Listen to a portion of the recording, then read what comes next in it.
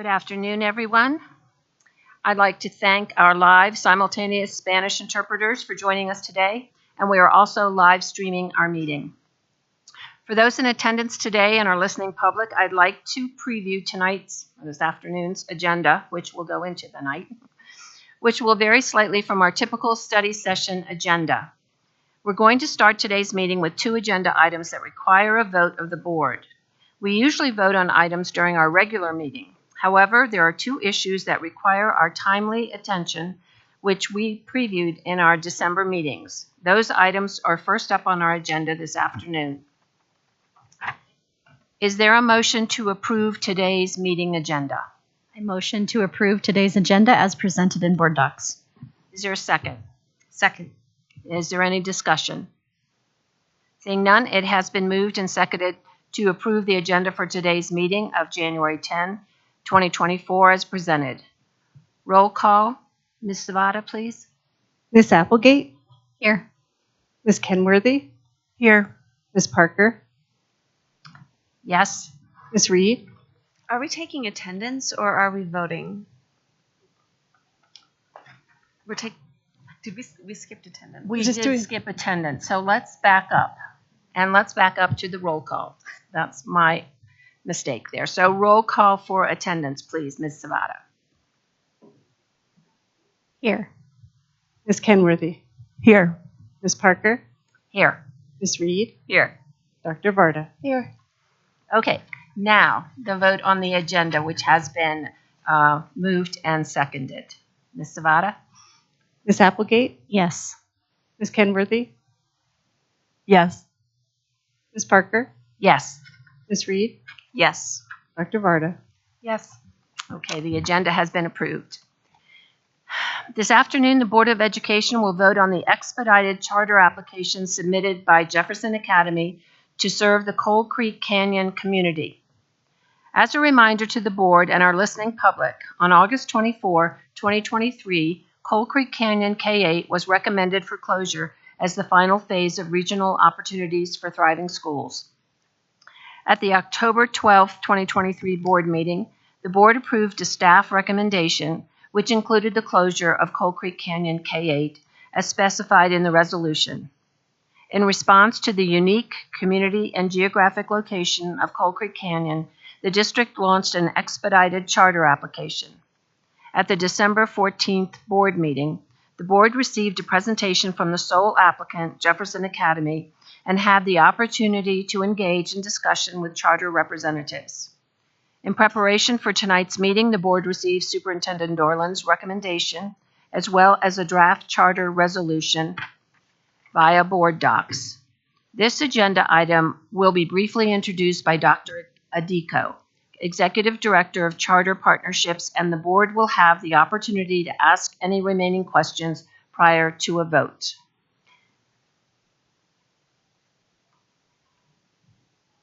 Dr. Adiko, thank you. Thank you for having me this afternoon. This is a timeline of the expedited application review, which finds us here today on January 10th for your vote on the application. Just as a reminder, the application was submitted by Jefferson Academy Coal Creek Canyon, who will be following a core knowledge educational model and offering education to children from pre-K to 8th grade. They are projected to serve 95 students in year 1, pre-K 8, and by year 5 are projecting to serve 119 students. The facility that they are requesting is the current Coal Creek Canyon K-8 facility off Ranch Elsie Road in Coal Creek Canyon. And they will be offering a tuition-based before and after school program and homeschool enrichment programming on Fridays. So now we'll discuss the superintendent's recommendation. As directed by ROPS Phase 2, we had an expedited application review process, which started on December 1st when JA submitted the application. The application was reviewed by many stakeholders, including the district application review team, which included an external consultant. The Coal Creek Canyon K-8 formed a welcoming committee and they reviewed the application as well, in addition to the DAC Charter Subcommittee and the DAC overall.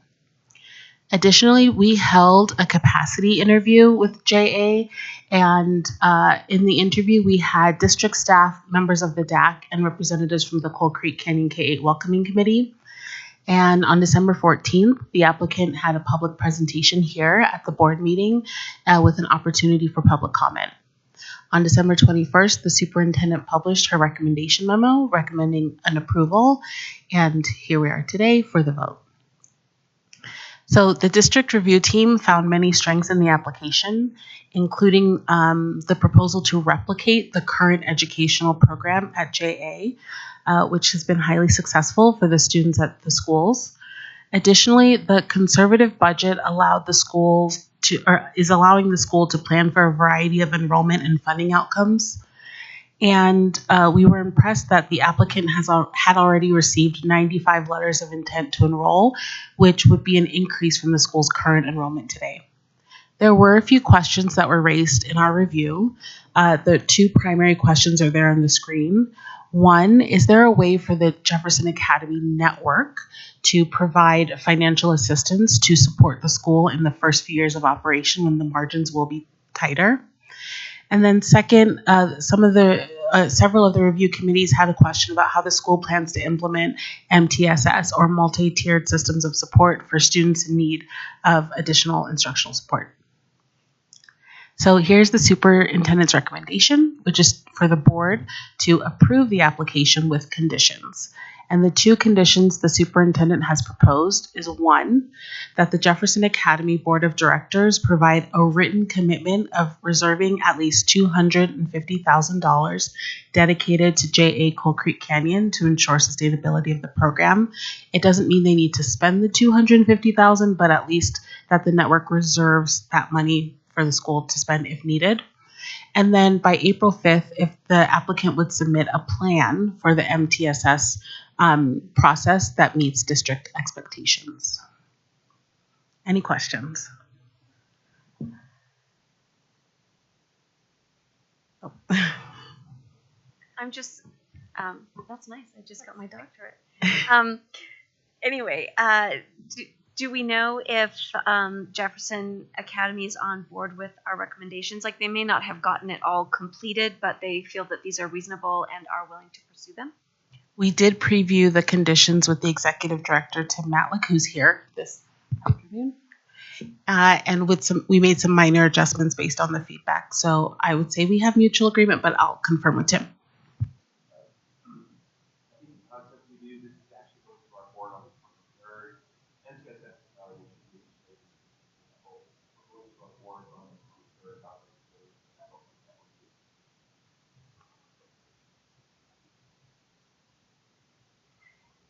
Will we get updates either from the school or from you, Dr. Deco, as to how it's going throughout the next 12 to 24 months? Yeah. Perfect. I do think it'll be important as we approach the opening of the school to make sure that we keep you informed about enrollment and progress. And, whenever you guys have questions or want an update on some important work that is in the effort of serving our students, we're happy to provide those updates for you. Any other questions? Do I have a motion to approve the resolution authorizing the Jefferson Academy charter application? I move to approve the resolution as presented in board docs authorizing the charter application submitted by Jefferson Academy to serve the Coal Creek community. Is there a second? Second. It has been moved and seconded that the board will approve the resolution authorizing the charter application submitted by Jefferson Academy to serve the Coal Creek community as presented. Roll call, please, Ms. Zavada. Ms. Applegate, Yes. Ms. Kenworthy, Yes. Ms. Parker, Yes. Ms. Reed, Yes. Dr. Varda. Yes. And the resolution has passed. And thank you so much for your help, your presentation, and all the hard work.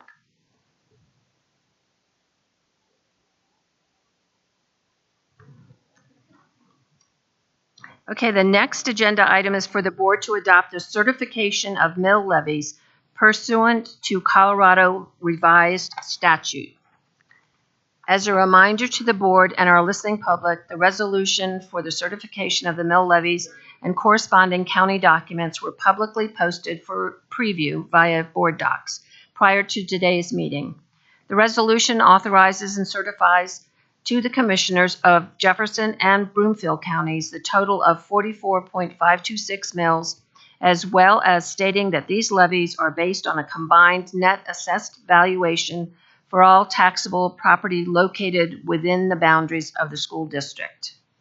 Do I have a motion to approve the resolution adopting the 2022 mill levy certification? I move to approve the resolution as presented in board docs adopting the certification of mill levies. Is there a second? Second. It has been moved and seconded that the board will approve the resolution adopting the certification of mill levies. Roll call, please, Ms. Zavada. Ms. Applegate, Yes. Ms. Kenworthy, Yes. Ms. Parker, Yes. Ms. Reed, Yes. Dr. Varda. Yes. Okay. And that ends the voting portion of our meeting today. So we'll get into our study and dialogue session. The next agenda item is reserved for the board to receive a presentation on Jeffco's property disposition process. The presentation includes an introduction to a recently developed municipality interest route within the property disposition process. As a reminder to the board and our listening public, in alignment with Jeffco Public Schools Regional Opportunities for Thriving Schools initiative, district schools were closed at the end of the 2022-23 school year and will be closed at the end of the 2023-24 school year.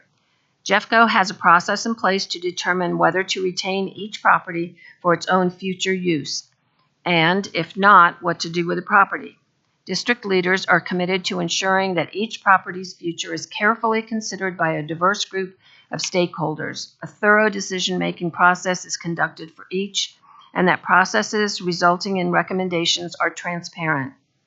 On March 9th, 2023, the Board of Education passed a resolution to surplus 2 district properties, the former sites of Allendale and Zerger Elementary Schools. On November 9th, 2023, the Board of Education approved the surplus recommendation of Emory Elementary School. Before I hand this over to Mr. Gatlin, Superintendent Dorland, is there anything you would like to say? Thank you, President Parker. I'd like to thank Mr. Gatlin for the presentation this evening. I know our community often has questions about where we are with this work. The question right after which schools are you going to close is what are you going to do with the buildings? And it's a fair question, and we have a commitment to be a good neighbor to those who live in the neighborhoods of our schools. And I'm proud of the work that's been moving forward in collaboration with our community, with our municipalities, and looking forward for Mr. Gatlin to give you this update and allow you to have some conversation, both for our board and for our listening public to learn more about where we are with the process. So thank you, Mr. Gatlin, and we look forward to hearing from you today. Well, good afternoon, President Parker, fellow board members, Superintendent Dorland. Appreciate having a little bit of time this afternoon to provide an update on where we are across a few different areas related to property disposition. So the purpose, what hoping to get across this afternoon is to share an overview of the property disposition work to date, provide an update on Allendale and Zerger and where we are with those 2 properties, introduce this municipality interest route of the property disposition process, and that'll kind of flow and feed into an update on Emory, and then also share information about future surplus recommendations and next steps. So property disposition to date, board policy DN is guiding district staff and the board in the property disposition process. Policy DN really provides guidelines around not only the surplus of property, but really the property disposition process in general, although it is pretty high level. We have engaged JLL, who has been here presenting to the board in the past, who's really representing the brokerage side of disposition, and CRL, who is a public affairs firm, to help with the public engagement side of the process as well. So really, JLL has been the ones that are leading and guiding the development of the pre-qualification document, fielding a lot of inquiries from interested parties around properties, leading the call for offers phase, and really being our conduit in that. And CRL, and particularly Roger Sherman, is really the public-facing community engagement side of the process as well. We formed a property disposition advisory committee to inform the development of the disposition process and to guide and review proposals submitted for active surplus properties. And then we've also created an internal think tank property disposition group to guide and review future surplus recommendations. That group actually met this morning, and I could talk a little bit more about that later as needed. And then we continue having meetings with municipalities, including formal meetings with Westminster and Wheat Ridge. And we're looking to schedule update meetings soon so we can make sure any newly elected officials have up-to-date information on where we are in the process with disposition in general and the properties that are in their communities. So where are we with Allendale and Zerger? Quite a bit has happened since the board approving surplus in March. And some of this you've seen, and some of this is new. But from late winter to early spring, surplusing the property, meeting with officials, appraisals, community meetings, all the way through the most recent parts of this around reviewing pre-qualification proposals that we received. And then also we issued the call for offers document December 13th. And that really is the last part of the process where we'll review the offers that are submitted in this phase. JLL will make a recommendation on an offer that they feel like would be the favorable offer. We'll review that with our ad hoc committees, and then we'll bring a recommendation through Cabinet, Superintendent Dorland, and ultimately to you. So we're getting close. We're in one last critical stage of the process, but it is moving and following our processes outlined on this slide, which again really ties our process to a schedule, to a timeline.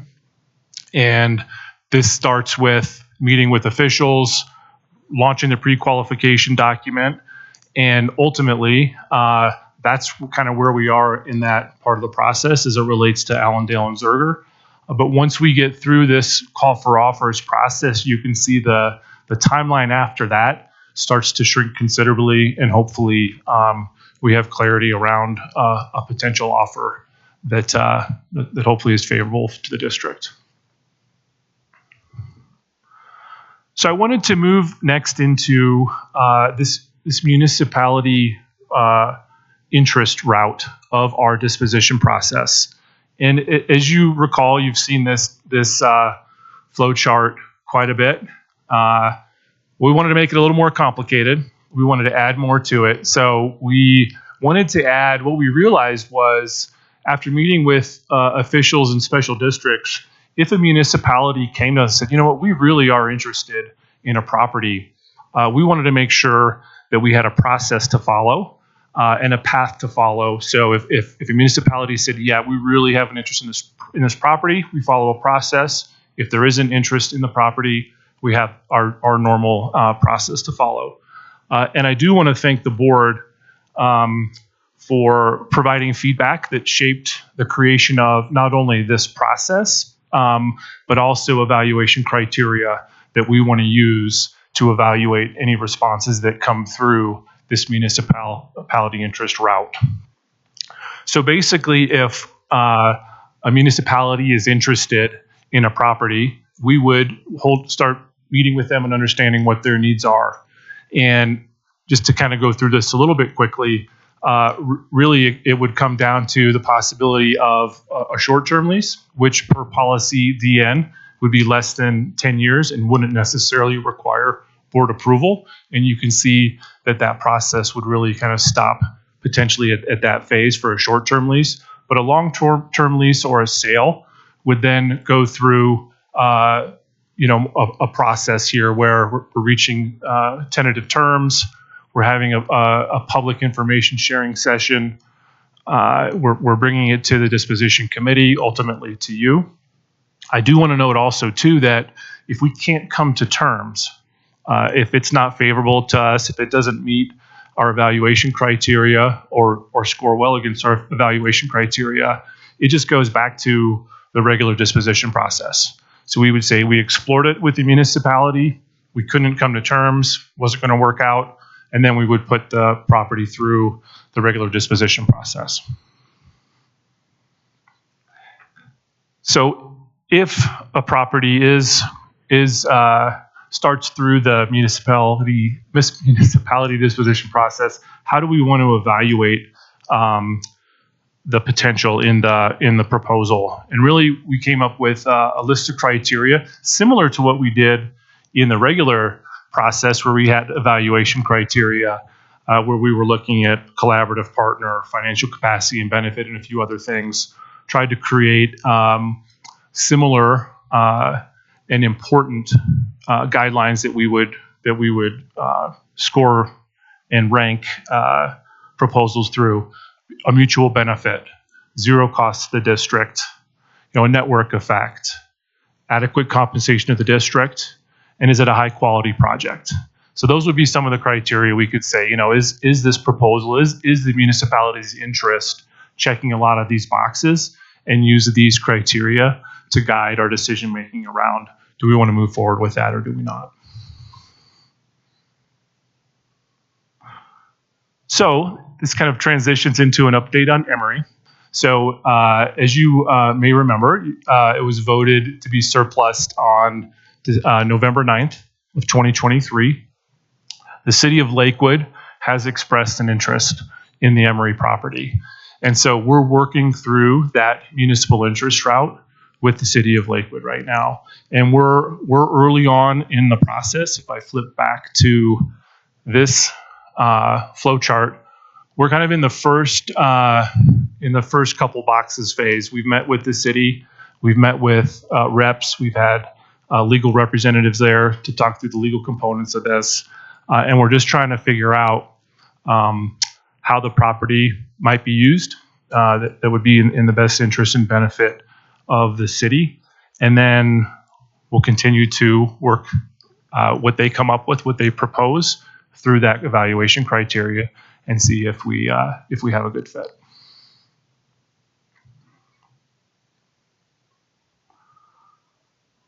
So future surplus recommendations. Like I mentioned, we have an ongoing internal inventory and vetting process by staff at an internal think tank. Really what we realized was JLL is advising the next round of properties that we should consider for disposition. But that's done really in a silo, and there's a lot of other things to consider when we're looking at our properties. And we wanted to make sure that we had a well-rounded representative view on our properties to make sure we're considering a lot of factors. Is there an internal use? Is there a known external use that we want to be aware of? Are there bond dollars invested in the property that we need to make sure that we're aware of? There's just a lot of factors that we couldn't solely take JL's recommendation in isolation of those and ultimately bring a recommendation to the board for the next round. So we're working with that group on that list right now. JLL, like I mentioned, is advising us on the next round of properties. And one of the things that we're looking at and exploring is a bundled approach. And a bundled approach might be aligned to a municipality. So we might be looking at packaging multiple properties that are in Arvada or that are in Lakewood. And the benefit to that is if there is interest, there's one municipality to work with. The logistics, and there's efficiency benefits by doing that. It wouldn't necessarily, preclude somebody from that's interested in one single property, but it could be an and/or. It could be if you're interested in multiple properties, you could possibly submit a proposal for multiples, or you could submit a proposal for an individual. We're still ironing that out, but that seems to be where things might be headed with that. We'll create those surplus recommendations for you, similar to what we've done in the past, where once we've identified our list, then we'll make sure that we're presenting the information, the materials that you've seen up to this point for the properties that you have surplus, and we'll present that and ultimately ask for your approval for surplus on those. And then once that happens is really when we kick off our community outreach and information process per following our process diagram.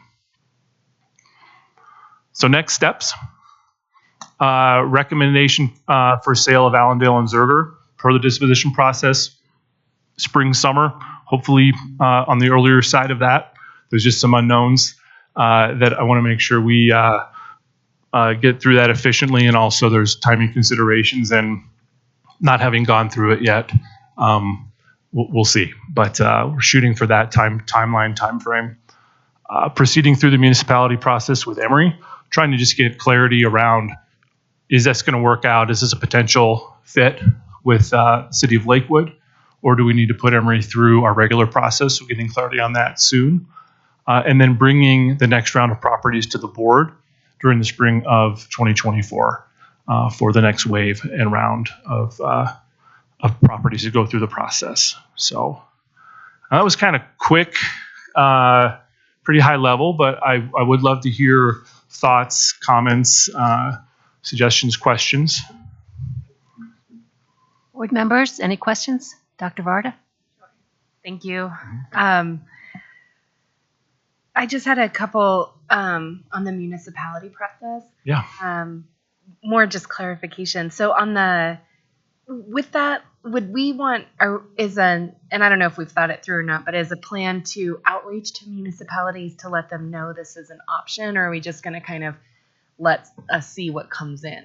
It is. So we've been having conversations with the city managers to let them know that we are creating a formal process, and so if there is interest, we'll engage in those conversations. So they are aware that this is a viable option for them to consider. Good. I like that. I think that adds fairness and opportunity. So the only question I have on the evaluation criteria and adequate compensation, it's really vague, like written.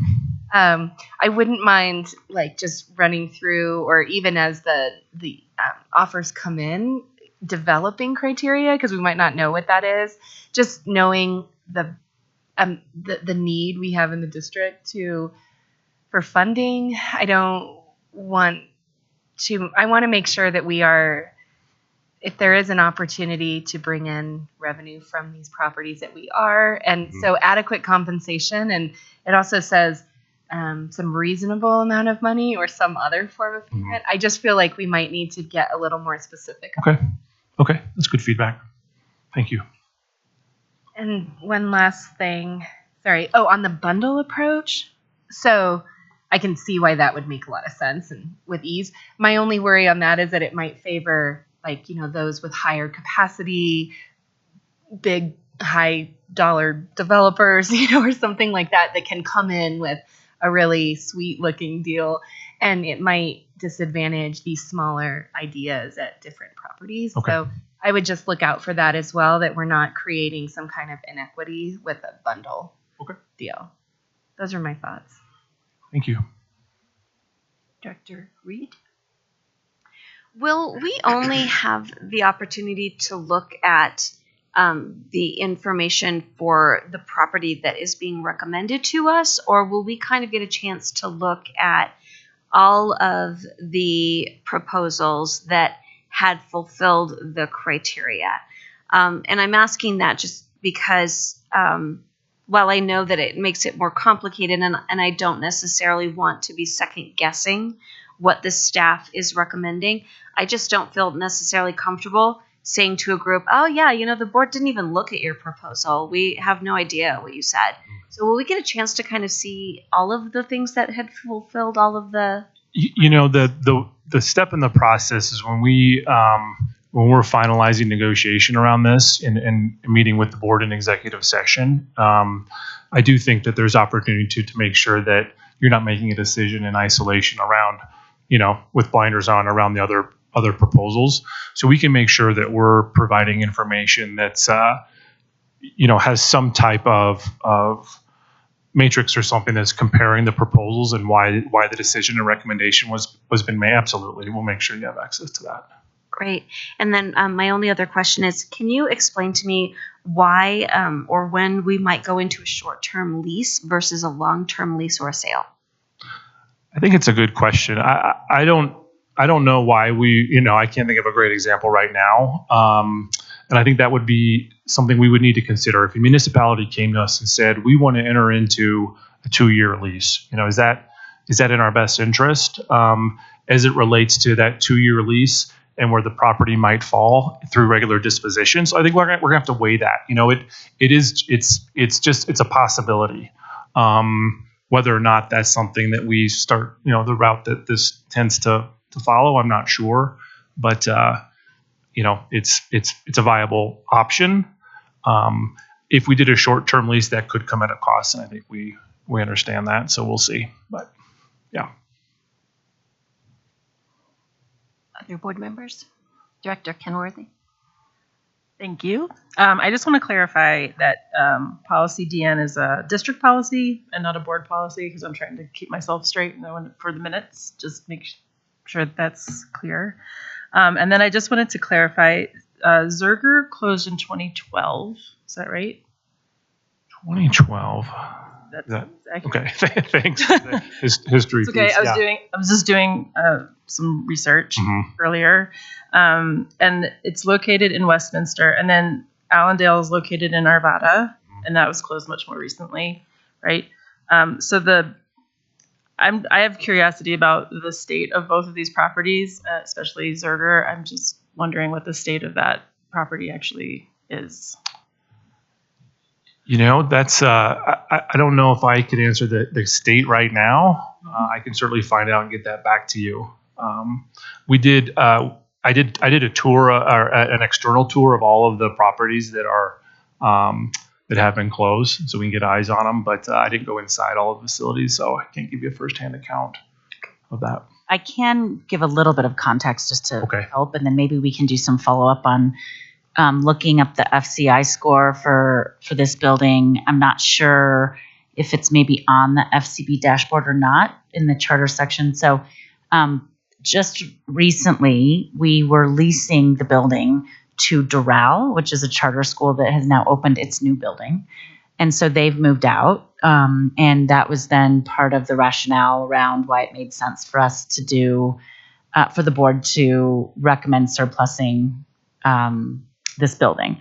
And so, but we can get you more information. I do know that it has been in recent times used as a school, which means that we had been maintaining it and in the inside and in a way that we were using it, not just maintaining the exterior and keeping things warm and, pipes going and things like that. Much more of a facility in use kind of maintenance. And so, but I'm sure Mr. Gatlin can look up an FCI score and kind of get us some more information about it. Happy to. And in speaking with Westminster and Arvada, they're not interested in any municipal No. option. Great. I wanted to double check. Yep. Thank you for the presentation. I know that the first step in this process, even before we added this municipal interest track, was to talk to our communities. Is there a scenario where JLL might get a very interesting offer at the same time that a municipality is also interested? And is there preference to municipalities, or in that case, would it come to discussion? I mean, how would that be resolved? I don't know if JLL would get an offer from somebody until it's going through that process. There might be interest, and I think that that's something we need to consider internally. And I think that gets back to Dr. Varda's point around, if you are going down the municipality route, is there the same value that the district's receiving? And so I think that's something that we still have to navigate and understand. But I wouldn't anticipate us having a firm offer in hand, but maybe interest.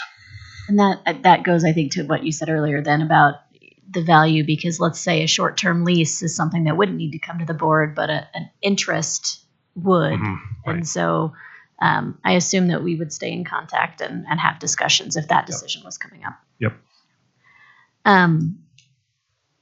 Also, with respect to the compensation that Director Varda brought up, I think it would be helpful to have market value. When we're considering an offer, what does the real estate market say the property's worth? And JLL, I'm sure, could do comps just like we do comps on homes and whatnot.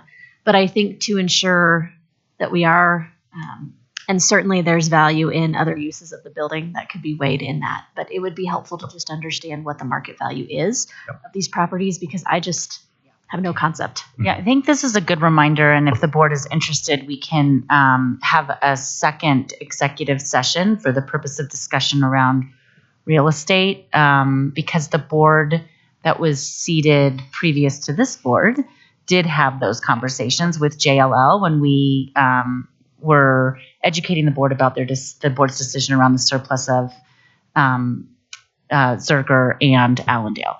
So I think this is maybe something that Mary can follow up with board members and let me know if that's of interest, and we can do that again to make sure that our new board members are caught up. And frankly, it would be a good refresher for me, and I think maybe other board members as well. So we'll take note of that, and Mary, happy to follow up with you if you think that's of interest to the board. Thank you. Two more quick ones. When we put together the advisory committee, are members of the public a part of that advisory committee? Yes. Fabulous. And then last question, when we talk about having a public affairs firm, I understand from our angle, once a contract was executed, would the acquiring body also be doing public affairs work or sharing with the community? Would we encourage that? Yeah. So once, depending on what the use is,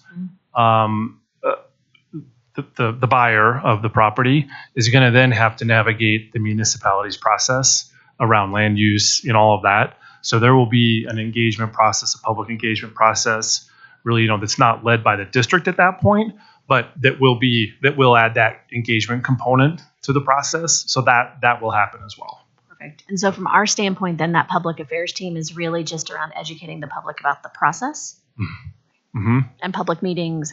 You got it. Yep. Thank you. Yeah. Thank you. I have a couple questions too. I know we talked about this before in the previous board, but can you remind me how the general public learns about a property having been surplused and that there are going to be meetings, community meetings? Yep. So if a property's been surplused, CRL works on a campaign where they're sending out flyers, they're engaging in the neighbors to let them know what's coming, and so we'll continue to do that with the properties that are the next wave. And I'm not sure. I think that's the main part. And then advertising through working in partnership with the municipality, us putting out communication as well. But they are pretty targeted in their engagement, knowing that our neighbors that are proximate, that are close, have a heavy interest in the future of the property. Yes, I did notice that when we had our first community meetings, there were a lot of community members, neighbors, and they didn't currently have kids in the school, but they certainly had interest in what was going to be done. Yep. Yeah, and I'll also add to that. I think it's important to note we did create the ad hoc committees, one for Allendale and one for Zerger. We have members on those committees who border the property. So it's really great to have their viewpoints, their perspectives, and their input into the process. So there's also further ways to engage for folks that might want to engage in that way too. Also, do you have any kind of a long-range timeline? I appreciate that you had the detail of 179 days in general there, but is there something we can be telling the public that it's our goal in 5 years or 10 or 15 years to have finalized our disposal of properties? Yeah, that's a good question, and unfortunately one I don't have a great answer to yet.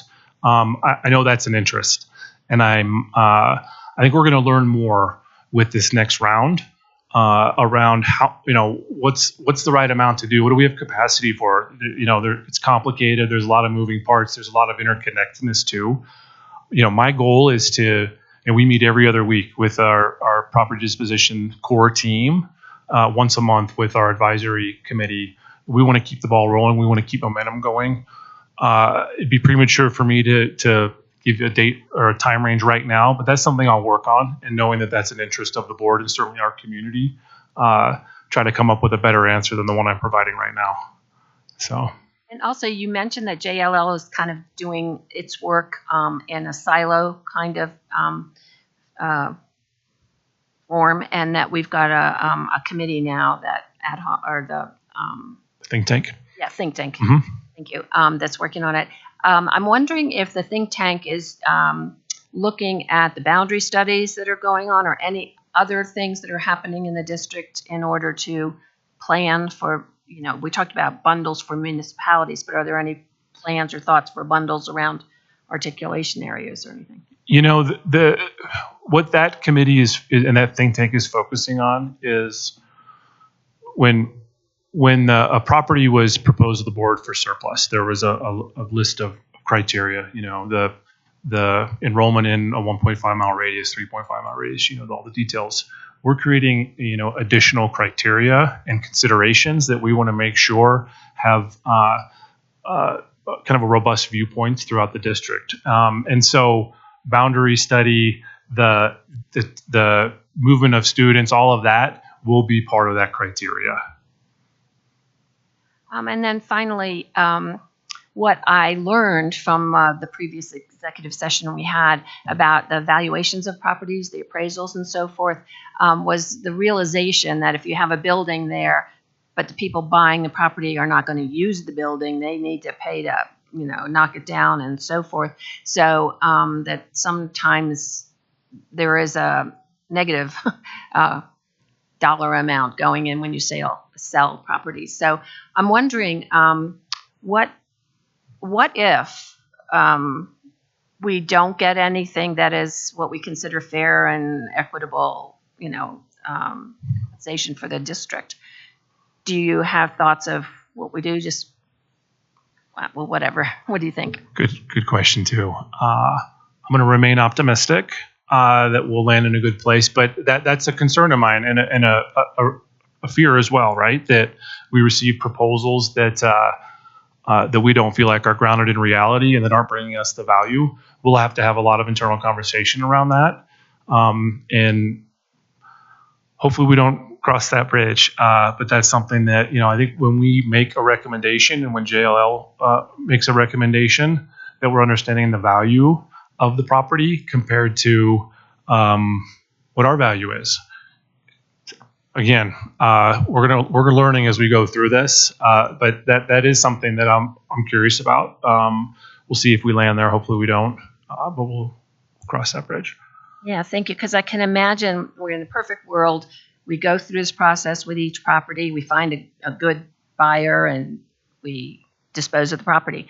But in reality, if we have some that just are sitting there on the market, like some houses do, a plan for how frequently do you revisit the property and things. Yep. And the other thing too is we have to let market conditions take over in the process as well.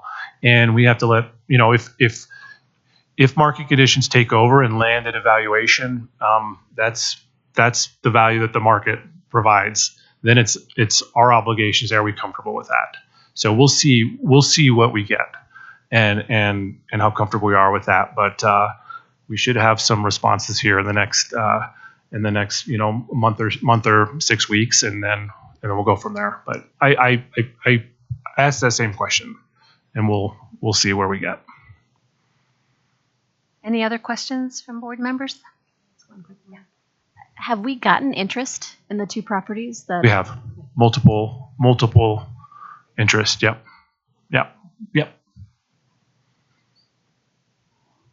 Thank you so much. I'm glad I could end on a question I could answer. Thank you. Sorry. Yep. Thank you. Appreciate it.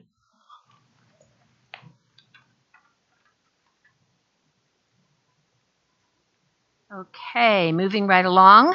The board will engage in studying Monitoring Report 1.3. Every student will be taught using evidence-based instructional material that reflects the global diversity of the world in which students live.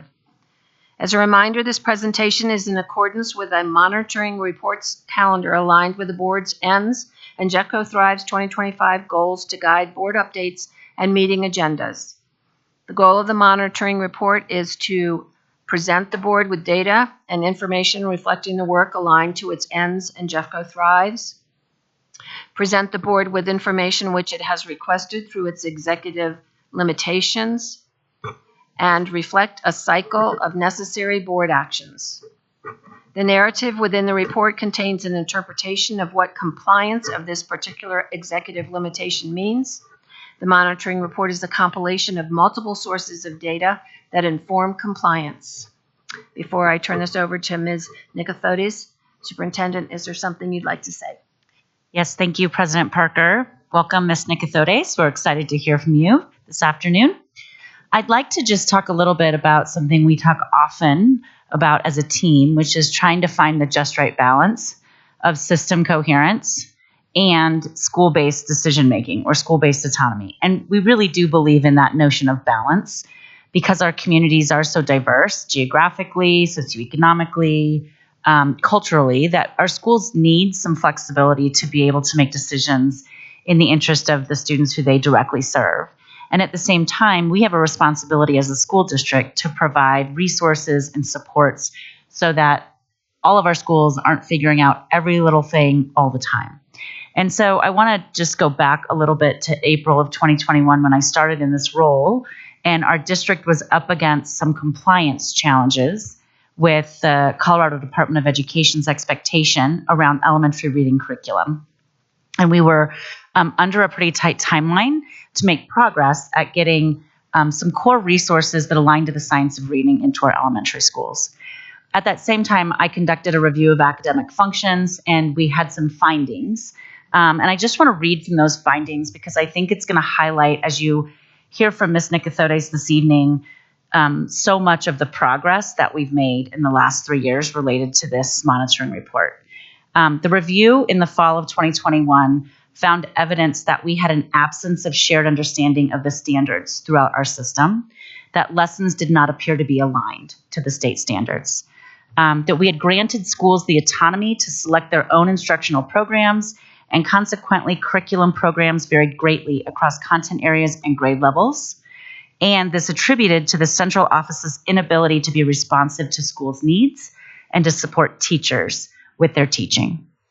And while the district was rich with data and wanting to employ data for planning purposes, there was no systemic approach to identify, execute, and monitor strategies aimed at driving academic improvement because we had no common tools and resources in our schools. And so I just, one other piece, we found a prevalent lack of rigor throughout the district where lessons weren't necessarily aligned to grade level materials and grade level content for students. Fast forward, and I talked last night in the State of the District presentation about the highlight of my year, this year, being our leadership learning walks. And some data that Ms. Nicothodes and Mr. Weiss shared with our school and district leaders yesterday really highlighted that in all of the 9 leadership learning walks that we've conducted in the first semester, the highest and best data that we've pulled from everything that we've seen is an increase in teachers using rigorous materials with students and students being exposed to grade level content with clear learning objectives as we go into classrooms. And that is a testament to our teachers doing some really incredible work, digging in, working with the resources and materials that Renee's team has provided them and been supported by Dave's team. And I just want to highlight for the board that what you're going to hear tonight from Ms. Nicothodes is a summary of an incredible amount of work over the last almost 3 years by not only our Chief Academic Officer's team, but also our school leadership team, our principals, and most importantly, our teachers in our classrooms who have embraced the resources for the most part that we have provided them. Implementation is never perfect. But we are working really hard to be side by side with our teachers in the classroom as they dig in and use these materials and resources to support students with rigorous instruction and learning. So I want to thank you for your work and your team's work and so many other people. And I want to thank our school leaders and teachers for their partnership with us as we've gone about this work. This is I think, a monitoring report that shows a lot of progress. And like every monitoring report, aligned to our culture of continuous improvement, it also outlines some areas where we need to accelerate the work as well. So thank you. And with that, Ms. Nicothodes. Good evening. It's a pleasure to be with you tonight. I'm going to go ahead and jump in and talk about the monitoring report, the end statement that it's related to, which is every student will be taught using evidence-based instructional materials that reflect the global diversity of the world in which students live. And we interpret that as making sure that for instruction for all Jeffco students, that instruction is grounded in high-quality instructional materials and research and data. And so that's been the focus, particularly in regards to materials for elementary literacy and math over the last several years. So I'm very proud at the progress we've made so far with this initiative.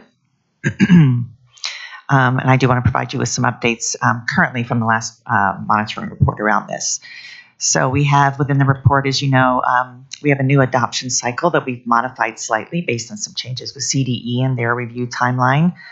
Prior, they looked at a 6-year review timeline for standards revision, review, adoption, and updates.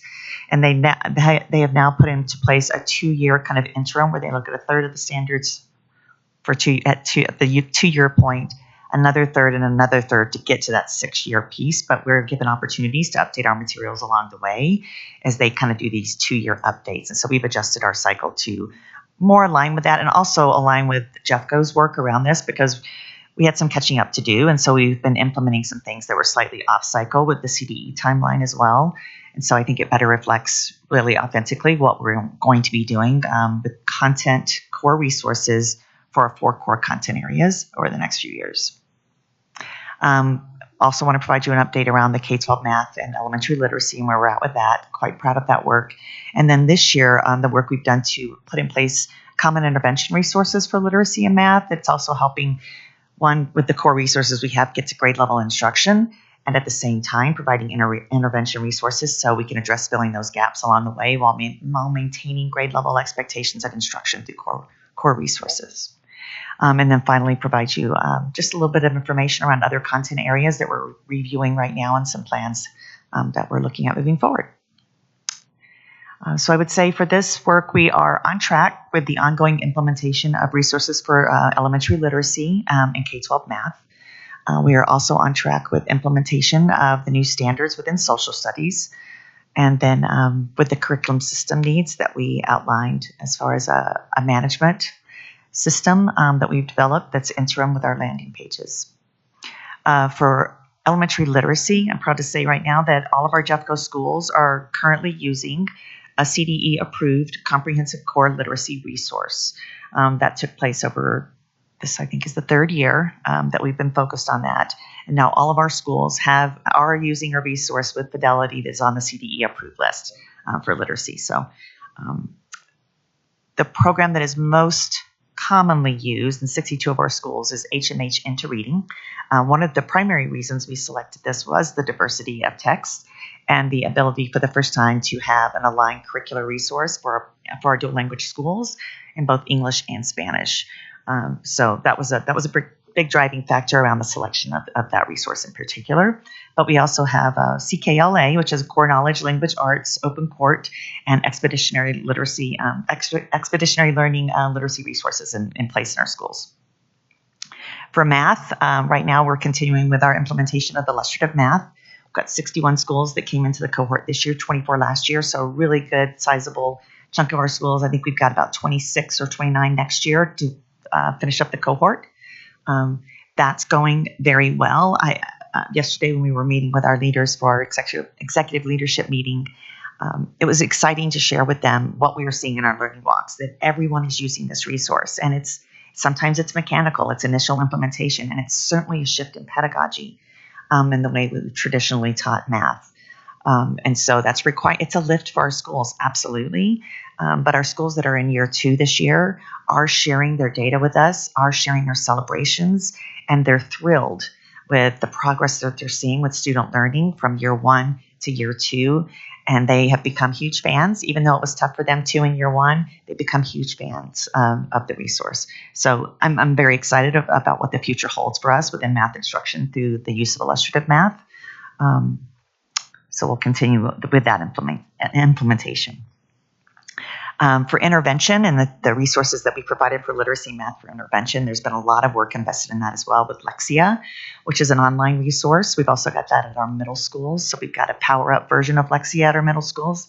And at the elementary level, we are seeing some early indications in the data right now of tremendous growth within this for students that are meeting their minutes. And so we kind of put out an allocation to say if you should see impact in student learning, you should have this many minutes at this grade level with the use of Lexia. And the students that are meeting their minutes, we are seeing great gains, and we are seeing big differences between, even within a school, a grade level that's not showing growth versus one that is. Example, at one of our elementary schools this week, met with them, and they were looking at one grade level that was making great gains, and they said, but our third graders aren't moving at all. And we said, let's pull up your Lexia and let's look at what the usage has been around Lexia for third grade. And sure enough, between this grade level that was making great growth and the third grade that wasn't, the third graders are working on kindergarten and first grade foundational skills with they're supposed to be with their Lexia work, but they're not meeting their minutes. And so that's a really nice early indicator that this intervention is really going to support our efforts towards third grade reading if we can just get to that consistent implementation and usage of the tools. We also have MAP Accelerator in place for math, 3rd through 8th grade, which has also shown some good early indications, particularly to support our students with disabilities, also with illustrative math as well. So some good signs, early indicators, but it's spotty depending on levels of use with our intervention as well as our core resources as far as the kind of results we're already starting to see.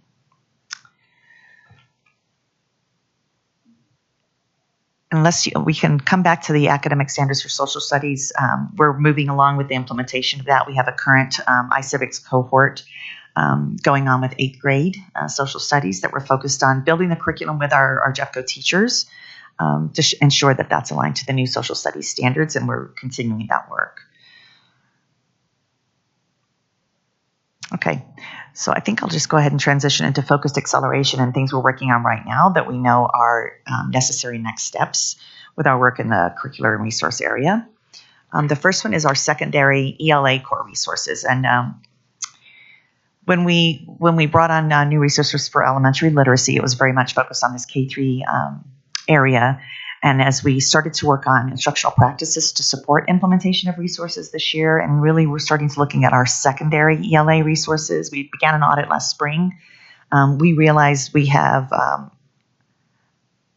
big need to update, revise, add to the resources that our secondary ELA teachers have access to. And we've been working very collaboratively with them this fall semester to get their input, meeting with them monthly, talking about different ways we could go about creating more robust resources to ensure grade level instruction's happening in secondary ELA, that we have texts that are relevant to students, that are engaging, that are a diverse representation of the students that we serve. And those are all gaps that we've identified in our current resources. And so it's going to be an ongoing process with our teachers to determine which path we're going to move forward with as far as updating that. Some schools are ready for an implementation of a core program, a purchased resource for secondary ELA. Some schools aren't there yet.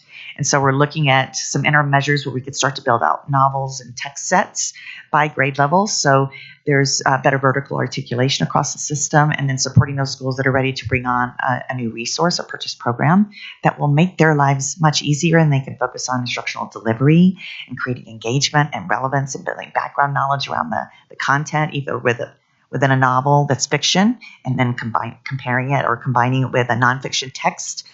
For example, if you have you're reading a story about, and it's got a main plot theme around hierarchies in society, you could then pair it with a book around elephants because there's a strong hierarchical nature in elephant communities. And so that's a way you can really combine fiction and nonfiction if you're thoughtful about your text selection and ensuring grade level complexity as well. So that's some of the work that's happening there that we're working on with our teachers. We also have a preschool curriculum we're looking at bringing on board this year. Last year, that was we have a new executive director for preschool that's with us now, and a lot of folks have come to her saying we need a curriculum, we need consistent resources. It's kind of all over the place, and so they are working through right now with our curriculum committee to select a resource and RFP process, going through that to select a comprehensive preschool curriculum that's going to be aligned with our philosophy for early learning. So really excited about that work as well.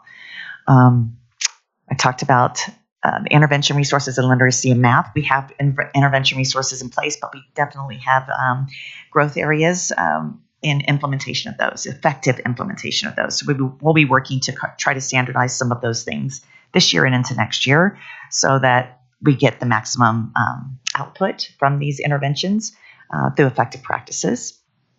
We're also supporting for our 2 schools that will be closing this year, we're supporting them to align their curricular materials depending on where students go with that. And then looking at ongoing procurement for other content areas is another area of focused acceleration. So we're looking at science. Right now we have an RFP out for science materials to try to get some alignment within our system around that and making sure that we have a good foundation for science education in our early grades so that more of our students are successful with science content in the secondary schools. Okay. What questions do you have?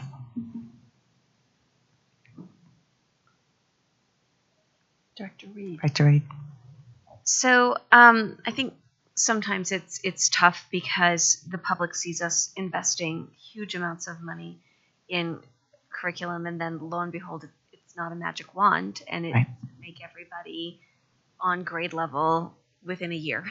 So can you give us an idea of whether or not, with the amount of time that we've had to implement, we are what you would deem to be on track for the kind of growth that we should be seeing and getting us to a place in the next few years where most of our students are on grade level and things are humming along as they should? Yes. Curriculum, actually having a new resource in an educator's hands is just one part of the puzzle, and we know that. You can't just put a new resource in the hands of a teacher and expect every problem to be solved. It has to be accompanied with professional learning around instructional practices to really effectively use those resources and to make modifications or supplements to what they need to meet the students' needs in front of them. And so it's complicated, yes. And I know we've been talking about this for a couple of years now. I have a little bit of research I'd like to refer to because I do think it's a good illustration of where we're at right now as far as implementation efforts go. This research was published in Ed Week, but it speaks that districts simply swapped out materials teachers use, but they left instruction unchanged. And many teachers began using the new curricula in cursory ways. Many teachers use the new curricula in initial implementation for some purpose, and in more than half of their classes, 25% used it nearly all the time in this study. For essential activities such as in-class examples, exercises, homework problems, and assessments, and just 7% used their curriculum exclusively. And then moreover, teachers using a more rigorous curricula reported watering down the curriculum when they believed it was too demanding for their students. So what's happening right now with our curriculum implementation is some of these things. It's getting this new resource, learning how to use it in kind of a mechanical way, going back to some default practices, such as watering down, not giving, modifying the assignments. So we've seen that, using a different workbook page than would be provided through the curriculum. And so what we need to work on right now is consistent implementation, really with integrity for the most important parts of our curriculum. So we are seeing spotty growth, to be honest, right now, in both literacy and math, but we are seeing some good early indicators. Right now with our early literacy assessment, we have 65% of our students in grades K through 3 at or above grade level benchmark in our early literacy assessment. But that's right now. It's hard to find the comparative data for that because we did switch early literacy assessments this year. We have the new DIBELS 8 because it provides a Spanish version for the first time. So we actually have Spanish literacy development data now too that we can work with, especially with our dual language students. So we're kind of starting fresh right now with our data. I can't really compare that. It's a much more rigorous test. So to still have our students at 65% of them at mid-year at or above benchmark, I think is a good sign. We're seeing that especially in kindergarten and first grade. It's a little bit less in second grade, but even less so in third grade. And so as far as how that's going to translate on CMAS between now and April, I can't accurately predict. I know we have several team challenges going on right now between departments with my team, our school leadership team, our professional learning team, where we really narrowed in on where are the skill gaps that we're seeing within our students and what can we do to really narrowly focus on filling those gaps between now and April. So we've got kind of what, to use a basketball term, a full court press happening to try to fill some of those essential skills, especially with our students that are almost there and just need some focused time on some skill development. So we are working very hard to kind of move that needle, but it's hard to predict right now. With math, it's kind of the same way. Our year one schools and teachers are reporting they're seeing great gains and growth for their students, but it's not all schools yet. We have 24 from last year that are now year two schools. I'm very hopeful we'll see some strong growth on our assessments this year, but time will tell. And I don't think that we are currently at a level of implementation that's consistent enough to get us there yet. Thank you so much, because I know that's kind of a tough thing to quantify really quickly. And I think I've probably asked you this before, but I love the work that you're doing on literature in the secondary level, getting that a little more consistent and making sure that we're giving kids grade level appropriate material. Are we also working on writing curriculum? And are we getting, teacher input into that? And because that writing piece is the thinking piece, so it's really, really important. So I'm sort of wondering where we are on that. Thank you for asking about that again. We will be working on that. It is in our current conversation right now. I'm hopeful that we can I've been meeting monthly with our secondary instructional leaders, our teachers that are kind of department leads for their content, and talking with them about who would be willing to work with us kind of the first 2 weeks of June this year to start working on this, start developing some writing exemplars, some units of study and for things like that, that would help teachers at least see what grade level writing looks like. I think we've lost sight of that. We used to have things from our state that they would provide, released items from tests and things, so we could have some examples to share. And I think we'll be doing some of that work to develop exemplars for our teachers and then connecting it to the novel sets and the learning we want to do. So it's in the formulation stage right now, but it's a priority as part of the secondary ELA work. Other questions?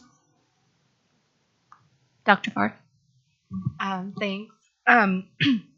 First, I just had to comment and then an observation, but I just want to say again that I hope that the district will commit to always providing the resources from the district level. I know this is unusual that we did it during this one time, but I just continue to think that if we go back to the process where the schools have to pay for these resources, we're going to create the inequities that existed before the district paid for them. And I know a lot of people say that just means we take the money out of the schools and then pay for it from the district level, and I hope we don't do that and we just find a way to fund this. I just always want to say that because I just really believe in it, that it's the right thing to do for our schools so that everyone has the resources equally. And second, I also just wanted to comment on the report done by the Jeffco research team, internal team. The outcomes report is almost like, in my opinion, substantially higher quality than any report I've seen from any external analysts or consulting firm that we've hired. I think it's so good. It's well written. It's good. And I really appreciate it. And I appreciate the work they put into it. It's very clear. I wish we could use them more often. So those two comments. And then I just did have some questions. I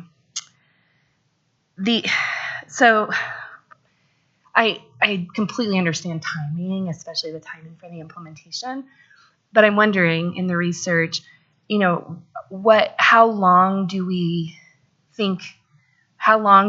what point do we say it's been long enough that we know this isn't working? Because right now we're saying there's no statistically significant impact of these curriculum on our third grade reading, for example. And it's only year 2 for some. And so I just wonder, what if that happens at year 3 and at year 4? So I'm just curious what the research says on when we just say this isn't the right thing. I just have no idea.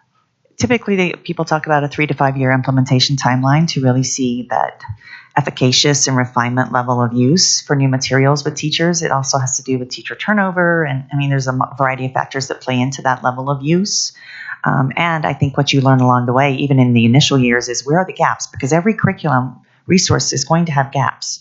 None of them are completely aligned or covered to the depth of the level of standards that they need to, because we all have individual standards, right? You have Colorado academic standards, Nevada academic standards. And so curriculum are written nationally, these resources. And so they're not going to perfectly align with our state standards all the time. So something you learn about the resources that you do have is where you need to supplement them to better meet the needs of your students and the standards that they're expected to show mastery of.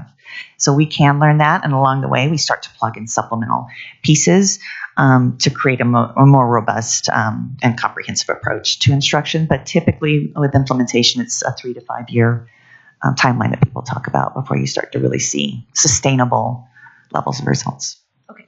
And I hope we do practice that, because as we know from all the science of reading research, like, we have a tendency just generally to just hang on to our practice as long as possible without sometimes looking at the data. So I have 2 particular questions around the outcomes measure or reports. One is in the reading report, it says that cohort 1 seems to perform less than cohorts 2 and the non-HMH adopted curriculum, but cohort 1 has been doing it the longest. So how do we make sense of that in this timing question? Well, that's a good question. It makes me wonder about levels of fidelity of use. I know that even this year, in talking with some of our cohort 1 school leaders, there's been some supplementing and supplanting of the actual core curriculum where they're using other things and not that. So I think it has to do more with fidelity of implementation of the resource, or sometimes when we supplement too quickly before we really understand the quality of the resource, then we can negatively impact the outcomes that we get as a result of that. So that's the question that comes to mind for me, is leaning into that and asking how are we truly implementing in the year 1 schools, because we should see a greater trajectory. Yeah, and I think we should keep an eye on that, because if they continue to underperform and then watch what cohort 2 does, and if it's, I don't know if there's some effect of a first year improvement and then a drop off. I don't know. But so that leads me to my last question, which is a little bit more about kind of the model and the way that the Jeffco team did this, where they talk a lot about contextual factors that impact these things. So there's the measures of free and reduced lunch, IEPs, those factors, and then there's the implementation factors. And not surprising at all, it says that kids in schools with more IEPs or free and reduced lunch, or even dual language, where we have more, like, say, Spanish speaking children, they don't do as well on the outcomes as these other things. I think we all know that happens. So what I'm wondering for the board, what I would really love to know is more details about that. Like, what are these factors? Like, you just talked about implementation factors for cohort 1 that may be different from cohort 2, and it's kind of summarized in all of these, but literally I'm wondering, what are the factors that are very different, either how they're implementing it or the contextual factors that the children face and come to school with, and how, as a board, can we look at the results and ask, what can we do? Like, we know that they're not performing as well. That's just a trend historically everywhere, right? So, but what are we doing to make sure that those schools and those cohorts are getting supplemented resources, maybe different practices, anything to help bring up those scores? So, I don't know. How are we using the data to inform how we resource those programs and implementation? There's a variety of factors that are involved in that. I mean, through the lens of my team, we do have teachers on special assignment, our TOSAs, and they are assigned to schools based on this year. They were assigned to schools to support number of read plans. So schools that have the greatest number of read plans, which, by the way, we are seeing a really nice reduction. That's another data point in the number of read plans this year. So that could be an early indicator as well, potentially. But that's how we assign some of our support staff to our schools that are centrally located, is based on their school data. We have just interventions, different things like that we're providing for them. Right now, we're funding Lexia Power Up for some of our middle schools based on their data. It's not for all of them, although new ones that have come on board recently has been at their request, because they're seeing some general excitement around what some other schools are seeing that are using it. So we found the money to support them with that intervention as well. But typically we do provide differentiated supports in that manner, additional intervention support, TOSA supports that visit the schools and work side by side with teachers, working with our instructional coaches. So, yeah. I think it's really interesting when you talk about things, all these nuances that make the outcome different, like number of minutes from the K1 to third grade. I hope we kind of hold on to those, like really, really figure those out and highlight them, and then turn them into practices that we can systematize across to say when these, 5 things, top things happen in a school, we see the outcome be better. Yes. So it seems hopefully we can keep learning from those and really track them so that we can adopt, I think, good practices based on that evidence. Yeah, identifying those causal factors. When I used to do a lot of work with turnaround schools, and I was described as like a Rubik's cube. You're just continuing to turn to find what's the right combination of these factors that are going to make a difference at this school and these students. So it's not always the same from school to school, but there are things we know work. And we need years to figure it out, but I hope we just really track it and then adopt those in school. So thank you. Yeah. Go. Thank you for the report. It was pretty dense, which I really appreciated, but I also ended up having to skim some parts of it. So there's just days of info. I'm just saying it for anybody who wants to go and look at it. Like, there's so much good stuff in there. And I'm going to go back and read more because I have more questions. Thank you for telling us about Lexia. I have a first grader, and I'm curious about that for him. I want to know if student and teachers have any voice in giving curriculum feedback along the way. Is there a place for that to land? I'm receiving some in my email, and I'm just wondering if there's a place I can direct them to. Yeah, absolutely. There is.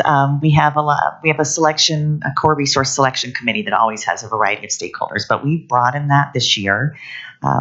We told people we were implementing a new math curriculum, and there was some choice of several that they could choose from. But there's been considerable, I didn't know we were doing this, reaction from some teachers this year. And so we've kind of slowed down and been really reflective about some of that feedback that we're hearing, because in no way will we see success by just telling our teachers what they're doing without bringing them along with us and creating some ownership around what we're doing. We know that. And so we have slowed down this year. We're engaging with our secondary ELA instructional leaders monthly to talk about this. We're doing the same with our science work right now. We've started a math visioning and a science visioning project, and they met last week. Our science teachers, then our math teachers. We have 40 to 50 of our teachers in each of the content areas show up for these visioning exercises. So coming up with a strong vision for instruction around the content areas with the teachers. And then once you have that, the resources follow. And so we're engaging them in that way this year. I'm also visiting schools and meeting myself and my executive director for curriculum and instruction. We're meeting with teams of teachers and talking about what's the why behind the resource conversation. It's not to devalue what teachers bring to the craft. We know they've spent years in Jeffco developing their own units, their own resources, and there's real ownership over that and passion around that content that we have to recognize. Well, the message has been, we're not trying to devalue that work in any way. We want to make your life easier so you can continue to focus on your passion around making this content come to life for kids, because that's where the passion is, really. Seeing a student fall in love with reading because of a book they read. I know that happened for me. It was one book, and I remember the book. And once that happens, then they take off. And so we recognize that passion. We respect that passion. And quite frankly, their input has provided me with so much extra guidance and insight that I would not have had before. I'll give one example. I don't know if she's listening to this. There is a secondary teacher there was I would say a myth within our system that was starting to bubble up, and it was kind of like a wildfire of people saying, "Oh no, scripted curriculum, central office are coming for your content area next." And that was not at all the message that we wanted to send, which really stopped us in our tracks about, hey, if this is the perception of our teachers, we need to talk about this, because what I'm trying to do as a CAO is fulfill my responsibility and obligation and making sure our teachers have the resources they need to be effective with kids. That's my driver. It's not about saying they're doing something wrong or they need this help, but they do need to be freed up from curriculum development and be focused on the art of teaching and supporting kids. So there's that balance there. And I think in just having those individual conversations and small group meetings with teachers where I'm able to talk through that with them. And it's really more about grade level and making sure we're having rigorous expectations for them. And if you have to figure this out from classroom to classroom to classroom, teacher to teacher to teacher, chances are, and it's true, we miss it. We miss the mark with making sure we're hitting grade level expectations, because a lot of times we want to make sure that kids can access the content, and so we lower the bar, we lower the standard, and so these resources kind of help give us that level, consistent level of this is what grade level should be. And you may have to modify up and down based on the student needs so they can access it, but we need to continue to expose them to that grade level instruction and content and text if we ever expect them to get there. Otherwise, they never get there. We just widen the gap because we're still teaching them 2 years behind. And so that's really what the conversation is about. And when we start talking about the data we have and engaging those conversations, the teachers have really come to life. And feel like their voice is being heard, at least the ones that I've had conversations with, which is the one secondary ELA teacher who sent an email when they heard this wildfire this myth going on around scripted curriculum, and put me on it and said, does our CAO not respect and value teachers and our expertise? And there's a story behind it. But I saw the email, and at first I was like, wow. And I thought about it, and then I just emailed her back and I said, could we talk? Here's my cell phone number. And that made a huge difference. And she has continued to reach out to me and email me after these meetings to say, this is what I heard. This is what I thought was really impactful. Thank you for doing this. So I think with more and more of these conversations, my hope, my legacy that I hope to leave in Jeffco will be that spirit of collaboration with our teachers, because we can't do it without them. And we know they're the closest ones to our kids. So that is my aim and my goal. And sometimes it just takes some myth busting, which can take time, and it requires building trust and relationships. But I think I'm starting to see a pathway to get there together, which I get excited about. And I'm glad that you mentioned that, nationally written curriculums do have gaps, right? And I think that our experienced teachers have supplemental materials that can be there to fill in those gaps. But if there's not a chance for that discussion and sharing, yes, that's a problem, right? Yes, absolutely. So I thank you for having the willingness to have conversations with folks who are trying to give, I think, detailed and intense feedback. Yeah. I am curious if Jefferson County has a detailed curriculum map from preschool through graduation. It's just a curiosity that I have. I would say we have elements of it. Okay. But I think that's something we're striving towards. Working towards building. Yes, that system coherence is a goal. And I've heard also and read in the report that there have been groups of teachers or cohorts of teachers that have done some additional curriculum sort of adaptation, right, or alignment. Are they being compensated for their time, or is that falling in as part of their? I would need to know more specifically what you're speaking to, but I know that the work that we're looking to do with teachers in June will definitely be paid work. We certainly don't want to ask anyone to work on their own time, and we all have so little of it. That was the example I was thinking of, so thank you. And then I think that's it. I think that's everything I've got. Thank you. We're gonna get a pattern set up here. Thank you. This is really, really fascinating, and I agree. The report was very robust. And as someone who doesn't have a background in education, I've read it multiple times, and I will probably be emailing you with extra questions Please do. offline. My questions are aligned with Director Kenworthy's a little bit. We've got these cohorts. How is it determined what schools select what resources and what cohorts they fall into? It's a good question. We've just gone through this twice now with the literacy implementation and then the math. With the literacy implementation, we worked closely with our school leadership team. We looked at school data and looked at a variety of factors. School readiness for implementation. Is there a brand new leader in place that this may be something tough to take on your first year as a principal? So there's different factors that we looked at and kind of created a list together for the initial implementation, and then sought feedback from those folks as far as how it went before we moved forward. And after that, it was just continuing to work with our community superintendents who know their schools well, know what their readiness looks like, to select the schools. And so that's continued for math. Implementation, we've looked at a little bit more of the data as well for math. Thank you. That's helpful. When teachers are adopting new curriculum, and similar to Director Kenworthy, I've also gotten a lot of feedback about math, illustrative math. We're doing the teaching with them, and we're helping them to learn. How? Maybe the question is how are they adopting? Are they adapting? Adapting is maybe the better word. And then, yes, there's resources for them to reach out, but are we seeking that feedback actively?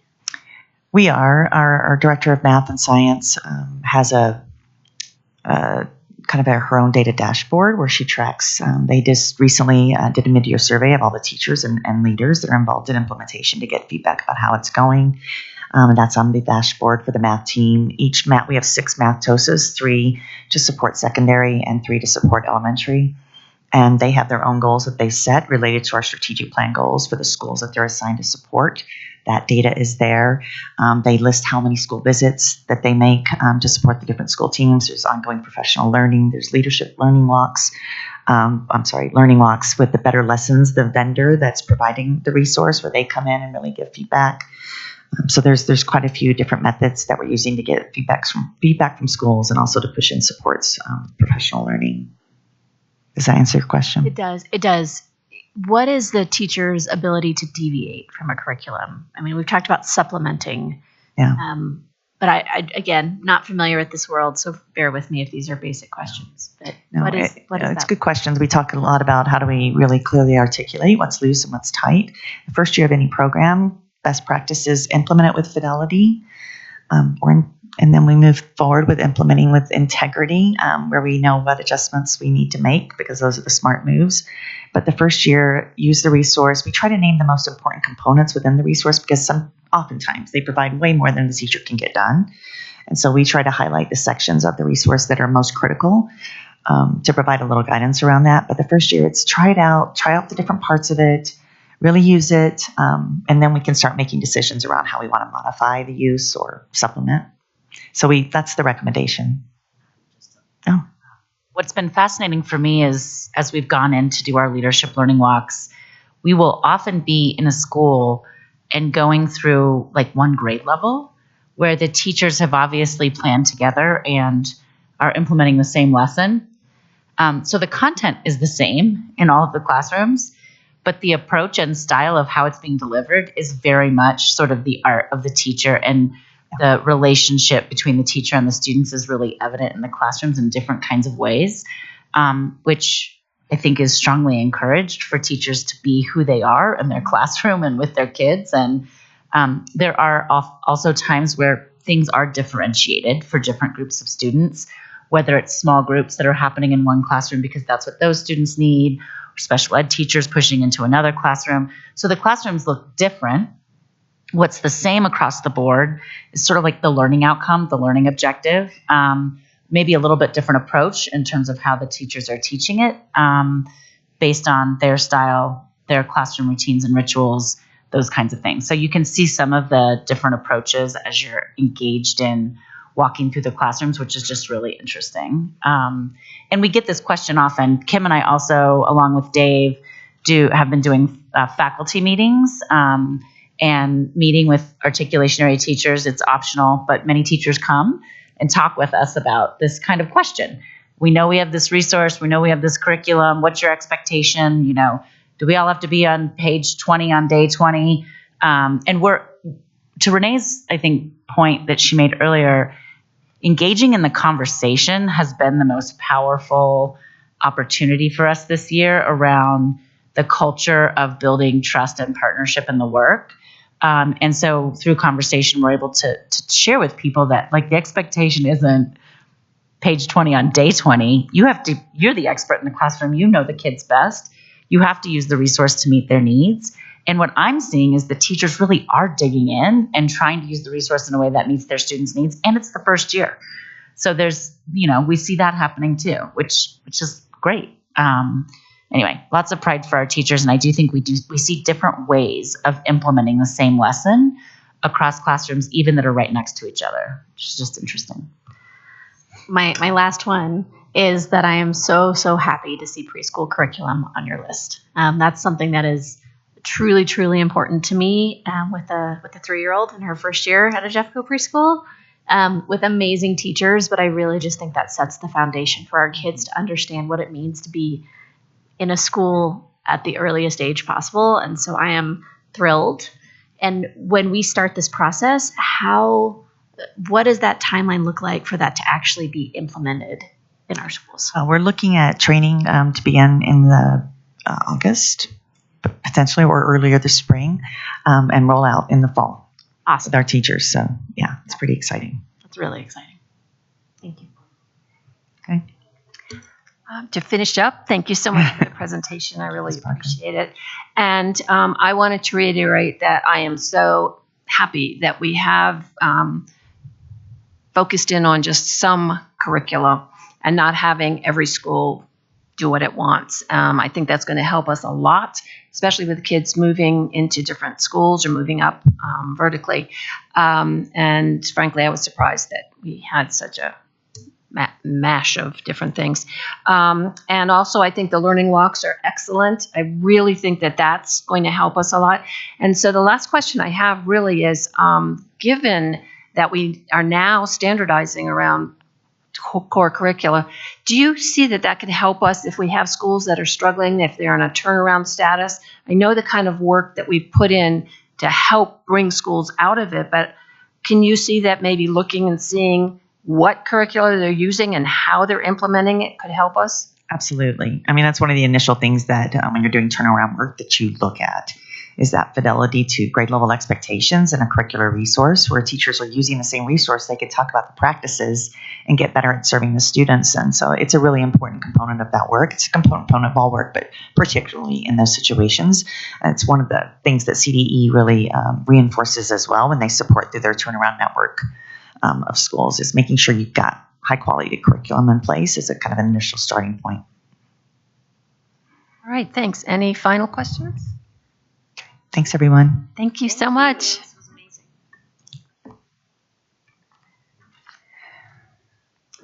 All right, we're moving right along. The next agenda item will allow the board the opportunity to review and discuss its priorities for the upcoming legislative sessions prior to voting on an official agenda for use during the 2024 legislative session at our January 18th meeting.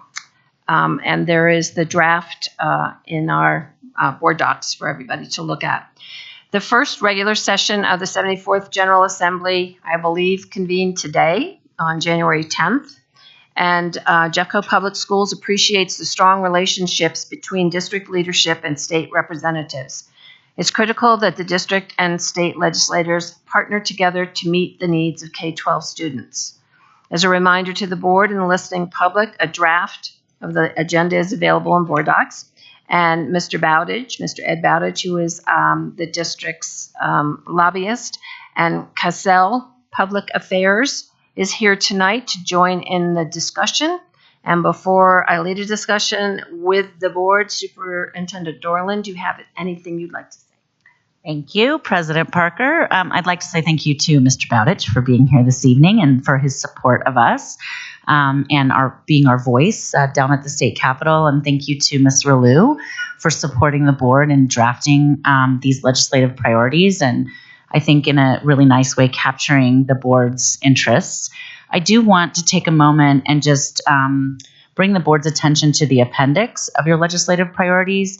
Your legislative priorities as written are pretty heavy in the advocacy for public school funding, and I think that's very appropriate. Just as your superintendent, if you'd like my opinion, I talked about that a little bit last night. I will also just mention that there are a lot of moving parts at the state right now related to the school finance formula, and I want to acknowledge and thank our legislators for the efforts that they have made, and I believe will continue to make this year on the complete buy down of the budget stabilization factor. It's really important that we continue to make progress in that arena, and I'm grateful for the advocacy of several of our Jeffco delegates who have been strong advocates for the buy down. So I'd like to just express that gratitude. In this appendix, we tried really hard to make some broad stroke guesses. I want to acknowledge that this appendix is not accurate completely because it's very complicated to try to figure out if they change this little aspect of the complicated finance formula at the state and they don't add more funds to offset it, then what will the impact be to one of 180 some plus districts across the state, because it's so complicated.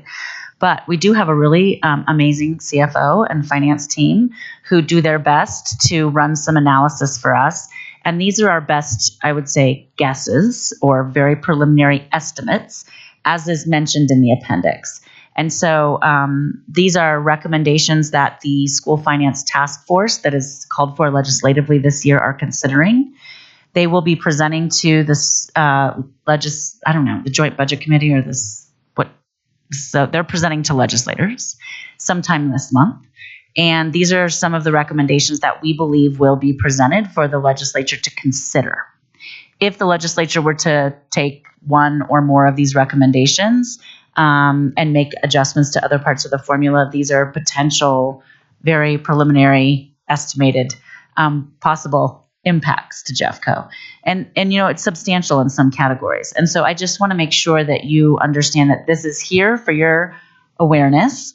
And again, it's preliminary and not necessarily exactly the dollar amounts that would be impacted. And with that, I'd like to hand it over to Mr. Bowditch and back to President Parker for the board's conversation about their legislative priorities. Mr. Bowditch, if you would give us your comments on our agenda. Thank you so much. Happy New Year, everybody, and thank you for the invitation to come out tonight. I would echo what Superintendent Dorland said about the assistance that's been provided.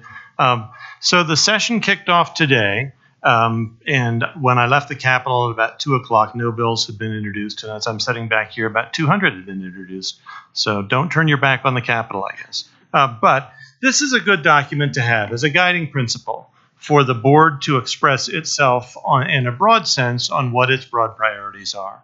Once this is completed, typically, I then give this document to all the members of the Jeffco delegation, as well as use it as a general guide when bills come up. Now, there's some pretty easy rules, not to state the obvious, but more money is better than less money. Unfunded mandates are generally things we frown upon and things like that. For those of you who are new to the legislative process in terms of sitting in this role, just to deviate a little bit from this, each week I will send a legislative report. I typically try and make it no more than 3 pages, highlight the most important bills, list all the other bills, try and group it by subject. And then each subsequent week, any changes are in green. So you can scroll down and see what is new for that particular week. And then I email it to all the board and the district leadership staff. And you can email, text me, or call me if you have questions about particular things. I report to the board. I'm not allowed to give a Jeffco position unless the 5 of you take a position. There is a lot that's informal, however, about people coming up to me and saying, I'm being asked to sign on to this bill. What does this do to Jeffco? And if I don't know, and typically even if I do know, I will check in with the staff and just say, what are we thinking about this? And I can give an informal response to people where it's nothing coming from the board, but just, there's a lot in here. There's a lot of mandates. There's too much specificity and so on. So that's typically how I've done things in the past, which means nothing if you want me to do something differently. I'm just here to serve you however you would like to be served. In terms of the overall, the few pages here, I think this is excellent. I got this a few days ago. Obviously, it's built on last year's, made some comments, and I have no further comments. One of the things I always like to point out, when we talk about the wonderful news that the BS factor will be eliminated at the end of this year, I always like to say, that is great, but it doesn't mean full funding. When the governor came out and said, I'm so proud that we're going to be fully funding our schools, it means we will be funded at the minimum level as required by the state constitution. It does also mean that all of us in the K-12 arena need to figure out, what do we advocate for next? Because we're like the dog that's caught the car. What do we do now that the BS factor will be eliminated at the end of this fiscal year? I don't anticipate, given the state's, sorry, I'm just talking on various things now. I don't anticipate, given the state's budget challenges for next year, I'm confident that the BS factor will be eliminated. I don't think they're going to deviate on that. I don't see a lot of room for a lot of things beyond that. So the important thing that the superintendent mentioned is the school finance task force. One of the things that the school finance task force, I haven't seen the draft recommendations. I believe they're going to be unveiled on Friday at their next meeting, and then they will report back to the legislature by January 31st. But one of the things they did say is they did recommend that their recommendations be adopted as a package, not pulled out individually. That's what they had talked about at their previous meeting. Now, they could change that on Friday, which I think helps us because it means that they do not support taking one of these items out and doing it on its own. And I think it is important to look at their recommendations as a package. They will also be issuing an RFP for an adequacy study, or 2 adequacy studies, I believe, that will be done next year. The timing is a little clunky with the recommendations before the adequacy study, but that's the way they operated. That's the way they were directed to do things. But really, I have no other changes on this. It's good to have something about Jeffco schools, remind everybody of all the tough decisions that this board, the school board, has made over the last few years on some really tough decisions with regards to declining enrollment. Very good information about school funding, financial priorities, and the grant programs, which frankly is really frustrating to me that the legislature every single year puts in more and more grant programs. I think in 2025, I'm told there's going to be a real effort to scale those back. They were thinking about it for this coming session, but there just wasn't enough time. But hopefully that's headed in the right direction. And accountability is something that there has been a lot of discussion about over the last few years that the superintendent has been involved with. Again, that's probably something more for 2025 than for 2024. So I've said a lot. Sorry, you gave me the microphone, and I tend to go on. So, do any board members have questions? Yeah, Dr. Bard. Well, thank you. I'm excited about the legislative season and your updates. It's always, I think, very interesting. The only thing when I read through this, the first bullet on the school finance formula underlines we oppose any changes to the school finance formula that net less funding and fewer resources for Jeffco students, which of course I believe in. But from a realistic standpoint, it sounds very non-collaborative or negotiating. I know last year, one of the big pushbacks, there was the consideration of paying for rural schools, and that meant Jeffco would get less, rural schools would get more. And I remember our senator supporting that because it meant something good for rural schools. And I just think it's unrealistic to think in a formula this complicated that Jeffco won't suffer anywhere in any part of it, because we may gain in another part of it. And I think that I would rather say to the legislators, Jeffco understands that we may lose some and we may win some. We just can't lose all of them. So personally, I think I like our school district and our board to sound more caring for all of the students across the state, including our Jeffco students, and not so like giving an ultimatum. If anything's less for Jeffco, we're not going to support this. I don't believe I would feel that way, especially if we were getting something somewhere else. And so I just think there's gives and takes, and that's just life. And that's just the way that this might have to play out.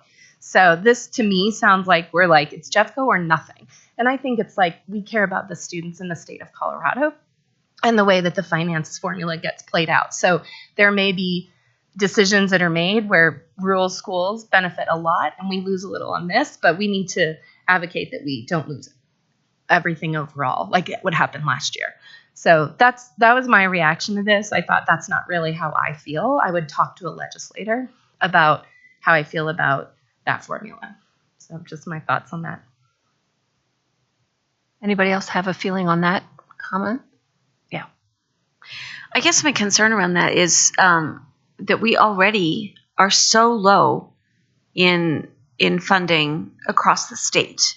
And so I feel like we already have made a lot of compromises that have left us at a distinct disadvantage, but I also understand that there's value in, you come to the table and you say things are negotiable. Otherwise, negotiations break down and you can't get anything done. So I guess in the end, I don't want a net loss. So if we're going to say we'll take a loss here in order to do something better for schools that need it, then we're going to have a net gain that offsets it at the very least.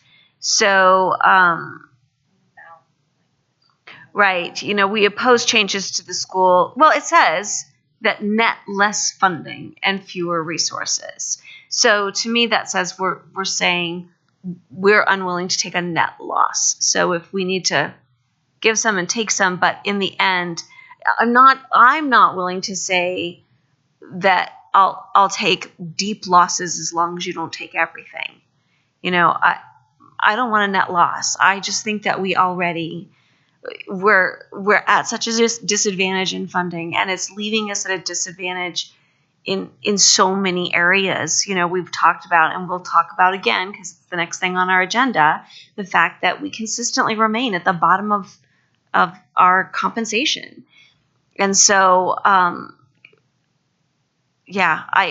that net piece is really important to me. Something that I thought of as follow up to the presentation the superintendent gave last night. When we compare our per pupil funding to the other districts nearby, we're at a disadvantage. I could see some language in here that would acknowledge, given that Jefferson County is already receiving less money than our nearby neighbors, we would oppose any legislation that would further our disadvantage or something like that in comparison to other school districts.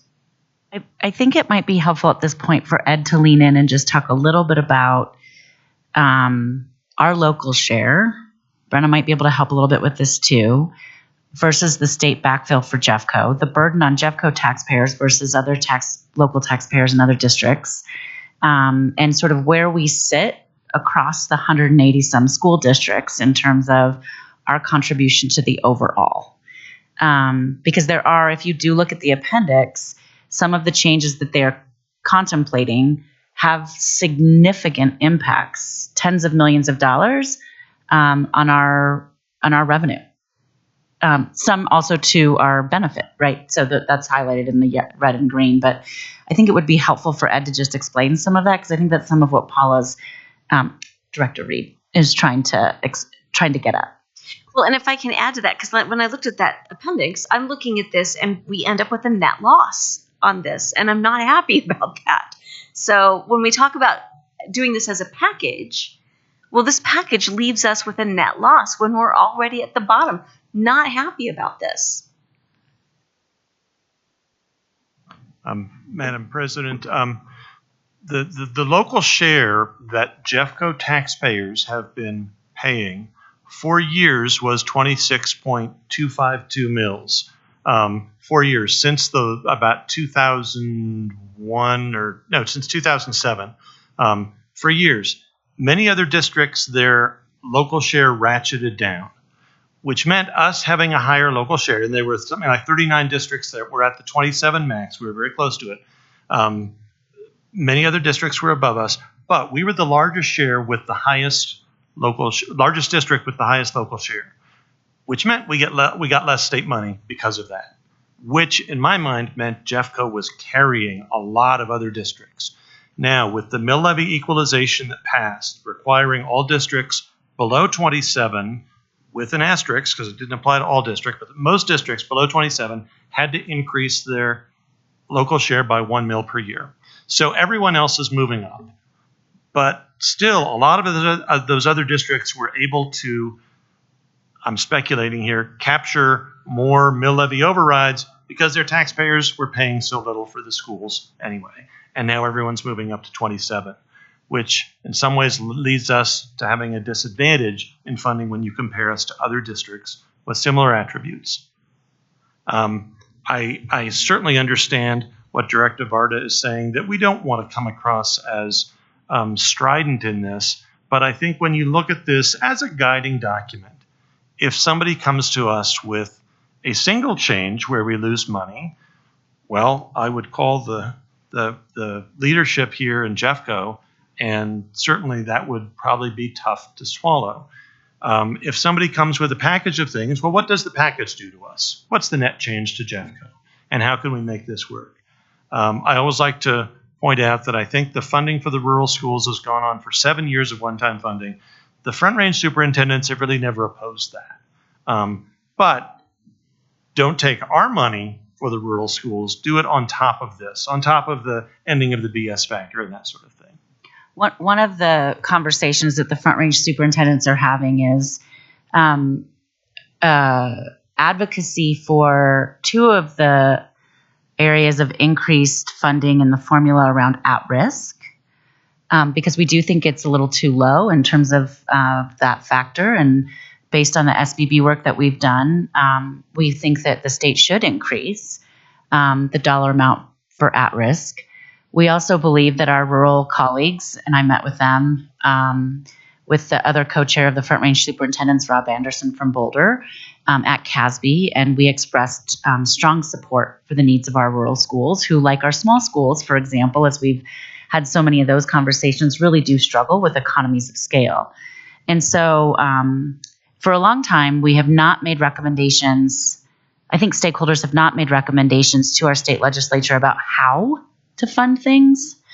And I think that has then put our legislators in a situation of just trying to figure out how to resolve so many different interests, from state transportation needs to infrastructure to public ed, and just having to figure out who's going to be the winner and who's going to be the loser. And that is a real challenge for our legislators.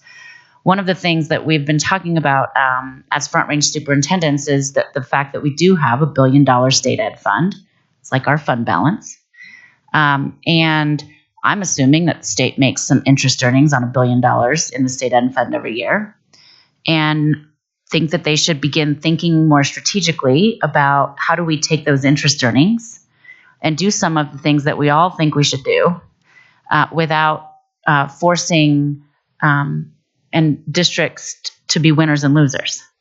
Because honestly, one of the other statistics that I talked about last night is that our district over the last 14 years of the budget stabilization factor has lost out on revenue of over $900 million. And while I'm very grateful for them buying down the BS factor over the last few years and hopefully taking care of the final piece of it this year, they're not contemplating giving us back any of that lost revenue.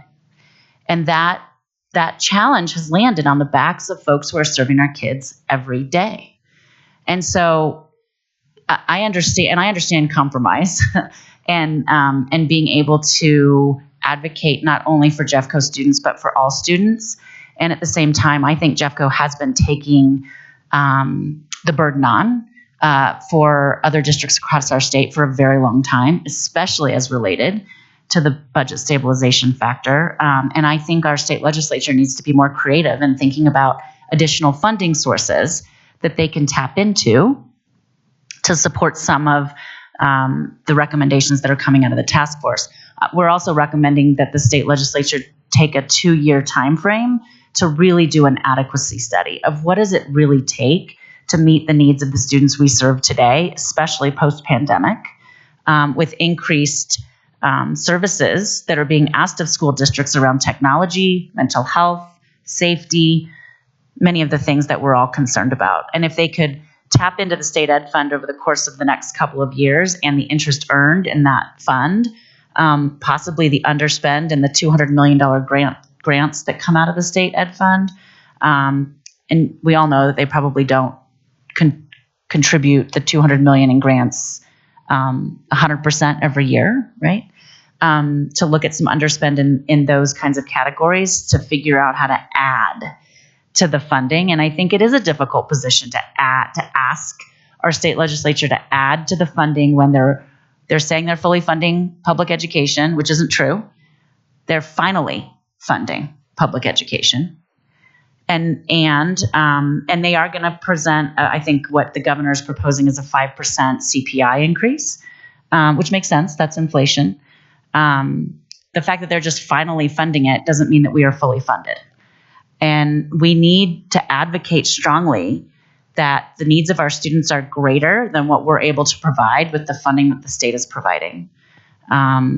So, I'm asking for them to take care of some of the interests they have for all districts, but to find additional funding to do so. And that's where the front range superintendents are going to come out. I also think we're going to come out strongly with this advocacy around a 2-year study because it's too complicated. This School Finance Act and the way that we're funding public ed in the state of Colorado was developed in 1994. It's the year that I graduated from high school. Okay? I mean, the changes in services and expectations and frankly, the value that our teachers and public education systems have provided for students, the graduation rate increases over the last 30 years. The services that we provided to special education students, increased services to multilingual students. I mean, we have done a lot over the last 30 years, and I think it's an incredible value we're providing to our communities. So those are just thoughts for the board to consider as you discuss, and that's probably some of what the front range superintendents will be contemplating in our advocacy as superintendents to our legislators. May I hop in my questions?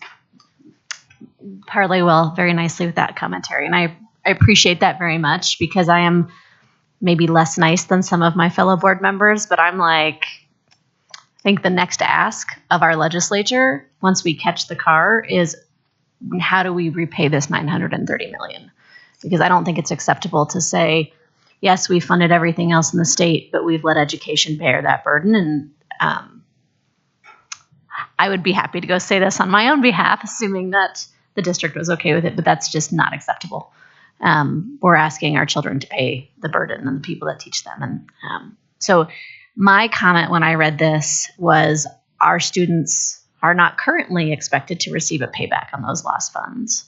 But I think we should absolutely encourage our legislature to find the funding. I know that's challenging, to figure out how to repay that. Because I do think that should be the next ask, part of the next ask. With respect to the adequacy study, when we had a chance to meet earlier, we learned that the funding that they were planning for the adequacy study was maybe less than what was probably needed. Do we know if the task force has been able to increase that ask, or are we still looking at what might be less than adequate for an adequacy study? Madam President, the Joint Budget Committee I think tomorrow is starting its review of any supplemental changes and could address that if it so choose and give more money for the adequacy studies. So I'll let the board know if and when that happens. My understanding is the task force is going to ask for That was my next question. a longer runway. So let me be clear, because I do think it's probably not completely accurate to say that there's no adequacy study being done. They are doing some looking at how much does it really cost to educate students in 2024. And the results of that, I think, are going to be out this spring. No. In the fall of 2024. But I think those of us who are on the ground doing the work feel that study, the RFP is out right now. I think people are applying to it. Feel that timeline just isn't necessarily adequate to, and or the investment isn't adequate in order to really come out to our systems, be in our schools, see what we're experiencing, talk to our teachers associations, our ESP associations, talk to superintendents, district leaders, really do a deep dive study, for example, of what does it really take for a district to keep up with curriculum given the statutory requirements of changes in standards, just as one example. And so we just feel like it's going to take more time and more engagement to really get the results of the adequacy study to a place where it's more accurate.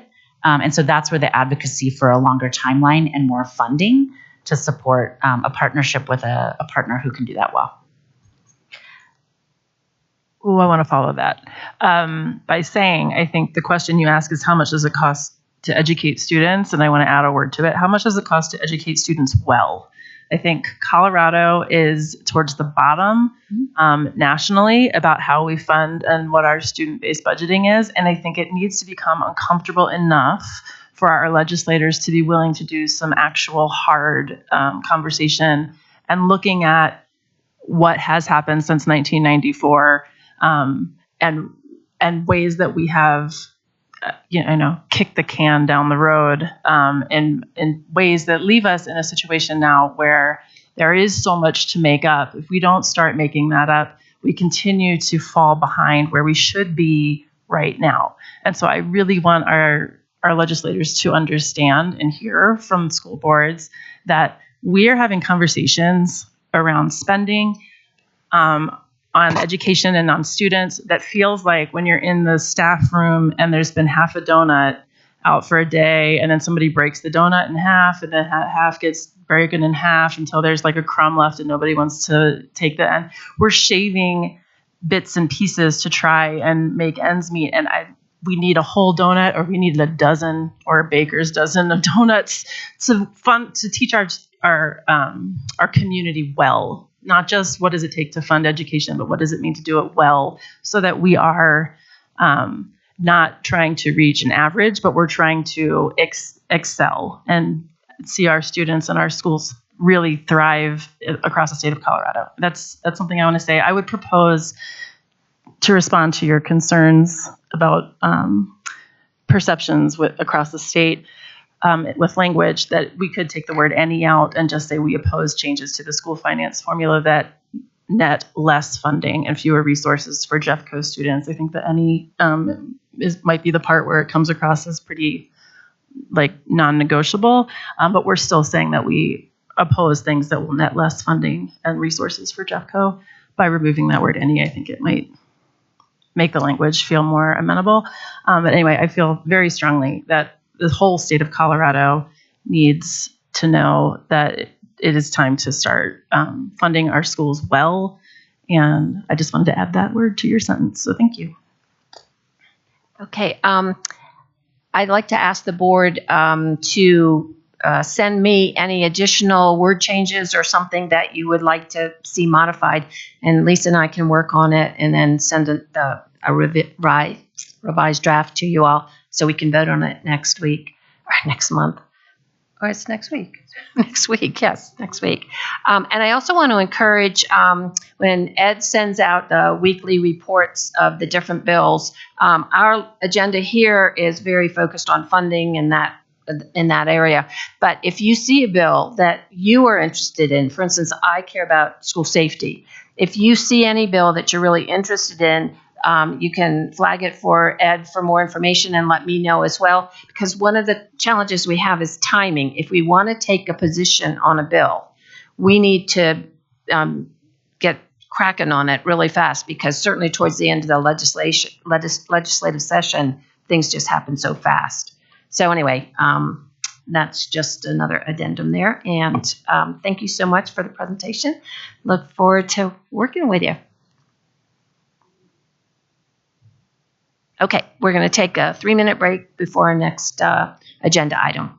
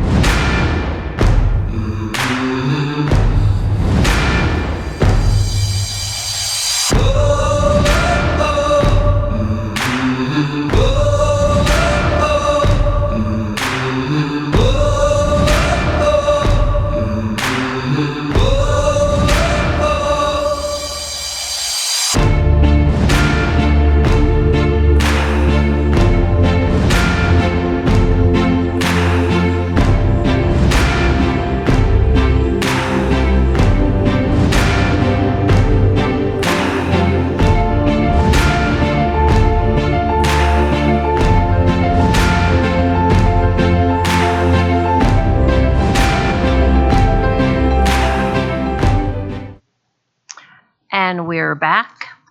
The purpose of the next topic tonight is for the board to receive our annual presentation from the Jefferson County Education Association.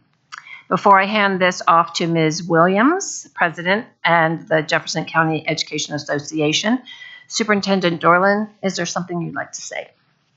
I just want to say welcome. It's nice to see you all and Happy New Year. Thanks for being here this evening, and I look forward to listening in on your conversation with our Board of Education. All right, thank you. Well, it's great to be here, and it's great to see our new school board members in action. So we're looking forward to a new year, and thanks for having us. So as Ms. Parker introduced me already, but I'm Brooke Williams. I'm an art educator, a Jeffco mom, and the Jefferson County Education Association president. And I'm going to let my other board members introduce themselves, starting with Dale. I'm Dale Mulholland. I'm JCA Vice President and Social Studies teacher at Pomona and a member of the negotiations team. There? Okay. Angie Anderson. I am a social studies teacher at Bear Creek High School. I serve as JCA secretary and also serve at the CEA and NEA levels in our union.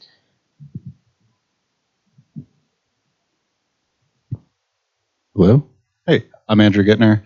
I'm JCA's treasurer. I also teach English at Golden High School, 10th and 11th grade.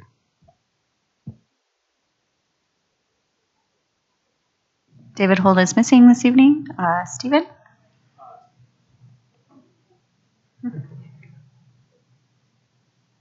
Stephen Kelly. I teach 5th grade in the district and am on the CEA board. Okay. And Michelle, if you want to go? Hello, everybody. My name is Michelle Malis. I'm a high school Spanish teacher. I teach at Green Mountain High School, and I'm also the bargaining chair for JCEA. Hi, everybody. I'm Katie Cahill. I'm the Professional Practices Action Team Chair for JCA, and I teach 6th grade language arts at Summit Ridge Middle School. Good evening, members of the board and Superintendent Dorland. I hope you guys are having a great evening. My name is Colin Ferraro. I am currently an English teacher at Wheat Ridge High School, and I am also the Early Career Educator Action Team Chair for our union.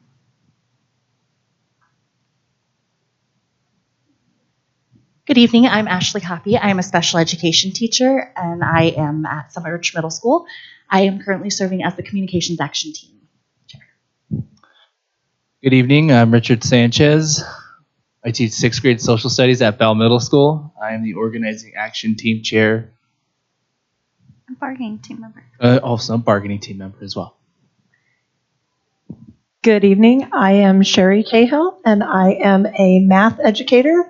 I've been in Jeffco now for 19 years, and I am our Community Outreach Action Team Chair. And no relation to Katie, although that would be kind of fun. All right. Topics for tonight's presentation is we're going to talk about our state of Jeffco report, and these are the findings from our most recent survey. Political action wins, bargaining, Grub Club, and community partners. We're getting ready to kick off Read Across America, so we'll talk a little bit about that. Professional practices, new educators supports, and then we'll move on to questions and discussions. So at this time, I'm going to turn things over to Michelle Malis, our bargaining chair, to give our State of Jeffco report from JCEA. All right, thank you, Brooke. And we're going to have a handout for you as soon as I'm done with this section. But I just want to start with our survey data. Every year in November, as part of our preparation for the negotiations, we give our members a survey to see what's going well, what are the issues that are coming up, what solutions might they suggest for things that they're seeing within their school, what do they see that their students need, what do they need as an educator to stay in our district. And that's, of course, what we're trying to do here is make this a great school district for our students and our educators to thrive in. So we need that feedback to help us make decisions about what's going well, yay, and also what could use a little work. So we were excited to see there was a lot of good news that came out of our survey. Last year during negotiations, we created 3 different collaborative committees within our schools. And for the most part, those are up and running. Educators feel that they have a voice within the process and that those are going well. And so we were happy to see that. In general, educators let us know that they felt that the feedback they were receiving from the district, in particular things like the Get Your Tech On that we put on Saturdays. On a Saturday I was there, it was great. They felt it was relevant and very useful for what they needed in order to help them grow as educators. We put into effect new stipends, particularly for elementary and middle school music, theater, and art educators.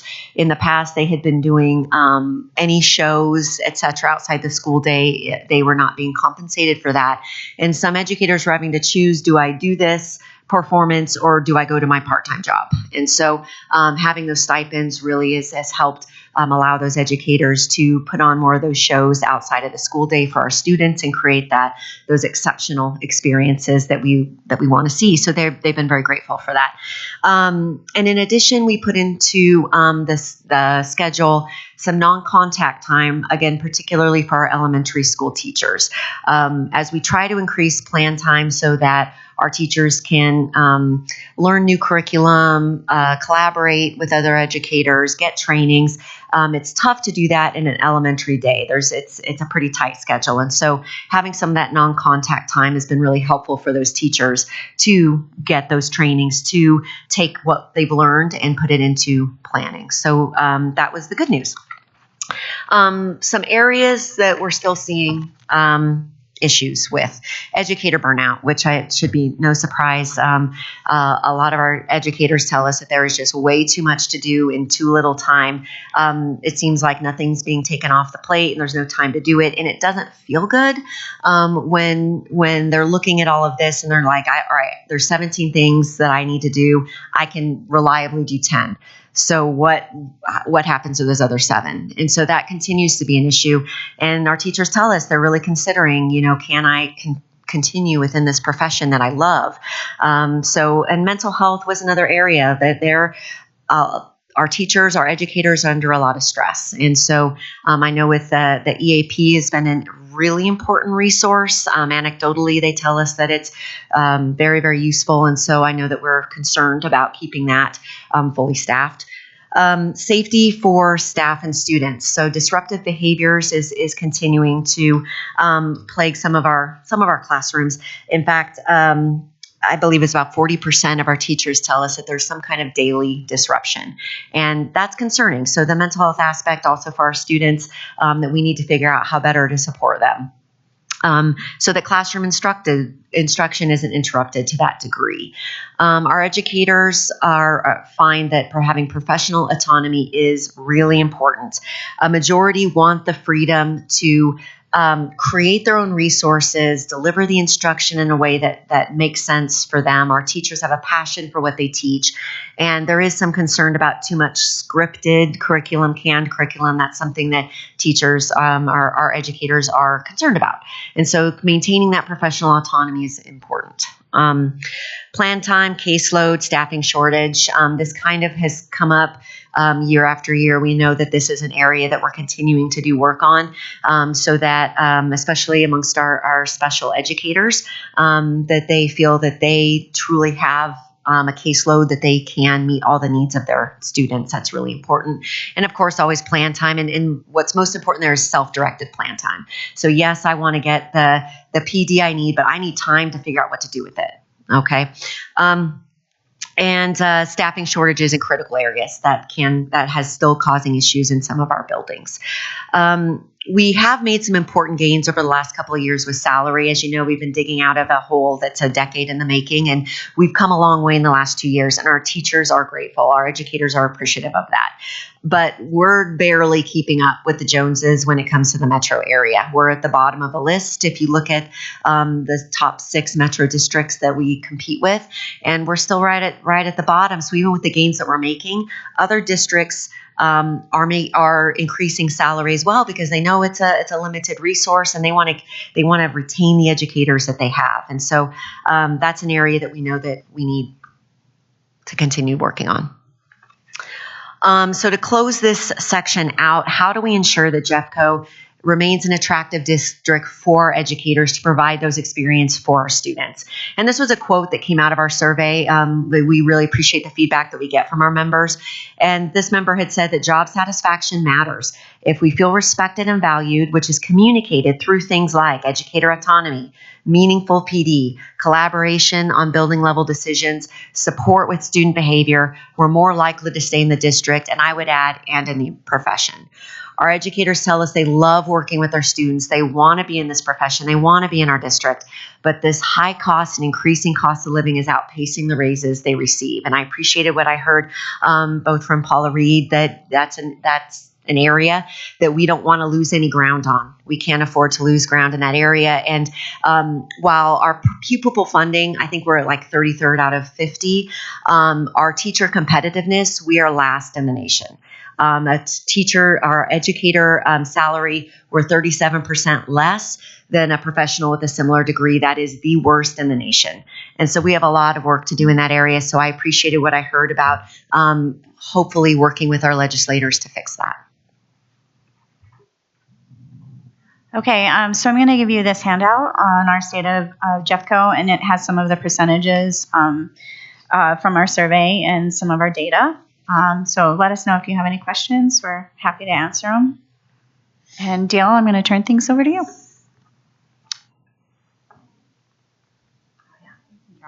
Sorry, Brooke, what did you just say?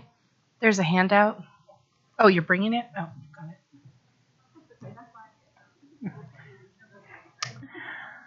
it. So our political action chair is not here tonight. It's Carrie Gray. And I was at one time the political action chair in JCA, so I agreed to fill in for her. So I am going to give you an update on our political action that we've conducted over the last year.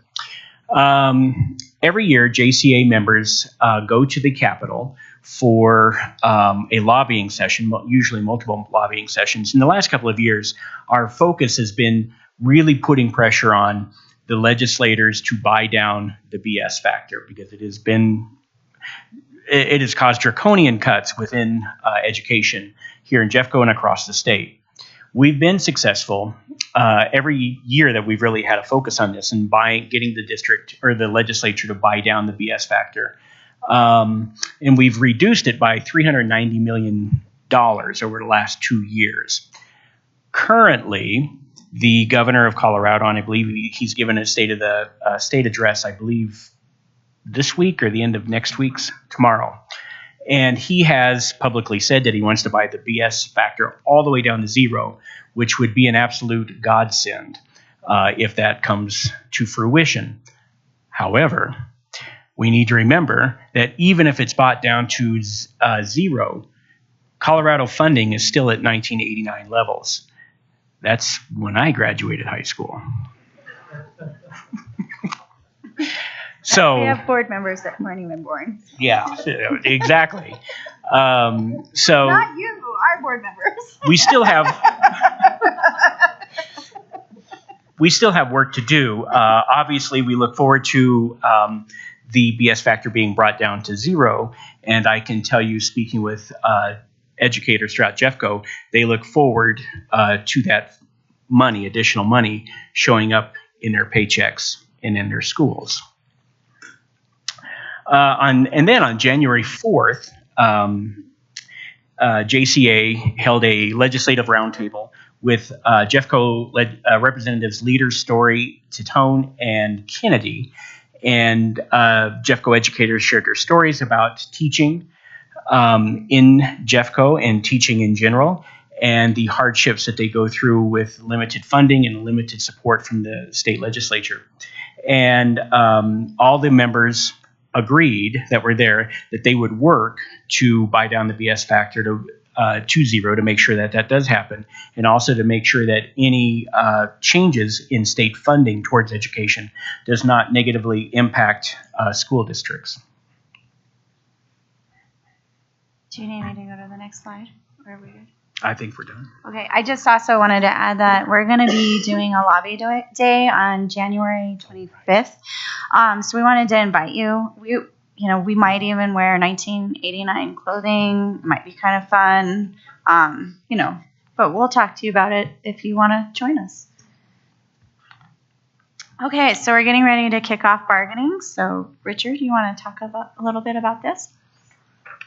Yeah, on this slide is just a list of our bargaining dates that we have coming up from now until May 9th. I think as we... Fingers crossed. May 9th. That's when that's going to be done. No fingers crossed. May 9th, that's when it's going to be done. I think the only date that is, as we're discussing as a bargaining team, that's kind of coming up, it's like glaring to us, is February 15th. A lot of our bargaining team members have like conferences. I know that I have an outdoor lab meeting that night that I would like to attend. So that's the only date that's really coming up that's like, ooh, I don't know if we're going to be able to make that date happen. We may have to move that date. Also, we have some sessions at the JCA office. The other ones are here at the Ed Center. So. Okay. So Michelle delivered an email to Dr. Kim on the 5th of January. And I know that Dr. Kim got back yesterday with a response with our letter to intent to bargain.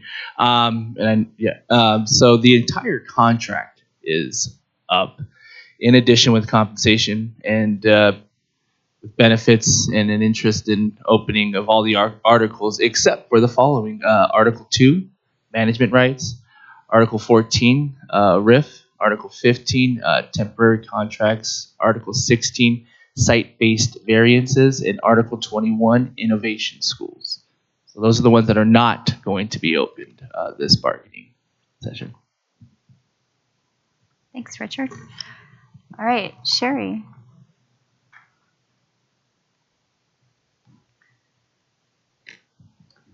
All right. So we have been working hard over the last few years to create and enhance some of our community partnerships. So I just want to take a moment to kind of highlight some of the community partners that we have recently been working with. We have Sprout City Farms, Jeffco PTA, CCG, which is Coloradans for the Common Good, Helping Kids Thrive, which is part of the Jefferson Center for Mental Health, the Parasol Patrol, the Action Center, the Good News Breakfast, Young Democrats, Jeffco Dems, and the Jeffco Public Library Foundation. So those are just a sampling of our partnership groups that we work with in the community. And we're really looking to expand some of those groups that we're working with and bring in some other groups as well. And then I'm going to just talk to you guys a little bit about Grub Club.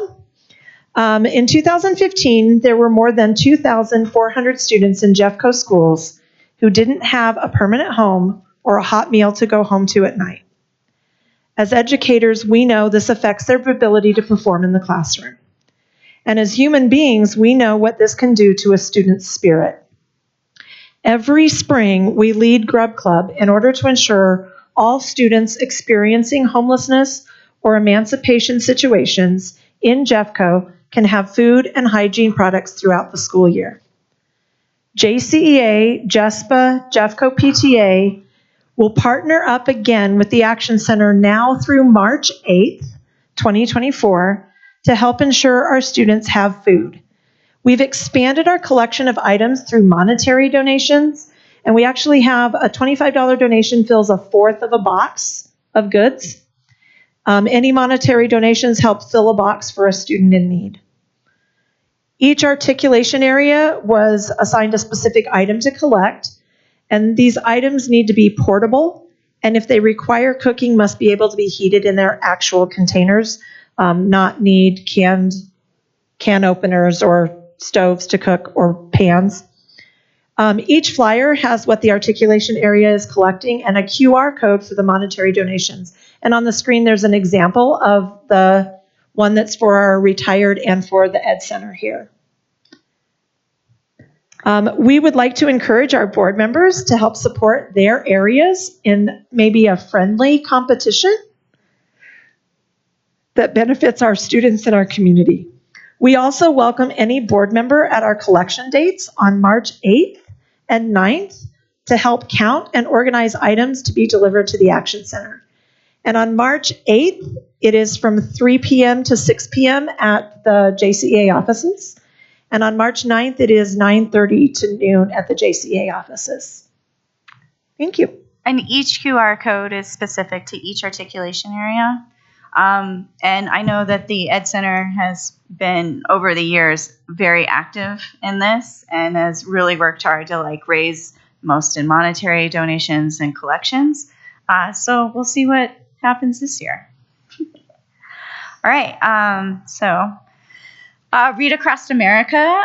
We're getting ready to kick off our Read Across America event. I know it's not till March, but we start collecting the information now for our One Book, One Student, One Jeffco events. So we have flyers. We'll be asking details and teachers from their schools to request a book that they need, a diverse book for their school, to get more diverse books in the hands of our students.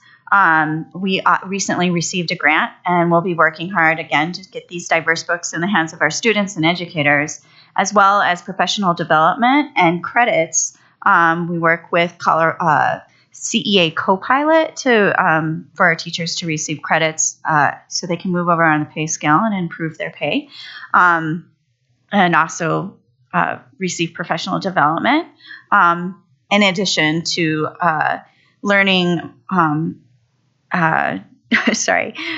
learning on ways to support diversity and recognize personal bias when teaching our students. So here we go. All right, so next slide, we've got Katie and Colin. Great. I wanted to share with you some of the things that JCA is working on with respect to professional practices. So we have had in our negotiated agreement for a while these professional growth funds for teachers to go to professional conferences to further their own professional learning.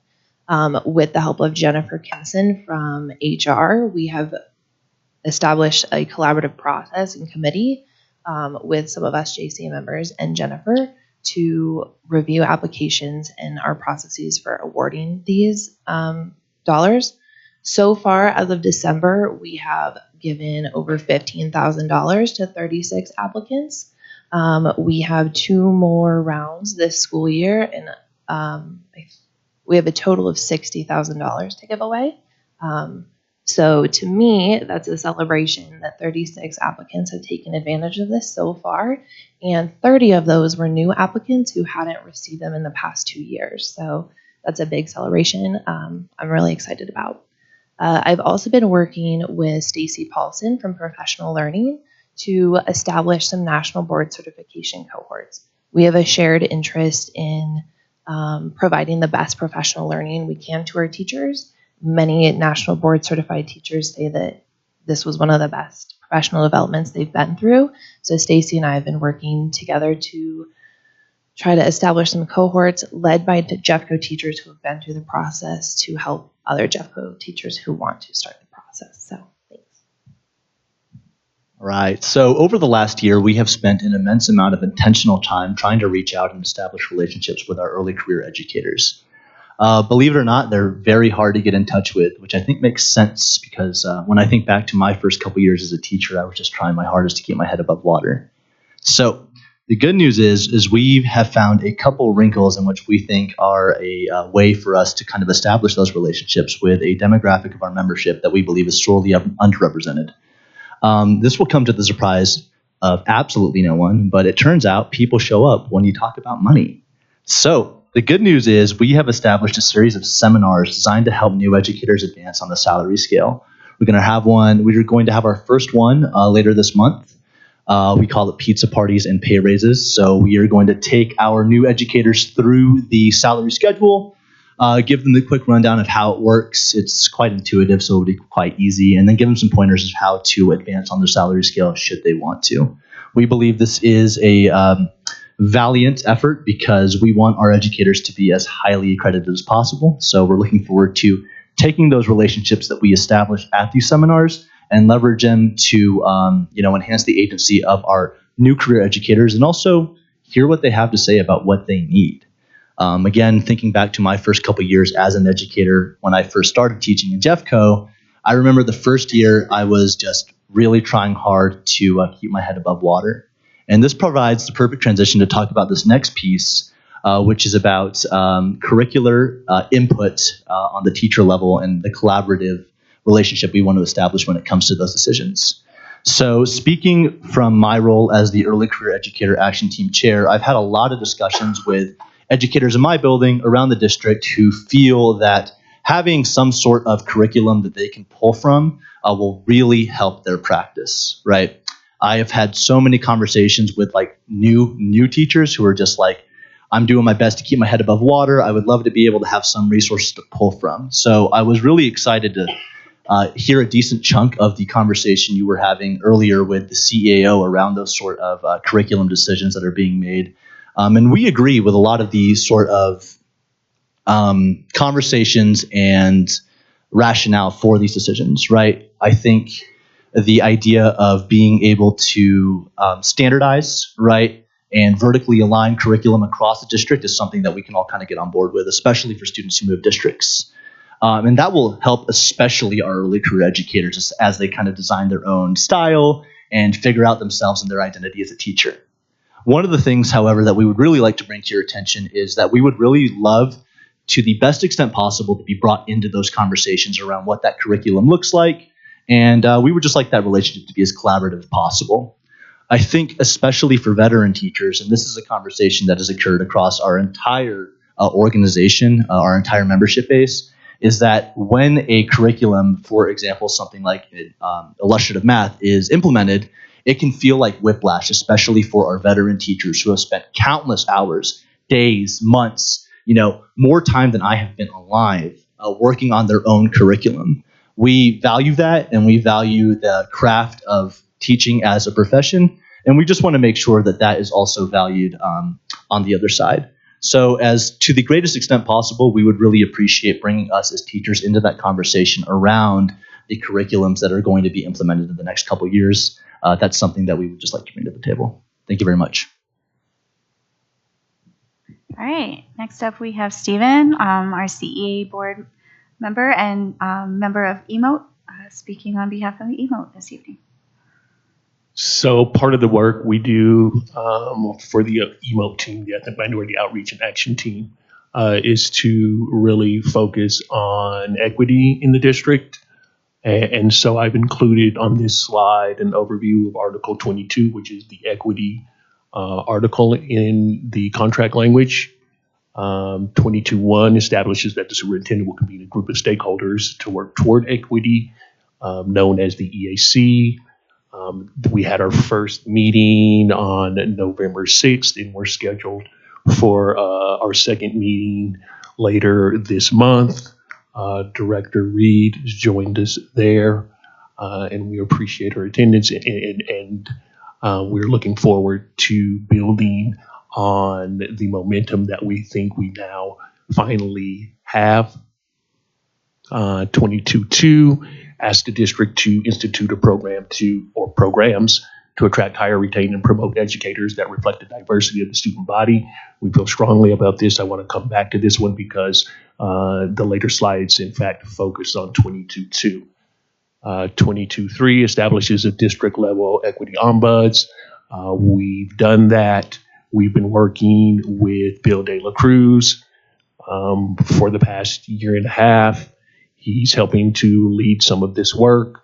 We have some questions about Bill's contract. We know it was just for this year, and so we have some questions about where we go if Bill's contract is up and it's not renewed, and finding someone to help us continue that momentum. We feel like we're finally beginning to get and moving towards fulfilling Article 22.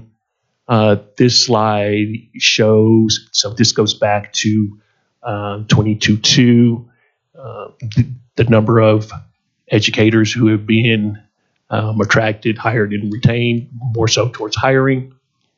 It shows our educators of color since the implementation of Article 22. So on the left-hand side of the chart, you can see where we were at the beginning in the school year 21-22.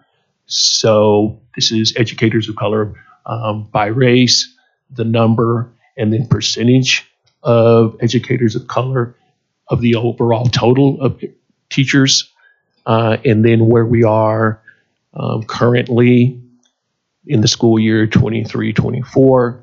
You can see that we're down educators of color, American Indian educators, and everything else is pretty much still held steady, even though, right, we have a plus 0.1%. It's just because, right, we're also down teachers.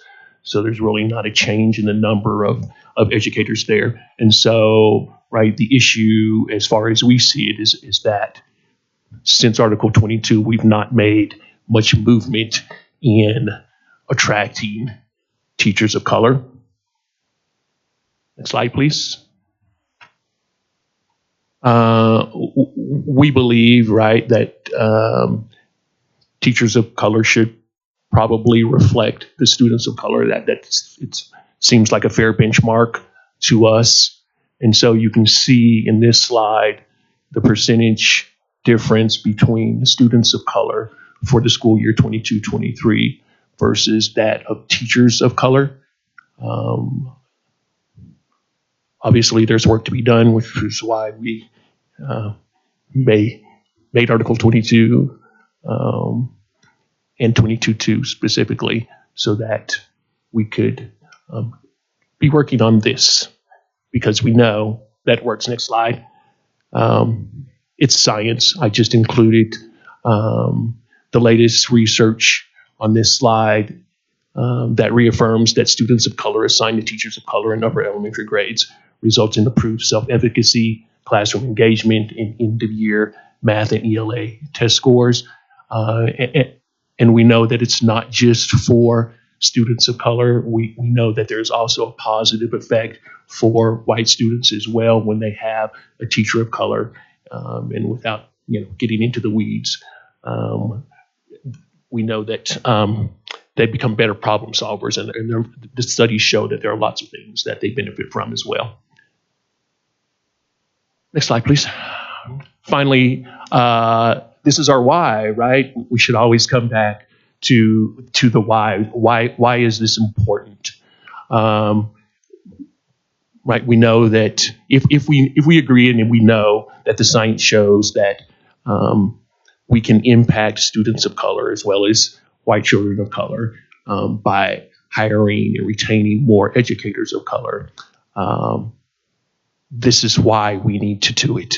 On the left-hand side, from the school year 2021, this is CMAS scores of all students, all grades, broken down by race. So those that met or exceeded expectations, the percentage of the students who did so. And we can see, obviously, there's lots of growth to be done there. And then on the right-hand side, again, keeping the focus on the why, the graduation rates for students of color. And so we know, right, that this is important work, that this is something that has to be focused on, and something that we can't fail at.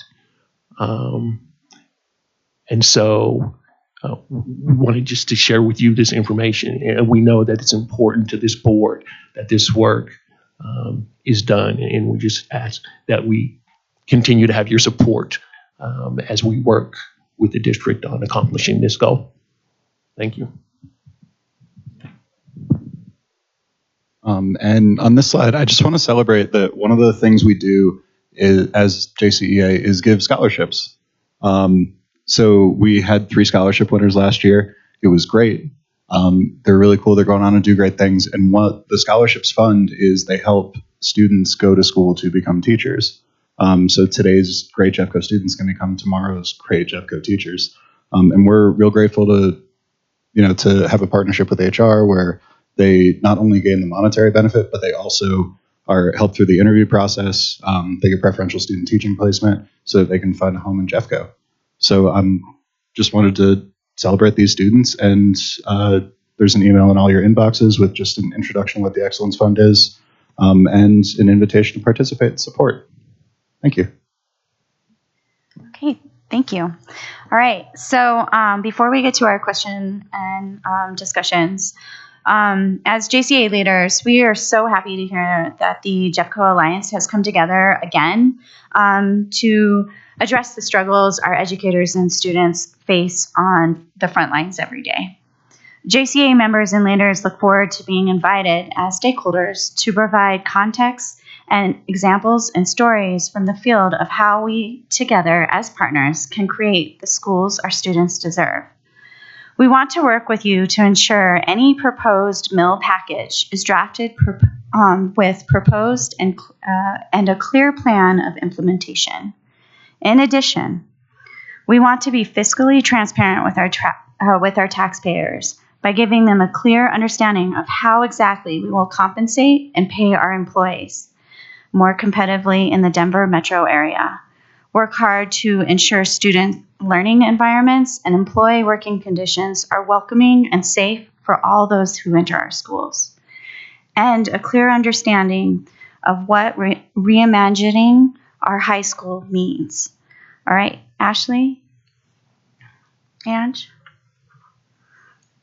All right, we would now have to wait for the green light.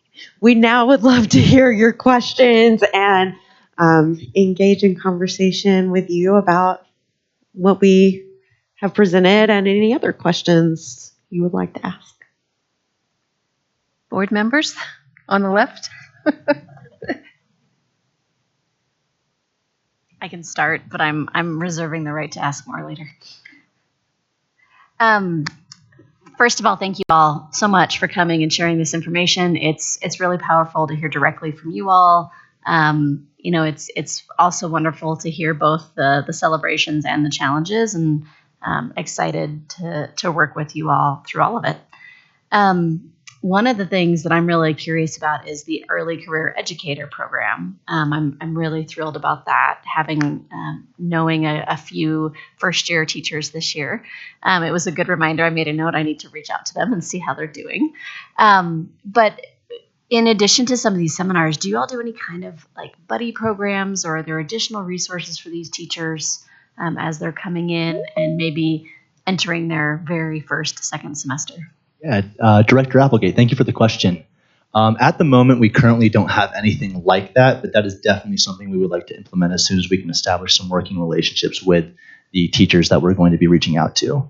One of the things that I really highly value about my school building is the community that I've been able to establish with my fellow faculty members. I started teaching in January of 2020, so that date might ring some alarm bells for some of you. And I would not have been able to come out of that a stronger teacher if I did not have my system of buddies, colleagues, and confidants that I could kind of lean on during that. So I will say that it is of utmost importance to establish those community bonds, those pairings of friendships, and just like the idea of community is something that I'm sure we can all get behind. So it's in process. Thank you for the question, and I'll be happy to update you as that process kind of comes along. No, I really appreciate that. I think that's really important to give our new teachers that support that they need. And just to add to that, though, when we do have educators that are struggling and reach out to us, we try to work on days that they can go and observe veteran teachers or teachers that are very successful. And so we pair, like when they reach out, we give them suggestions and hook people up so that they, have another trusted source and a new buddy or a mentor. And I recognize that school leadership also probably is involved in making sure that community is being built within their schools. So I appreciate that. The other question I have kind of to start off with is actually in looking at some of the numbers that you presented around graduation rates and race, and maybe this is a Dr. Kim question, but are those are 2020, 2021 numbers. Is that a consistent trend that you see year over year, or have you noticed increases or decreases? Just curious if those are percentages that you're used to seeing. Are you talking about the CMAS scores and graduation rates? Yep. Yes. And so I didn't include, right, we had data for across the 5 years. It just didn't make sense to include the data for all 5 years because I felt like the picture could be demonstrated with just the 1 year. So are those pretty consistent then with what you see? Numbers, yes. That's it for me. Other questions? Dr. Bauer? Hi. I have a couple of questions. One, oh shoot, I already forgot who mentioned it. Talked about the EAPs.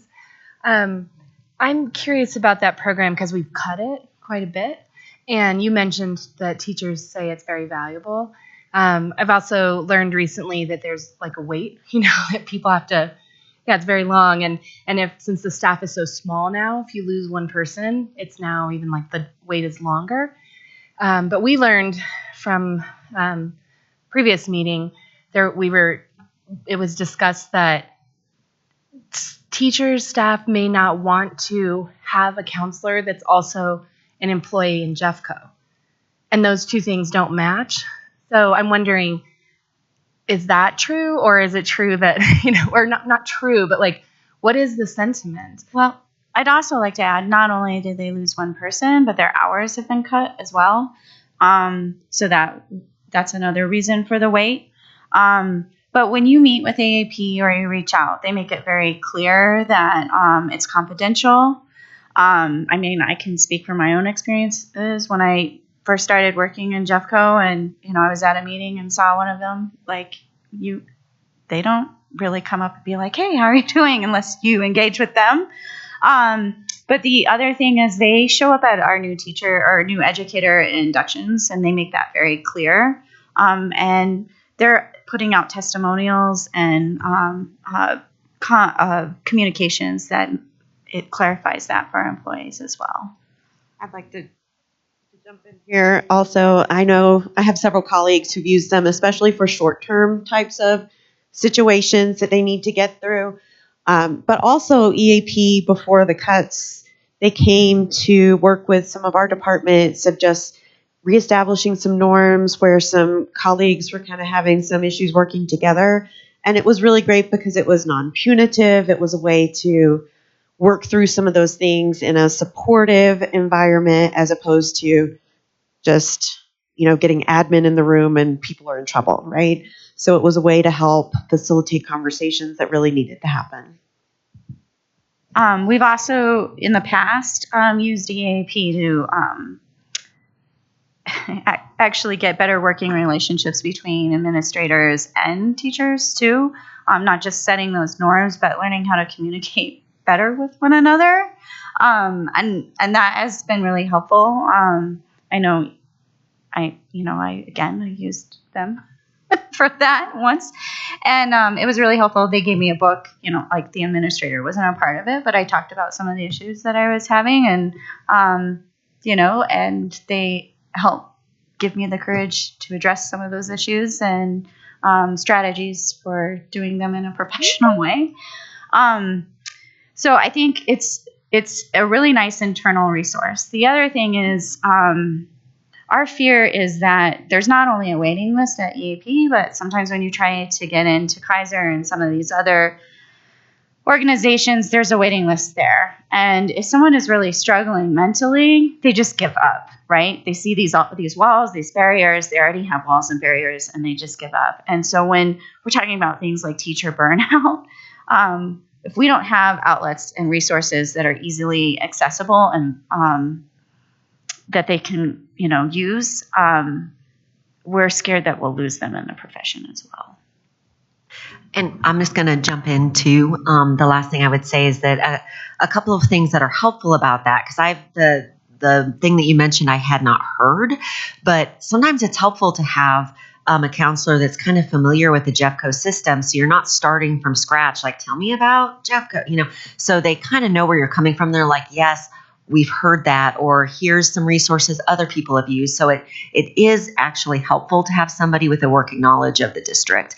And in addition, mental health care, while being hard to access, can also be really expensive and cost prohibitive, especially on some of our insurance plans. And so having that as a benefit to our teachers does help keep them, in the classroom and in the district. And it is seen widely as a very valuable resource.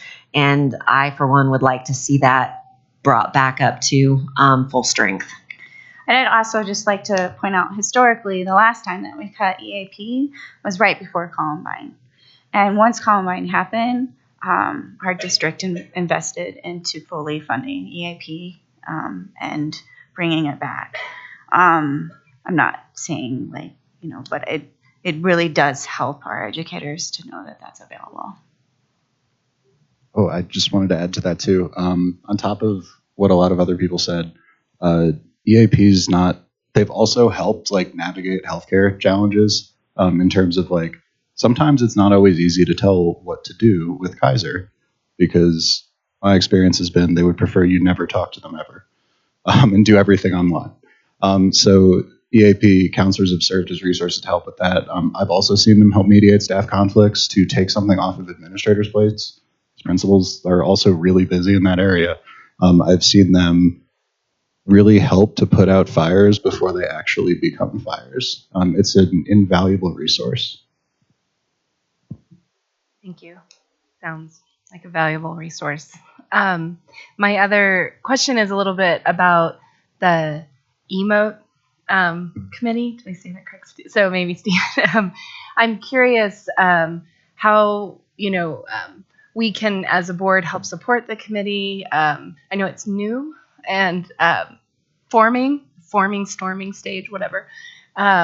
Especially related to the data that you presented. I think one of the biggest challenges is how do we recruit teachers of color and that represent our student population. And I just wonder, is there anything that we can support either through that committee, through other mechanisms? So just kind of wondering if you could talk a little bit more about it and what might help support that. Sure. We've, in process of doing the work, we've come across some programs. Andrew brought one to our attention. Programs that are working to educate and turn out teachers of color, and so we would hope that we could make some of those contacts, see where they go, and then if there is something that we need from you.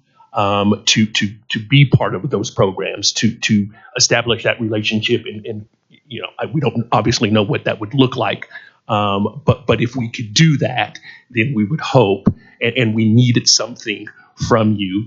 We would hope that you would support us with that. But as we're doing the work, that's one of the things that we are looking into as well, because we understand, right. The rationale excuse is that they're just not in the pipeline. And we get and understand that, but I think it's, nationwide, we recognize that, and we recognize it's an issue. And so we are looking at some programs that are looking to turn out those teachers and hoping to make those contacts and perhaps partner with them. And that could be something that you could potentially help us with. That just made me think I'm an employer, and we hired a position, and someone asked me if we had any diverse applicants. And we said no. We said we didn't hire someone diverse because no one applied. And they told us, they said, well, it's not that there's no one in the pipeline. It's that you didn't advertise properly to do that. It was like a consultant. And it really hit home because I thought, oh my gosh, how did we advertise that position? How did we reach out? And the next time we went to hire, we just outreached to all kinds of different groups, and it was a totally different pipeline that came in. So it was a good kind of reality check that it's not just that the pipeline's not there, but it's how we behave in our recruitment processes. So I agree. That made me think of that. Yeah, I think it's got to be a multifaceted approach. And I think we have to have some conversations with HR and what they're doing and where they're advertising. I think all of that is part of the solution.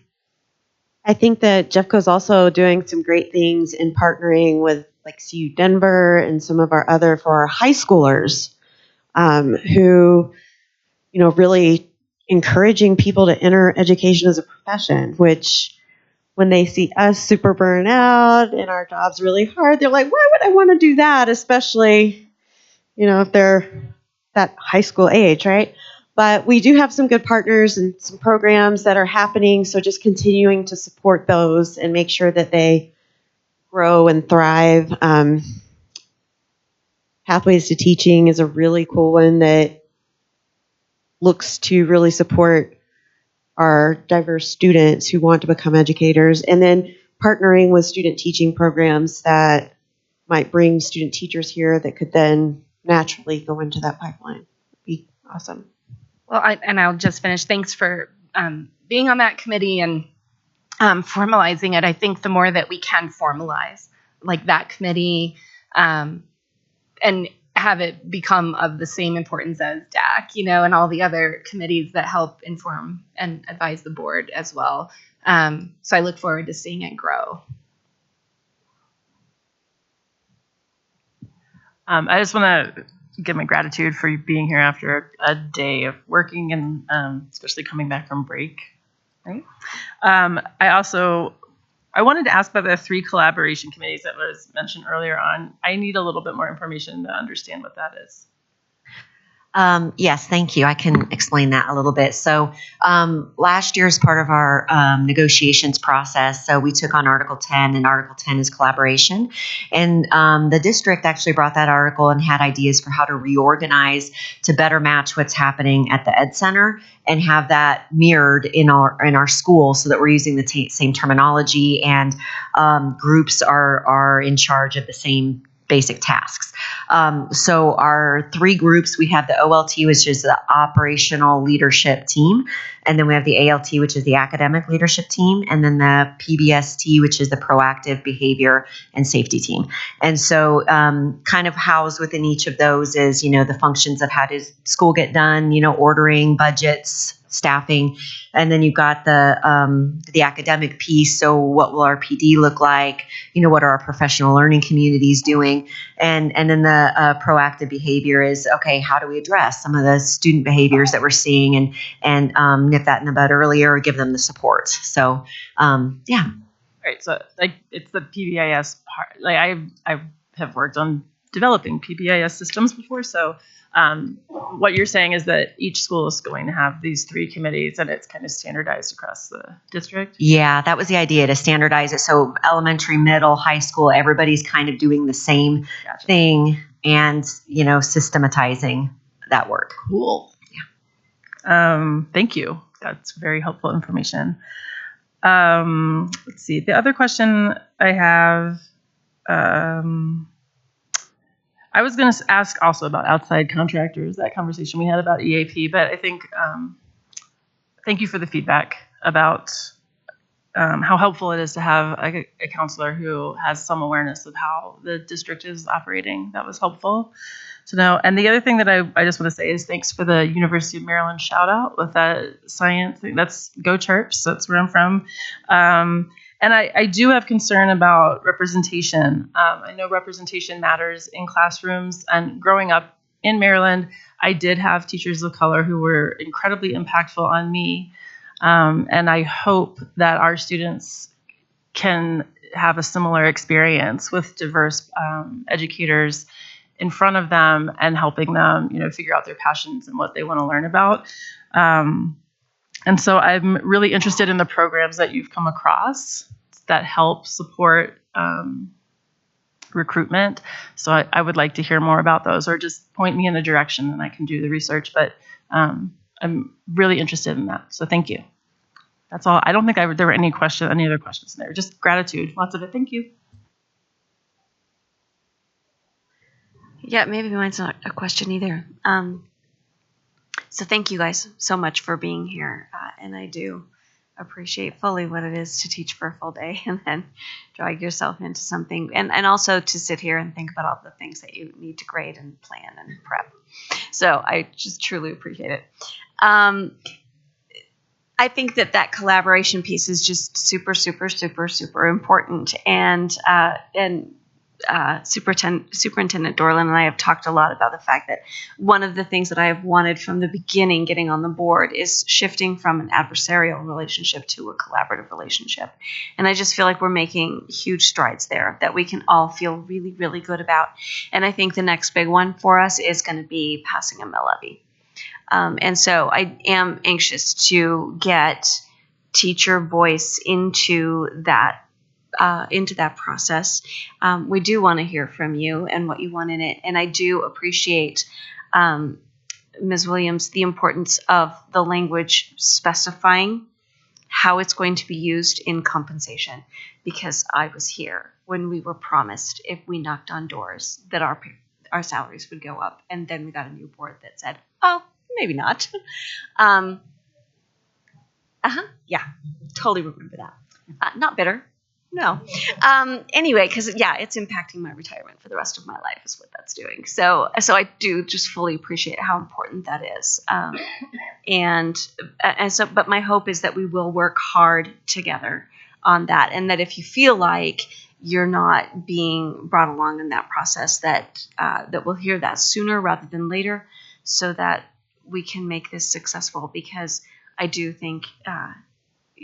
I just know we're at such a disadvantage in where we are on the pay scale, but I don't see our ability to significantly change that without a mill levy override and without getting caught up to other districts in what our citizens are paying. So, really communicating clearly where we are with that, and being on the same page and working together is going to be critical. Yeah, and Paula, you have a lot of historic knowledge because you've been in Jeffco for a long time and you worked in Jeffco for a long time, just like some of us. But I also just want to point out, we've learned a lot from those mills and bonds that we've tried to pass that we've failed on. So I think it's really important to look back on why our taxpayers said no, and really ask our taxpayers, what is it, that you need from us to make something like this pass, right? And it's so important to be transparent and accountable. Like you said, I remember knocking on doors after that, and they were like, why are you doing this? How do you even know it's going to go to your pay? And so with a mill levy that we did pass, we were very clear on how that money would be used, and that it was going to educator pay. So it made knocking on doors a little bit easier. This is the only profession I know that you got to go knock on doors for raises, and it can be humiliating at times, we've had lots of doors slammed in our face and profanities, and we're just trying to do the best that we can for our students and our community. That's the main goal. I get that. I think a big piece of that is going to be really educating the public. I think that there are a lot of things that the public doesn't know. And I think sometimes we have misunderstandings even among our employees about how things work here. And so we can end up giving messages that are not helpful. So I think about, times in the past where I've even heard our employees echoing the sentiment of the school district has enough money, they're just not spending it right. And I do think, and it's going to come up, and if we're being transparent, we got to say it. We've had issues with the fund balance for a very long time, and we are working on that. We definitely are not adding to the fund balance the way that we have done it in the past. I think we still need to work on how we calculate underspend. But for the most part, I think we're tightening that up a great deal and we're moving in the right direction. But I think sometimes what happens is we have, especially educators who've been here for a long time, keep that same old story going. And then, if I'm an educator, why should I knock on doors when I'm being told that we're still adding to the fund balance at the rate that we used to, when that's not what's happening? Or when we talk about administrative spending And people don't necessarily understand that Jeffco puts things into the administrative budget that other school districts don't, so that it's not coming out of SBB dollars. So like all of our SPED money comes out of the central administration budget. We just, all of the security budget comes out of there. What we were just talking about, purchasing new curriculum, that we've made that switch so that that's happening from the district instead of from individual schools. And even though we spend more district-wide in schools from our administration budget than many other districts, we still look pretty similar to other districts in what we spend out of administration. So I think we have some old stories that we used to be true that we're still telling. We're telling it to ourselves. We're telling it to our neighbors. And so I think some of that is really making sure that we're all clear about where the funding is going, and is it helping students? Is it going into schools? If it's not, then yeah, we need to address that. But we need to make sure that we're telling the story the way that it is and not the way that it was. That's probably my biggest worry on that one. I think also we have to remember, as you've been part of many conversations around this one, we have so many people who aren't from Colorado and they don't understand how school funding works here. I know until I was involved in JCEA, I didn't have a very complete understanding of how school funding worked. I came from Florida, which, by the way, I received a $10,000 pay raise in 2005 when I moved here. When I was at home for Christmas, I found out starting teachers with bachelor's degrees are now making $58,000 in that district in Florida. Anyway, but we need to educate people how our tax system works, why we're so reliant on that mill and bond.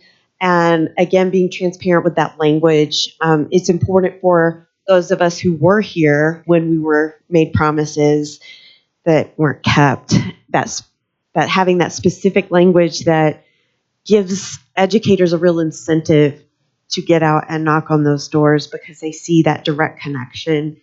They need that because they need that hope. The other piece that I'm just going to say really quick is it's kind of scary, but the board members were really shocked when we found out that when property taxes go up, our funding doesn't go up. And we were learning that for the first time. So I guarantee you that, I was a teacher in the district for 30 years and I didn't know that. So if I had been knocking on doors and explaining to people that just because their taxes went up didn't mean that the funding to schools went up, I think that would have made a difference. I didn't know it. So I think if we don't know it, I guarantee you our neighbors don't know it. And that's a big one. Well, and I think we're getting in the weeds a little bit. I mean, educating people takes a really long time, but it's the stories that matter. It's really not what could we do with this money and what do you wish for? It's really what are we not able to give our kids right now? And if this trend continues, but that stuff takes time. And that's my worry is we just closed some schools and we have some relationships that we need to repair. We all agree that we need more money in our schools. But I think that before we can start educating, we also need to repair some of our relationships. Any others? Nope. Okay.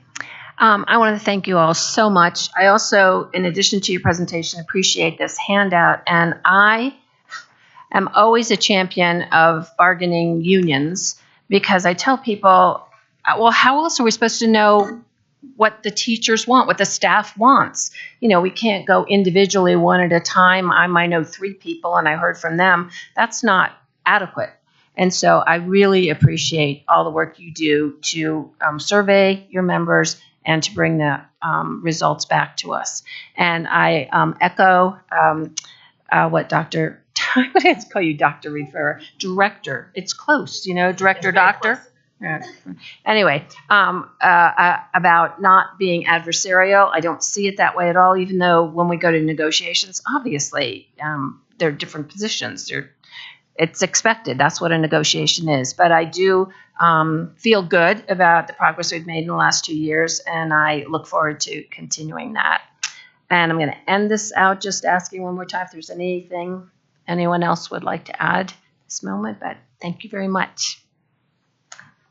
And we're going to take 15-minute break right now for a light snack.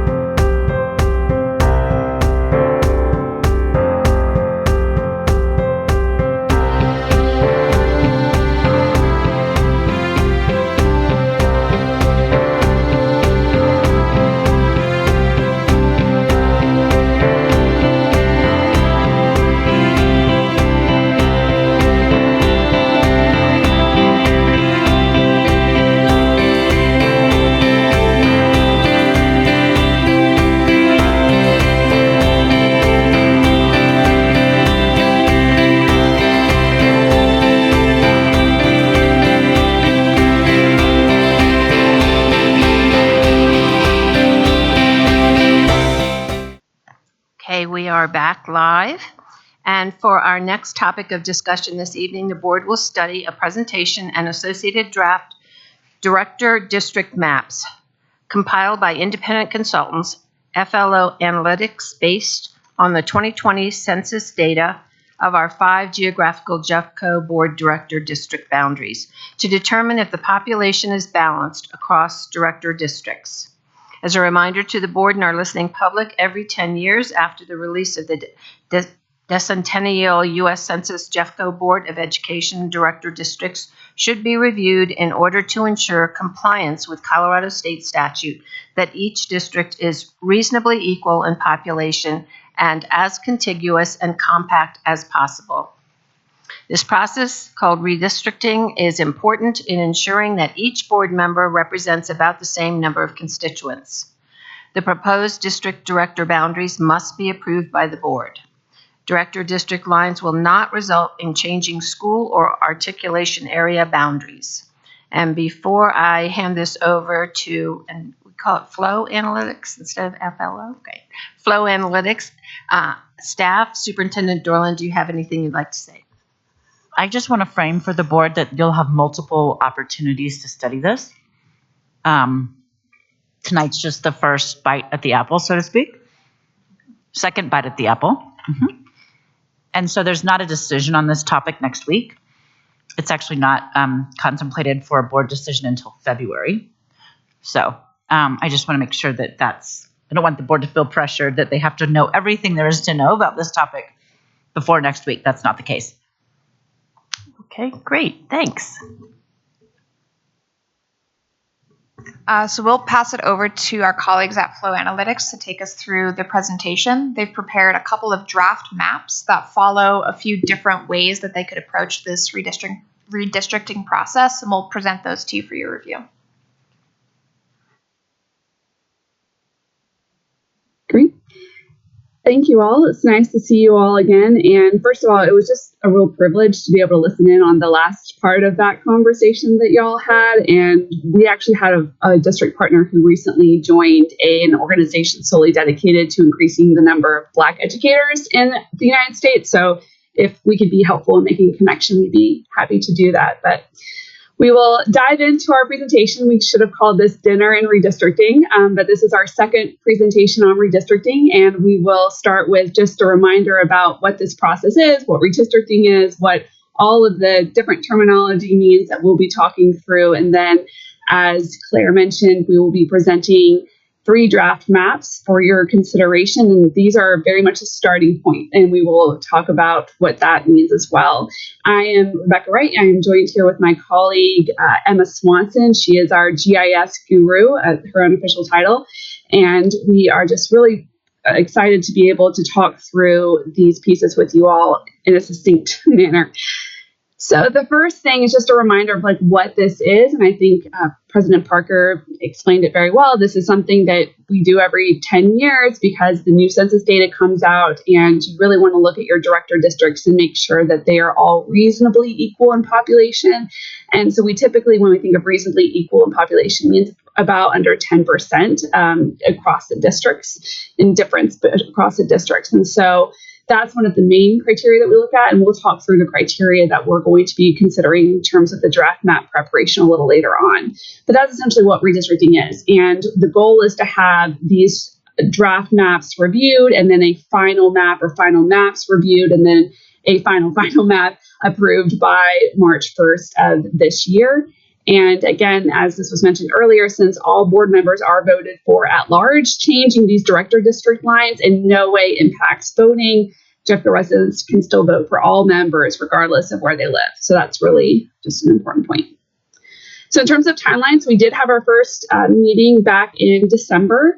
And this is our second presentation, and we'll be at the draft maps. And then our third presentation is currently slated for February 15th to present a final map or map options that will reflect the feedback that we receive on the draft maps. So this is basically a 5-month-long process, which is a pretty nice timeline in terms of redistricting work. So in terms of the criteria that we look at when we are developing draft maps, and it's something that's based not only on federal federal requirements, but also your state and local laws. The first thing is that redistricting must be done in compliance with all of those laws, including the Federal Voting Rights Act. It must not be done to favor or disfavor a protected class or political party. Districts must be population balanced. So again, we're looking at that under 10% difference across the district, so as close as possible to one another in terms of population. Districts must be contiguous, and then they must be compact. And we'll have visual images on the next screen that will show pictures of those. I'm a visual learner, so I like to see the pictures if that's helpful. And then they should, and these are should, so it's not required, but it's recommended, preserve communities of mutual interest, such as articulation areas. So that's something we took into consideration based on the board's feedback at the last meeting. And then also, as much as possible, preserve the use of existing natural boundaries, like major highways, for example. And then also, if possible, where possible, be composed of whole precincts. And then you all also have a specific statute in Colorado that says that if there are individuals who are incarcerated who live within your district, then those individuals are not counted in terms of the population for balancing the district. So that's something that we have taken into consideration in developing these draft maps as well. Oh, it's going a little bit fast. I'm going to go back up a slide. So in terms of contiguous, essentially what that means is there aren't any islands. Like, they need to be together. So you want, if it's fine if there are bridges connecting them, but you really want the districts to be all together and not be separated out in terms of one single district. And then when you're looking at compactness, you're not looking for spaghetti lines. You are really looking for something that looks all together, kind of like the state of Colorado looks. And then in terms of existing or natural boundaries, again, we're looking at major streets and roads, things like that, especially, and so that they really help define for the general public what a district looks like for them. And it's easy for them to be able to understand those district lines easier. So as we mentioned, tonight we are going to be presenting draft maps to you all, and those draft maps were developed based on not only the federal, state, and local laws and policies that you all have, but also based on feedback from you all at the last meeting, as well as feedback that we received from district staff and your legal counsel. So all of those things were taken into consideration, and we used that information to develop these draft map options. So they do meet all the federal and local legal redistricting requirements, and they all as well represent that population balance that we're looking for. But these are starting points. So we want to emphasize that. Like, this is like, here are some options. These are great places to look at, to figure out, here are some directions you might want to go, but they are not expected to become the final map. These are simply ways for us to be able to get the conversation started. We expect all of these to potentially go under multiple changes and to be used to refine, to come up with a final map options. And so after this meeting, or as a result of this meeting, and over the course of the next month, we will take any feedback that we receive from you all in order to refine those maps and come up with one or more final options that we present to you in your February meeting. And again, we will make sure that they uphold all the statutory criteria. And it might be a compromise in some places. You know, sometimes you can't get everything that you want for Christmas, but you get enough of what you want. So at the very least, it will meet the statutory criteria. All right, and with that, I'm going to turn it over to my colleague, Emma. Thanks, Rebecca. Okay, so I'll take you through the draft maps, and this slide is showing the current district boundaries. This is kind of the zoomed out version, and we'll have some zoomed in versions of the change areas and things as well. So this is what it currently looks like. And then what we're focusing on is, as Rebecca mentioned earlier, getting the population deviation down below 10%. So we don't want the way that we do that is we take the total population of the district and divide it into 5, because it's how many directors we have and districts. Divide it into 5, and that average number is the goal. It's the ideal population, and we don't want to be really, if we're looking at 10%, we don't want to be under. We don't want one director district to be under 5% of that ideal population, as well as not having anything over 5%, because then those absolute values equal 10%.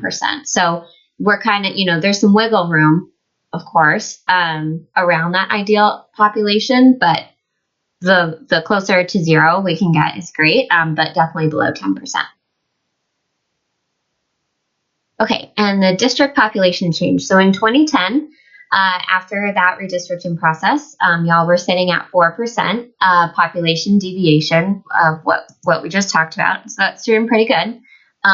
Even below 5%, which is like green, and yellow is between 10 and 5%. So when we were looking at that, moving into 2020, with the same director district boundaries, the population deviation was at 15.2%, so it's above 10%, which then now you'll have to go through the redistricting process. So, okay. And then, so now the draft maps, we have 3 draft maps. First draft map, the goal of that was to align to current articulation areas as best as possible. Because that was a criteria y'all would like to see. So draft map 1 will show you that. And then draft map 2, that goal was to make the most minimal changes that we can and still be below 10% to affect the least amount of people, although we're not really impacting voting power. So, but minimal changes. And then draft map 3's goal is to get as close to 0% deviation as possible. So we kind of have 3 different, we can make like a mix of all of those things that you like and you don't like, just let us know what your thoughts are in each of them. But those were the goals for those 3. And you'll see some common change areas and you'll see some different change areas based on obviously the goals. Actually, Rebecca, can you scroll to the next one? Because I probably should have put that in a different order. This change area that we'll talk about is common throughout every draft map, and it occurs in the little corner in between District 3 and District 2, kind of right around, figure out what road that is, kind of right around, let's see, it's really, really small to see on the map, but I just wanted to point out that this is a really tiny change area. So if you go back up, the only reason in the first image, the only reason why that would even need to be a change area is because of the shape of the census blocks around it. The way that worked, it's like an island, and that was still assigned to District 3. So anyway, that's moving to District 2 kind of no matter what because of the census blocks around it. And then the second image here is the same change area in each draft map. And that's moving population from District 3 has to move. And then same with population in District 5. So, but they don't touch each other. So this seems to be the easiest and the best location to move population from District 3 into District 2 in every map. So just putting that out there, that these are the consistent changes. Okay, so draft map 1. As we said, align to articulation areas, and then where we're not able to align to articulation areas, use existing natural boundaries, roads, highways, major things like that, and elementary school boundaries to align any of those change areas to kind of, have some reason for those change areas, why this area versus another area. This kind of keeps it a bit cleaner still, although it doesn't look clean because these census blocks are really wacky. So we aligned the line in between District 2 and 5 to Coronado Elementary. So I think that makes sense. But with this map, the population deviation is 8.32%, so you're below 10%. And although it looks like a lot of changes, it's still a high population deviation. So, take that how you will. That this is a version of what this draft map can look like, and you can kind of see with the others and compare. But districts 4 and districts 2 are the most imbalanced in terms of the ideal population, with district 4 being above the ideal population by 4%, and district 2 being below the ideal population by 4.3%. So it's, it's not 5, it doesn't add up to 10, but it is a little higher.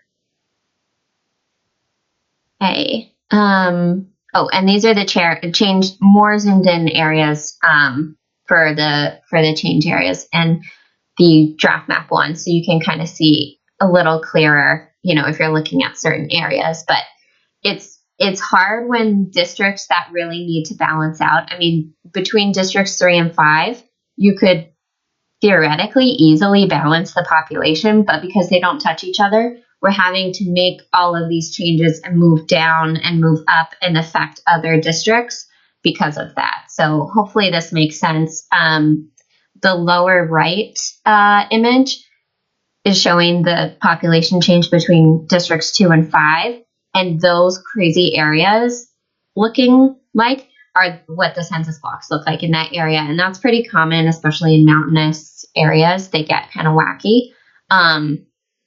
Really, they're based on natural boundaries, so that can explain why.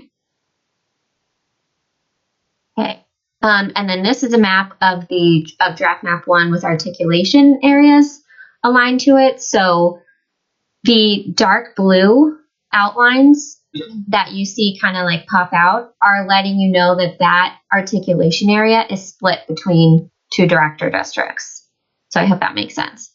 In this map, I probably should have put the change areas on there so you could see better, but you can see like golden because you can see that blue line running through it. That golden is split between 2 director districts in this draft map, District 3 and District 2. And then same with the others down below. Any question? Okay. We'll go to draft map 2 and then we'll have questions at the end. Draft map 2, the goal was, again, minimal changes. Really, really minimal because the population deviation is 9.99%. So that is below 10. And that 9.99 is rounding from 9.98 something. So anyway, we're making the least amount of changes as possible while still being below 10%. And District 3 is above the ideal population by 6.8%. And then District 5 is below the ideal population by 3.1%. So those are the 2 districts that are more out of line. And then there are, in this area, it's kind of a similar area that was changed in District 1 around Coronado Elementary, but it's not perfectly aligned because we didn't have to move more of those census blocks because we're looking for minimal changes. So there's some areas in here that we could, make the population more balanced, but because we're looking for minimal changes, it was try to get to that perfect number as best as possible. But we still had to make some changes because of the imbalance between districts 3 and 5. Okay, and draft map 3, we're looking at the lowest deviation. This is real low again. It's 0.17%. So as close to 0 as we could get it. And there's still some considerate moves. Visually, it doesn't look as it doesn't look like there are as many change areas as draft map 1, but a lot of that is due to the shape and the size of census blocks because they're not, usually the same size, and some can be really tiny and some can be really big. So we're bringing this down as close to 0 as possible while focusing on compactness and aligning to major roads and neighborhoods. So reasons for these, why the lines are drawn now versus making other changes is to align to major roads and boundaries and not just change something just for the sake of it's sitting there, so we'll change it and there's no reason to. So District 5, although is taking a lot more from District 2 now, it's still really compact. in this sense. In the areas that we could kind of even out those, like in this bottom right image, where we could kind of even out and smooth out those lines, is what we did here.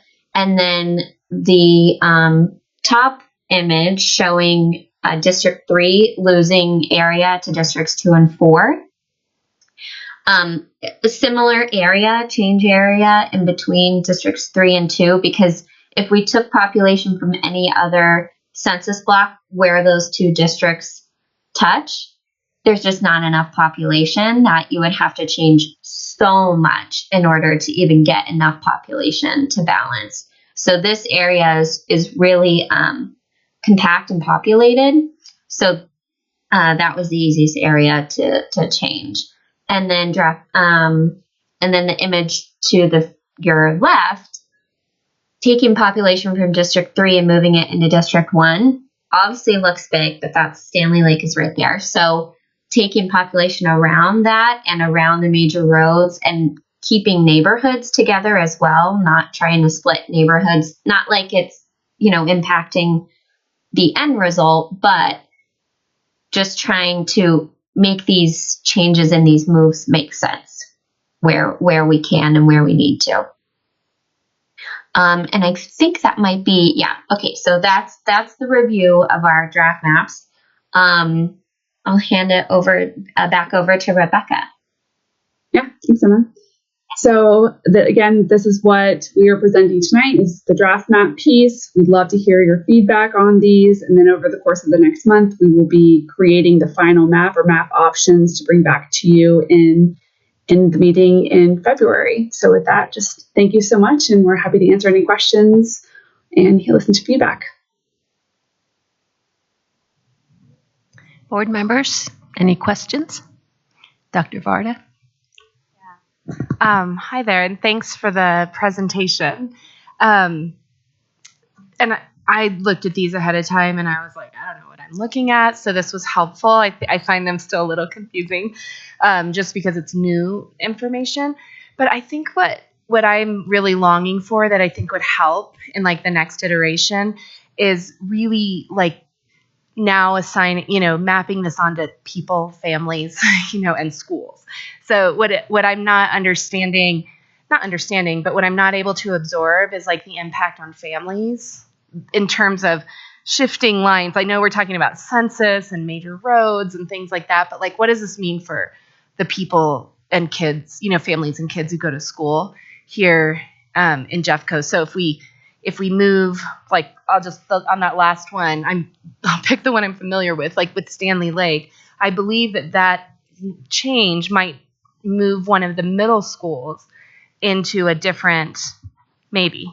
No, it doesn't move any school. Actually, it doesn't have anything to do with school boundaries.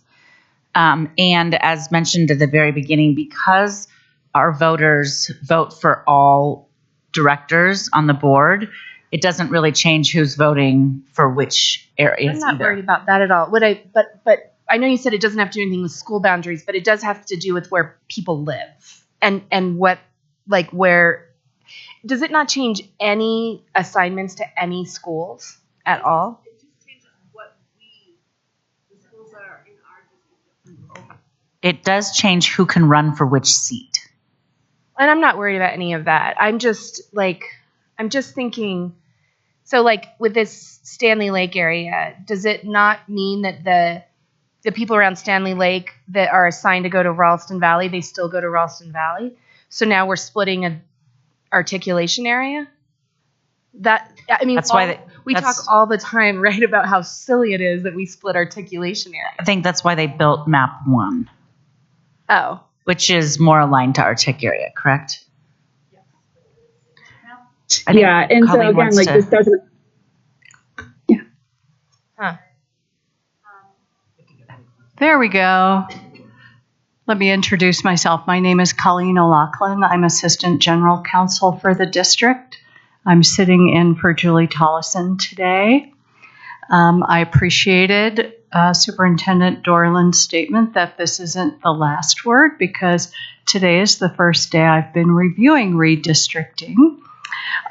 So I sit with you Ms. Varda, in trying to understand the difference. This is really has nothing to do with school boundaries. It has solely to do with which director serves which area. So I ask a really direct question. So in that example, so since Director Applegate has District 3 and I have 1, who would be in charge of Ralston Valley High School? Whatever, represent Ralston Valley High School. I wish I could tell you that. I bet the folks who are with Flow Analytics might be able to help you. My geography skills are horrid. But what do we do right now when we split a school? We're just assigned. So if you look, like, for example, I'm in District 3 and Welchester Elementary is mine, but it's a Golden Arctic area. So even though my technical, like if you look at the slide with the Arctic areas, I'm technically Ralston Valley, Arvada West, and Wheat Ridge, I still have like this one little tiny Golden Arctic school because that's how the lines are drawn. So I just thought I think Paula can. That happens with us too. Yeah. I have the Bradfords, and those are Chatfield or Dakota? Chatfield. Well, and 2 of you came to the Bear Creek and Green Mountain. I guess that was because of the 2 Arctic areas. But there's some stuff between like Bear Creek and Green Mountain too that can get complicated around which schools are in which director district versus the articulation areas. For map 1. But map 1 is I think what the folks from Flow are saying is that they heard in your last conversation about this some challenges with the amount of overlap that we have in regard to, or lack of overlap in some cases, in regard to your articulation areas versus the director districts. And so this was an effort to minimize the overlap and really kind of align director districts to articulation areas. So if you go to slide 15, which might be what they've got on the screen now, the blue line, Flo, please stop me if I'm going astray here. Anyone, you see the old blue line where District 3 used to go into the District 2 more, into Golden. So now they're aligning that more with Wheat Ridge, Ralston Valley. We would still blend over a little bit. But if you look down south, go ahead. The blue line is the proposed. Oh, sorry. Yeah, the new line is the blue line is the existing how it is now, like you said, and then trying to align as best as possible. But between like Golden and Green Mountain, if you see that part where the purple, the whatever pink still kind of sticks out, that's where that would be not a shared area, but that's a split articulation area district. Like, so, you know what I mean? So District 4 has both Golden and Green Mountain in that area. So it wasn't possible to fully align.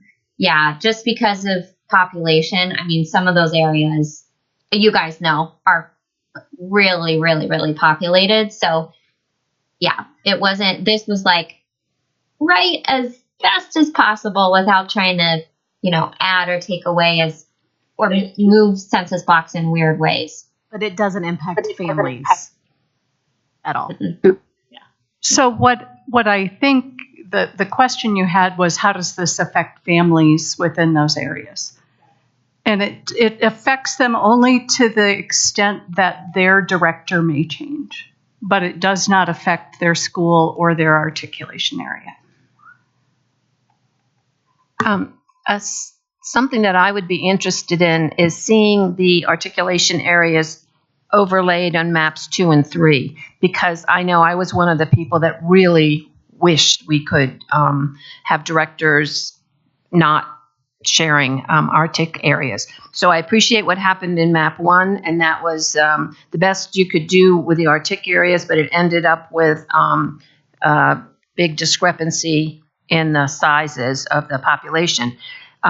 So for map 3, for instance, it looks good population-wise. I'd like to see how much of a change it would be for each of us in our districts and the schools that we've got. Yeah, we can pull that information together and send overlays as well and get it over to district staff and legal counsel to share with you all.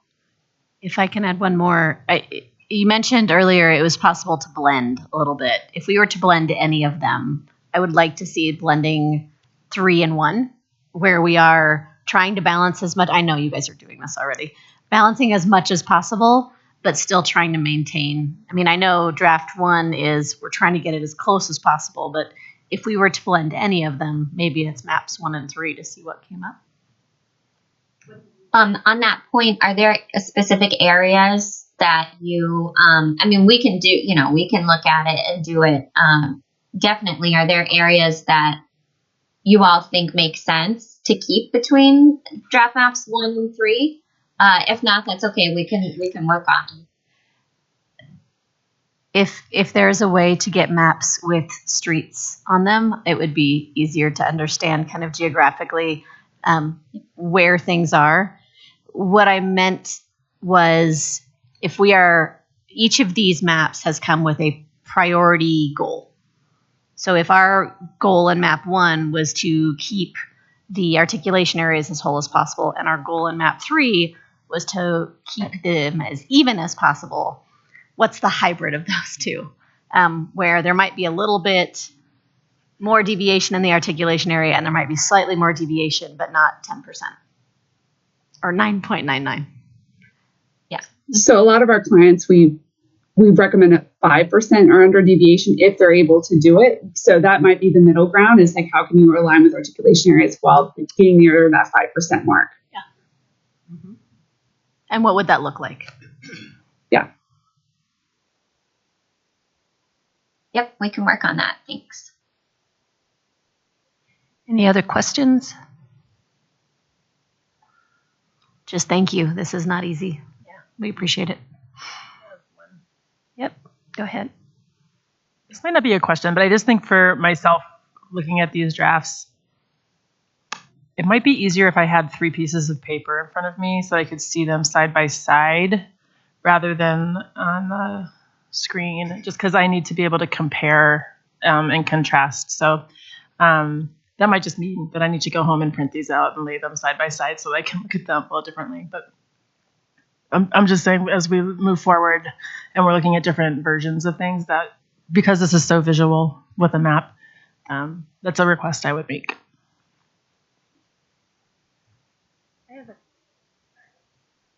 Isn't like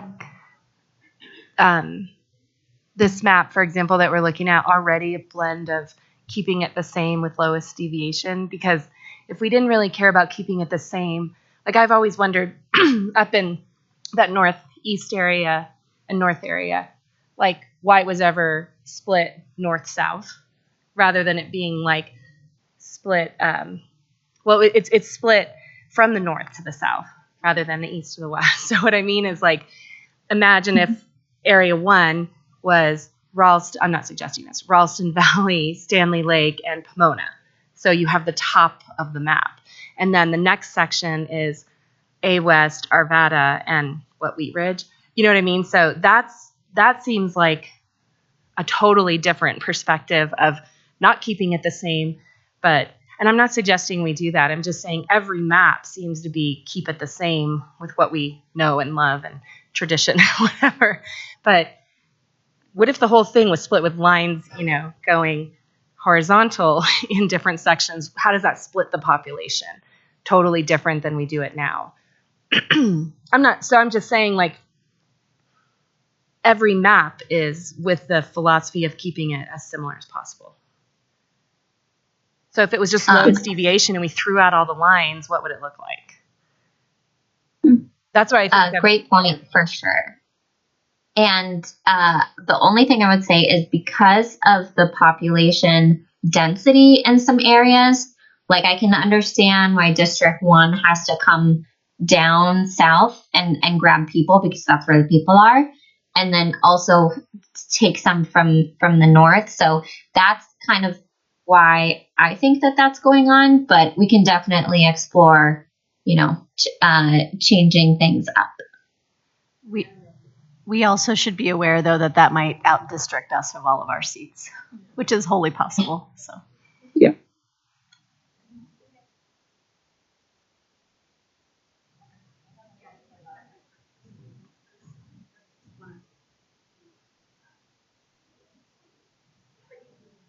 Yeah. Sorry, Drew. But you can stay in your seat until the end of your term. It would affect the next election. Yeah. Well, I think this is an interesting start, and I do agree that I could benefit from side by side as well in the presentation, and then some more, like for me, the articulation areas overlaid so I can see what the differences would be there. Also appreciate what Dr. Varda said, though, that what if it started from scratch? Like, how far down do you have to go from the north? I don't know. If it's not too hard to do, it would be interesting to see if it ended up totally different, or if it wouldn't be that much different and it would just look more comprehensible to people. So I've always thought it must have happened that way up north because that area around Ralston Valley was so underdeveloped. So I think it was like, we need to give that director another high school. So it's not 4 high schools and 2. So it was split this way. But it's just kind of weird because if you're the director and you live down in Wheat Ridge and you have to go so far up, like it's like 3 minutes from my house. And then, so I just don't think it was split that way originally. Also, the population was so different. The fact that 3 goes in between 1 and 2, kind of how did that happen? So anyway, that if it's not that difficult, just to get a from scratch kind of 1, 2, 3, 4, 5, starting at the north, going south, it would look clean, but would it really be messy? Right. Okay. So thank you so much for this work. I appreciate that we get to see stages of it.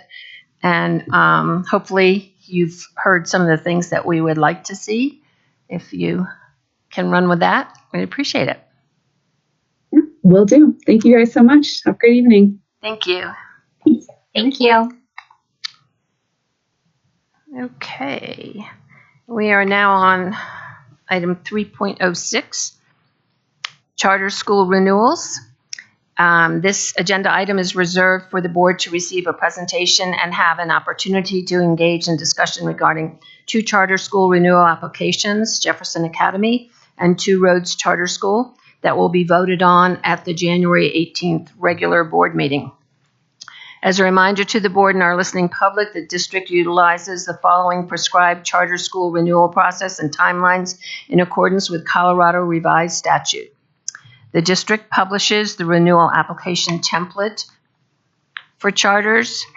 Charter schools use the district template to write a renewal application, including information on academic performance, organizational and financial health, and compliance. District staff review applications against performance frameworks and seek additional input from internal departments. The superintendent reviews body of evidence gathered by staff and determines renewal recommendation. Publishes recommendation at least 15 days before Jeffco board vote, and the board votes on approval, denial, recommendations. Before that, I hand this over to Dr. Adiko and her team. Is there anything else you'd like to add, Superintendent Dorman? Thank you so much. I'd like to thank Dr. Adiko, Dave Weiss, and our charter friends and leaders who have been working really closely with Dr. Adiko on the process for renewal and really being, I think, much more transparent and hopefully somewhat streamlined for our charter partners.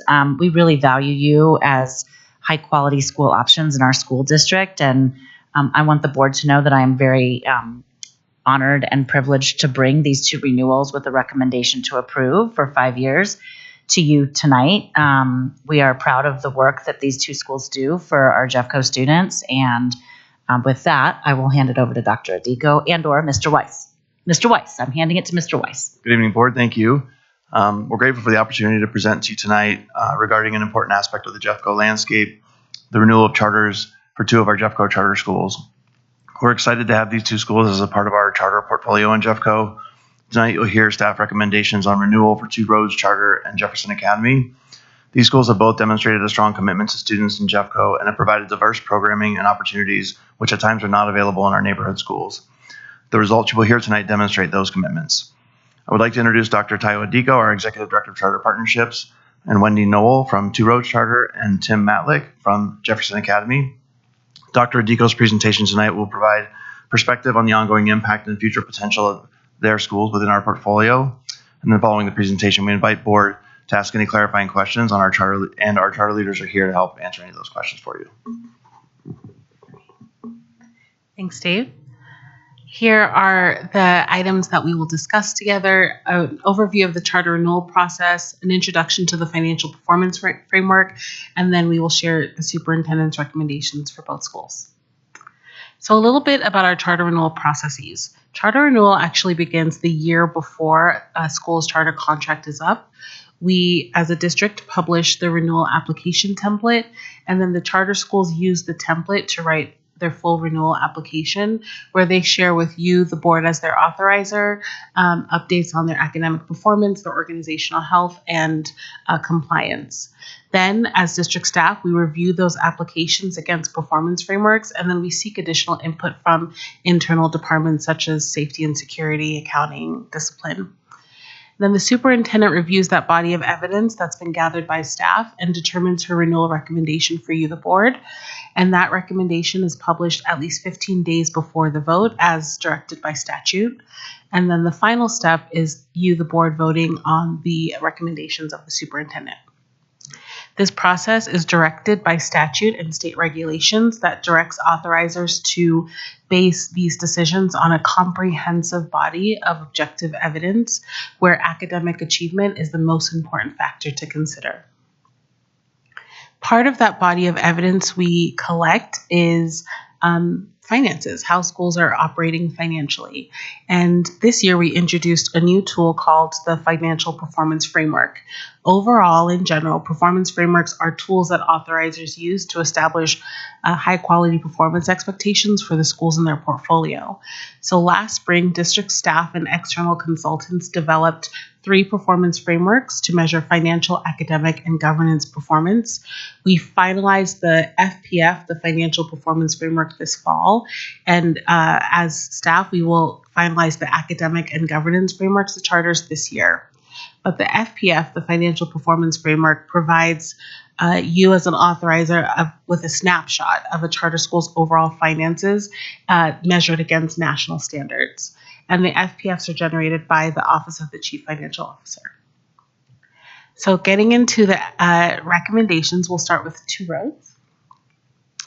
Two Roads Charter School has 2 locations, one in Arvada, which is the traditional program, and one in Littleton, which is the homeschool program, one of the oldest homeschool programs in Jeffco, if not the state.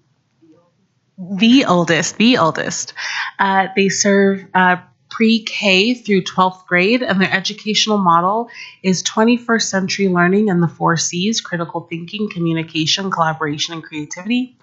The full-time program is 329 students at the Arvada campus, and they serve 313 homeschool students. Two Roads historically has been a high performer as measured by performance on the state performance framework. The school's overall rating was performance, and then each grade band was rated performance as well. And then additional performance indicators, they were meets on academic growth, approaching on academic achievement, and exceeds on post-secondary and workforce readiness. And was one of, I believe, 3 schools that had 100% graduation this year. So congratulations. And on the financial performance framework, they were meet standards in all but 1 category and continue to maintain satisfactory cash reserves. This is their historical and projected enrollment. They have grown by almost 100 students since 2020, and they disagree with our projections. And based on retention and enrollment Jeffco applications for next year, they believe they will either increase their enrollment or remain steady. So based on that body of evidence, the superintendent has recommended that the board approve a 5-year charter contract for Two Roads Charter School. Now we'll get into Jefferson Academy. Jefferson Academy operates several programs, an elementary program in Broomfield, a secondary program 712 in Westminster. They have homeschools in Westminster, Conifer, and Littleton. And they also partner with Hope House for Denver Metro teen parents. They currently serve grades kinder through 12th. However, they are requesting that their charter be expanded to include pre-K, and the superintendent in her recommendation memo would ask that you approve that recommendation of expansion. Their educational model is core knowledge. They serve 1,200 students across their full-time programs and an additional 1,000 students in their homeschool program. And where Two Roads is the oldest homeschool program, Jefferson Academy is the largest, at least in the district, if not the state. Jefferson Academy is also a historically high-performing school. They were rated performance on their elementary, middle school, and secondary SPFs. And you can see their secondary has extraordinary performance. They were rated exceeds in both academic achievement and post-secondary and workforce readiness. Yesterday at the Elm, they were also recognized for their very high graduation rate. And they were meet standards in all categories on the financial performance framework. They have strong enrollment in their K-6 program. They also believe that they will either increase or remain steady after this academic year, and in both their K-6 elementary school and their 712 secondary. So based on the comprehensive body of evidence, the superintendent recommends that the Jeffco board approve a 5-year charter renewal for JA Charter School. And we also wanted to give you an update on how we are making some changes to the charter contracts for schools that we consider networks. Beginning with this charter cycle, we will begin implementing what is called charter network contracts. And as defined by statute, a charter school network is a charter school that operates additional or several schools, more than one school. So in that case, they may have a single governing body like Jefferson Academy that holds more than one charter contract. So for example, Jefferson Academy has one governing board, but oversees JA Elementary, JA Secondary, and then has a third school code with middle school and homeschool students. And so a charter school network is responsible for the governance, oversight, and monitoring of compliance and performance for each school, and reports the performance of each school as a separate school. And so statute directs us to hold each school independently accountable for its performance, which we will be able to better do through a network contract.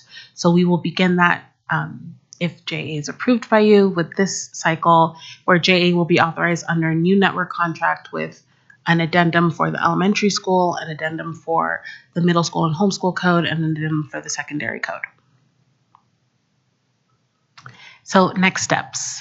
Here is the timeline for charter renewal, and the next step is next week, January 18, where you will vote on the 2 renewal applications we've presented to you tonight. And we have both school leaders here to help answer any questions you may have.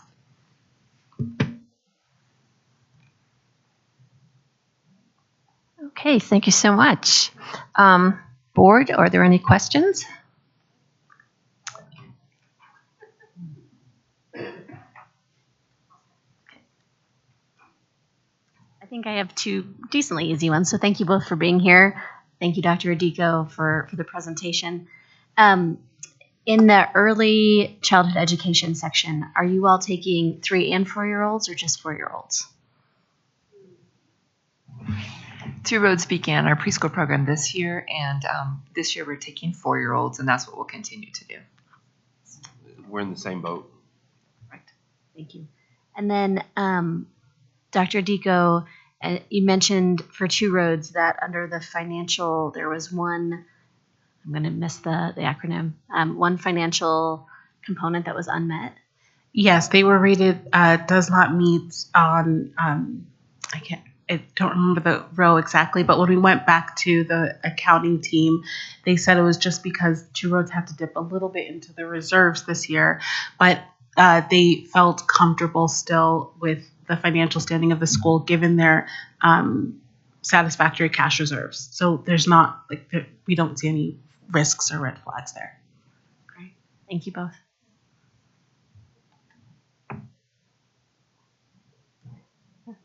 Well, first, I was thinking we should apologize for the timing of our presentations that we made you come to almost the first one and then stay for the last one. But thank you for staying so long. And also congratulations on both the graduation rates. 198% are both very high, and one very small pool of schools that have done that. I don't have any questions. I just I've been able to visit your schools, and I appreciate warm welcome and getting to learn a lot about the different programs you offer and the kids that you serve. And I think both schools have really unique programs, like the just different things for athletes or the homeschool folks, or some of our kids who may find it hard to fit into other schools, maybe more so even at Two Roads. So I just wanted to say thanks for the work that you do and for finding and for creating really great homes for people and families and kids in our communities.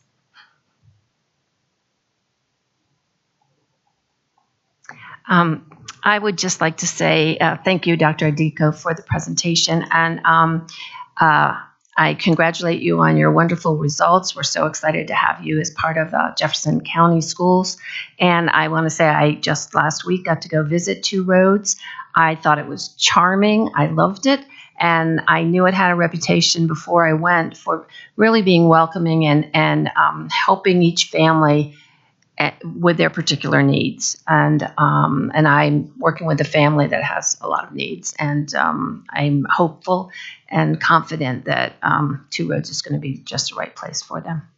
So, and I haven't had a chance to visit Jefferson Academy, but I'll do it. I will. Okay. So if there are no more further questions, thank you so much for the presentation.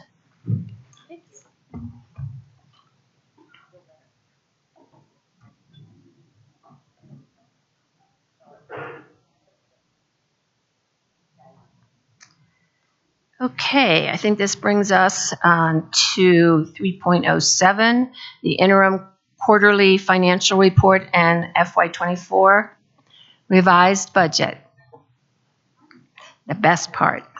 So we've reached the final session in our agenda this evening to receive a report on the first quarter financial results. The Board of Education will also receive information about the status of the current fiscal year budget and proposed mid-year revisions. As a reminder to the board and our listening public, consistent with statutory requirements, the district prepares and publishes quarterly financial reports that are interim and unaudited financial statements.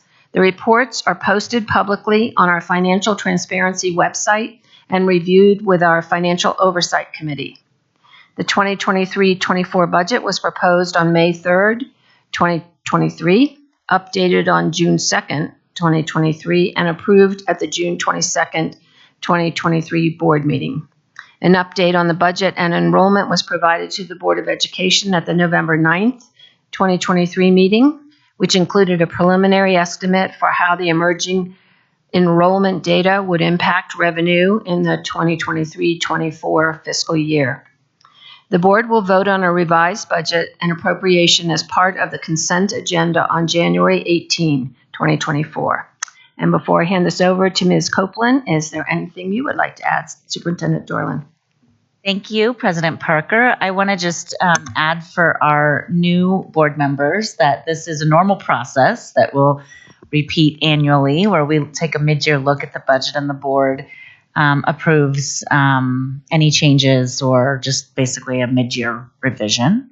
And I'd also just like to share that I appreciate both Mr. Sammons and Ms. Copeland working hard to tell a bit of a story through this presentation, not just be, a static update about where the numbers are, but really an effort to explain the moving parts and variables that exist within our best laid plans or our budget for expenditures. And so thank you for that. And with that, I think Ms. Copeland's going to orient you to that story that she and Mr. Sammons have put together for us this evening in order to help be sense makers for you as you move into next week and a decision about our major budget. So, Ms. Copeland. Thank you. Good evening, members of the board. Thank you so much for having us this evening. We are delighted to be the anchor on this relay. Our topics for tonight, we've got 4 sections, and I do have another team member joining me. The pacing for tonight changed a little right there. That was good. Her name is Shawneen Rosario. She's my new Executive Director of Finance, Planning, and Analysis. She's on her way. She actually did a fair amount of the work to prepare the Q1 interim report because my controller was on medical leave. So when she joins us, she will be here for that part as well. But we will start with a section I'm calling Budget as a Planning Tool, and we'll just dive right in. So the purpose of a budget is really to manifest the academic and operational plans of the district. At its very core, and this is a phrase I stole from a CDE presentation, it's an estimate including many unknowns. And it sets up the guardrails that then become the basis for decision-making, internal controls, monitoring, spending, and planning adjustments over the course of the year. You know, I think the budget exists so that we plan to spend our money. And the good news is, if you just look at whether or not we've spent our money for both of the past 2 years, so FY23, which you received an interim report on back in November, and also FY22, the general fund has spent almost exactly what it has brought in. And that is really the goal. Spend today's dollars on today's kids. So the district has not added or increased our reserves in the general fund since FY21. Folks who recall 2021 was well in the heart of the pandemic. The district did add about $35 million in reserves that year, and that was almost entirely attributable to supplemental funding we received in the pandemic that could not have been predicted. But it was smart and wise to go ahead and deploy that funding towards expenditures we had already planned for. And that is what the board and leadership of the district chose to do at that time. But in the past 2 years, we had 1 year with a +1 and 1 year with a -2. Those are very, very small numbers compared to the $900 million rolling through our general fund. And so basically, we have been spending all of our money every year. And Shawnene's here. Shawneen is here. Maybe we can introduce her. We're very excited that she's here and part of our team. This is Shawneen Rosario. I'll let her introduce herself in just a second when I hand over part of the Q1.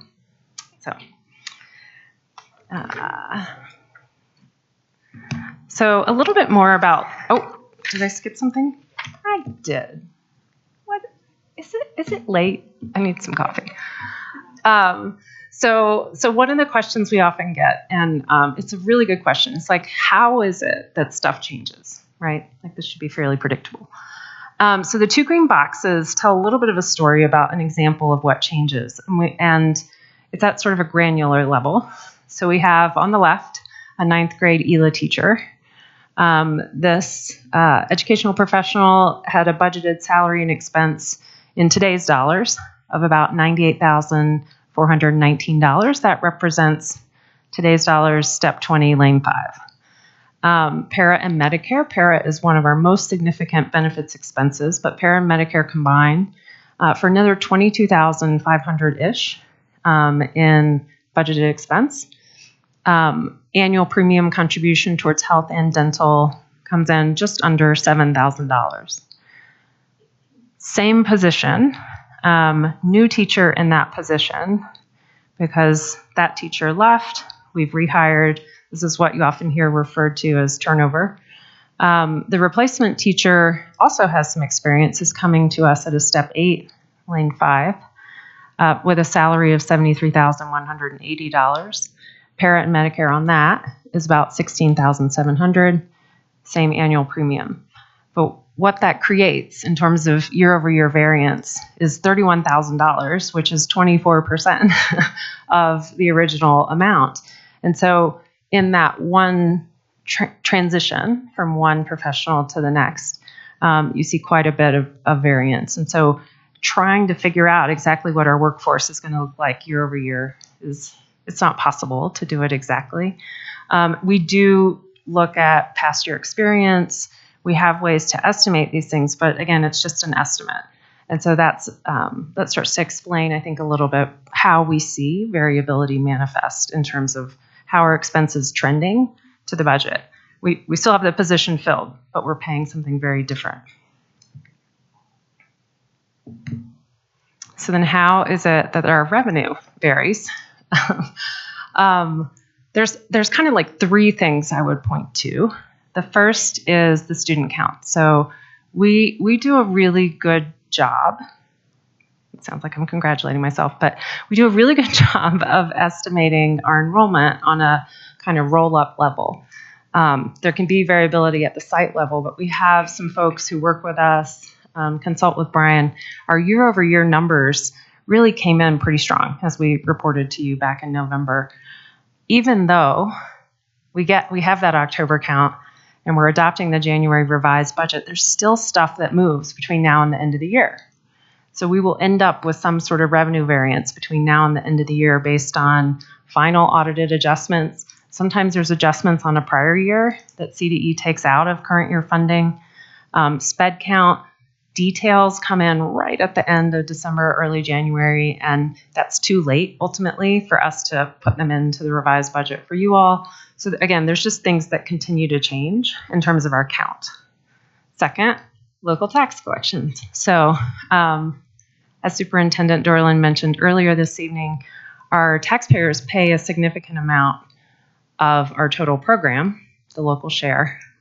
That being said, a certain number of taxpayers, be they residential, commercial, don't pay their taxes every year.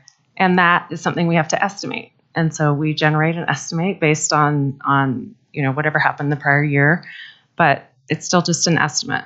And so if uncollectibles are 0%, which has never exactly been true, or versus 2%, that actually produces quite a numeric swing on an amount of money that's 54% of our total revenue, right? So $470 million, right? Also, some folks then pay their taxes late because they have a lien, et cetera. So we receive an unpredictable amount of money over the course of the coming months related to prior year collections that come in. Lastly, supplemental funding. So we mentioned earlier this evening that we're hopeful that the supplemental funding, if any comes out this year, might help pay for an adequacy study around K-12 funding. We don't know if there's going to be supplemental funding. That would be great. I guess it's been sort of 2 out of 3 for the past 3 years. So TBD, but we don't know that yet. So those are the types of variances that will happen in revenue between now and the end of the year. All right, so how close should our year-end actuals be to our budget? Again, I would say the real goal is spend today's dollars on today's kids. And the budget is just an estimate of what we're going to spend it on and how much. CDE guidance is end-of-year budget to actual variance can be in the range of about plus or minus 1% to 3% for revenue, plus or minus 3% to 5% for expense.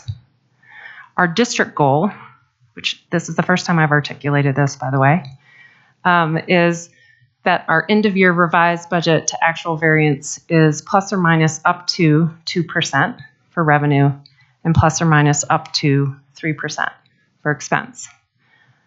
As a note, if revenue varies plus 2% and expense varies minus 3%, this could produce a combined total variance of 5%. Now, again, that is a tighter goal range than sort of what CDE puts out in their training materials about what an acceptable variance might be. Also,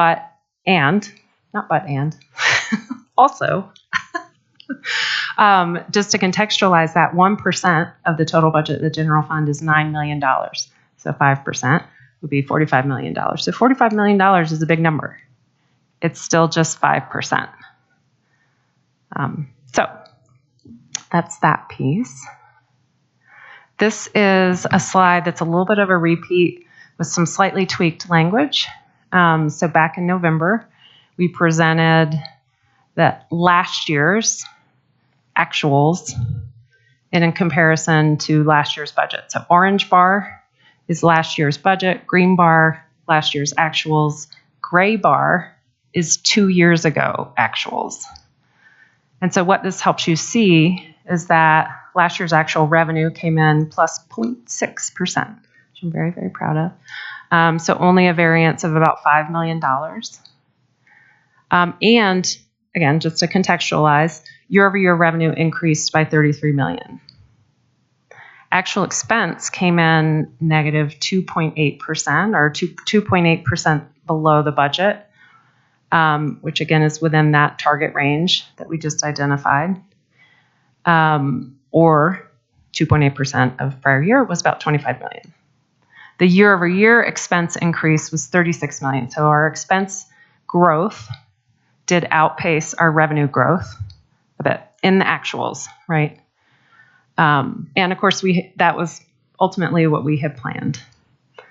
The total variance was 3.4% because the things moved in 2 different directions, or $30 million. The use of fund balance was $2 million, meaning we did deploy a portion of our reserves. And as I mentioned earlier, in the actuals, we basically spent what we brought in, which is good.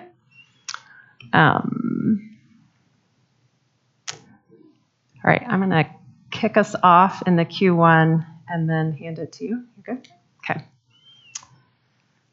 Tiny bit of context for our quarterly reports. We do these, not surprisingly, 4 times a year.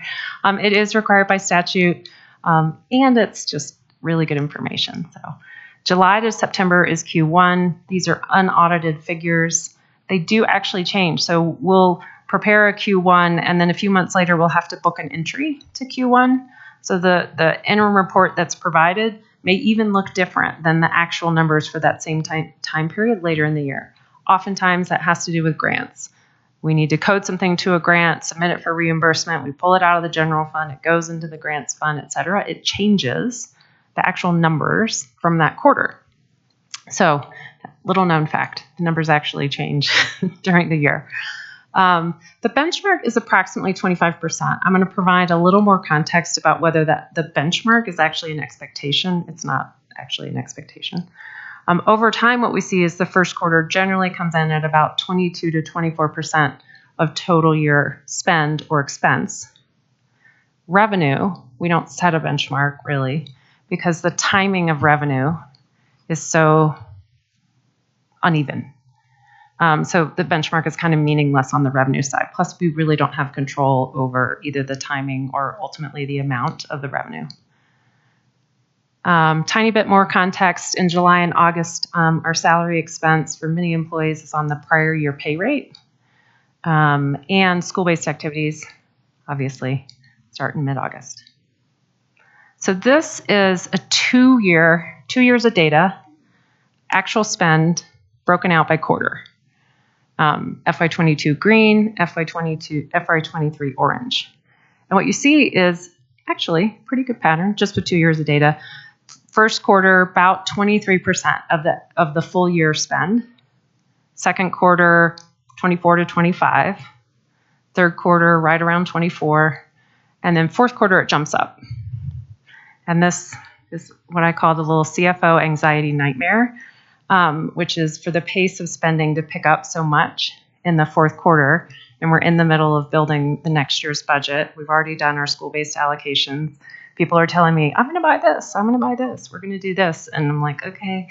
And I never really know what happened until it's in the rearview mirror. But you can see spending does increase at the end of the year. sort of predictable. And so when we say the 25% benchmark, that's really just dividing it into 4 equal parts. It's not our true expectation, but it's the right way to just keep it simple.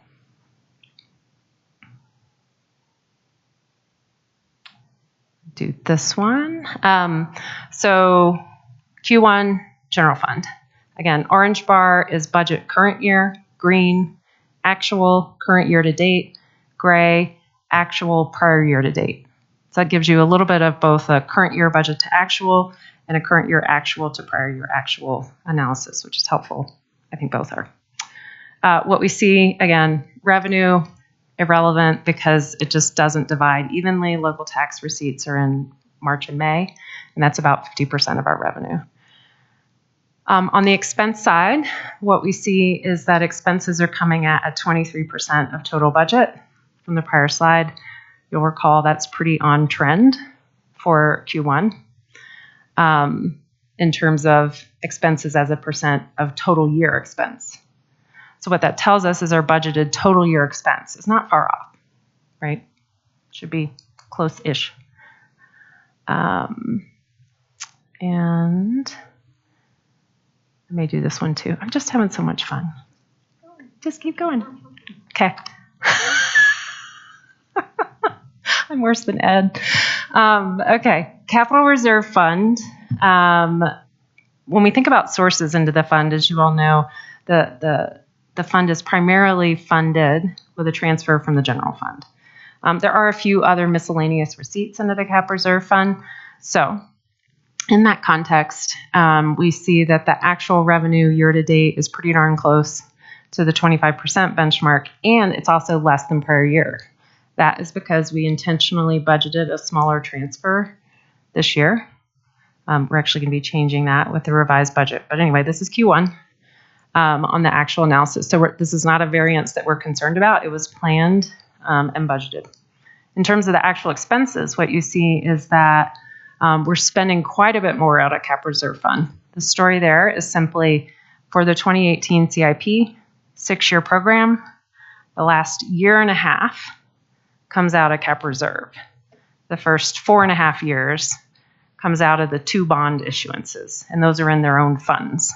So this is, again, by design. All the projects at the end of the 6-year program, I'm going to put that in quotes. Most of the projects at the end are funded out of the Cap Reserve just as the source of funds, because it's the 3 sources of funds for that program.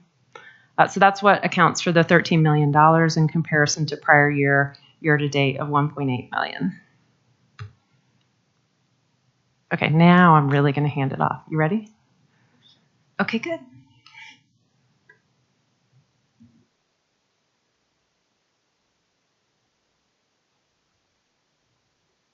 Thank you for having me. I apologize that I missed the beginning of the presentation.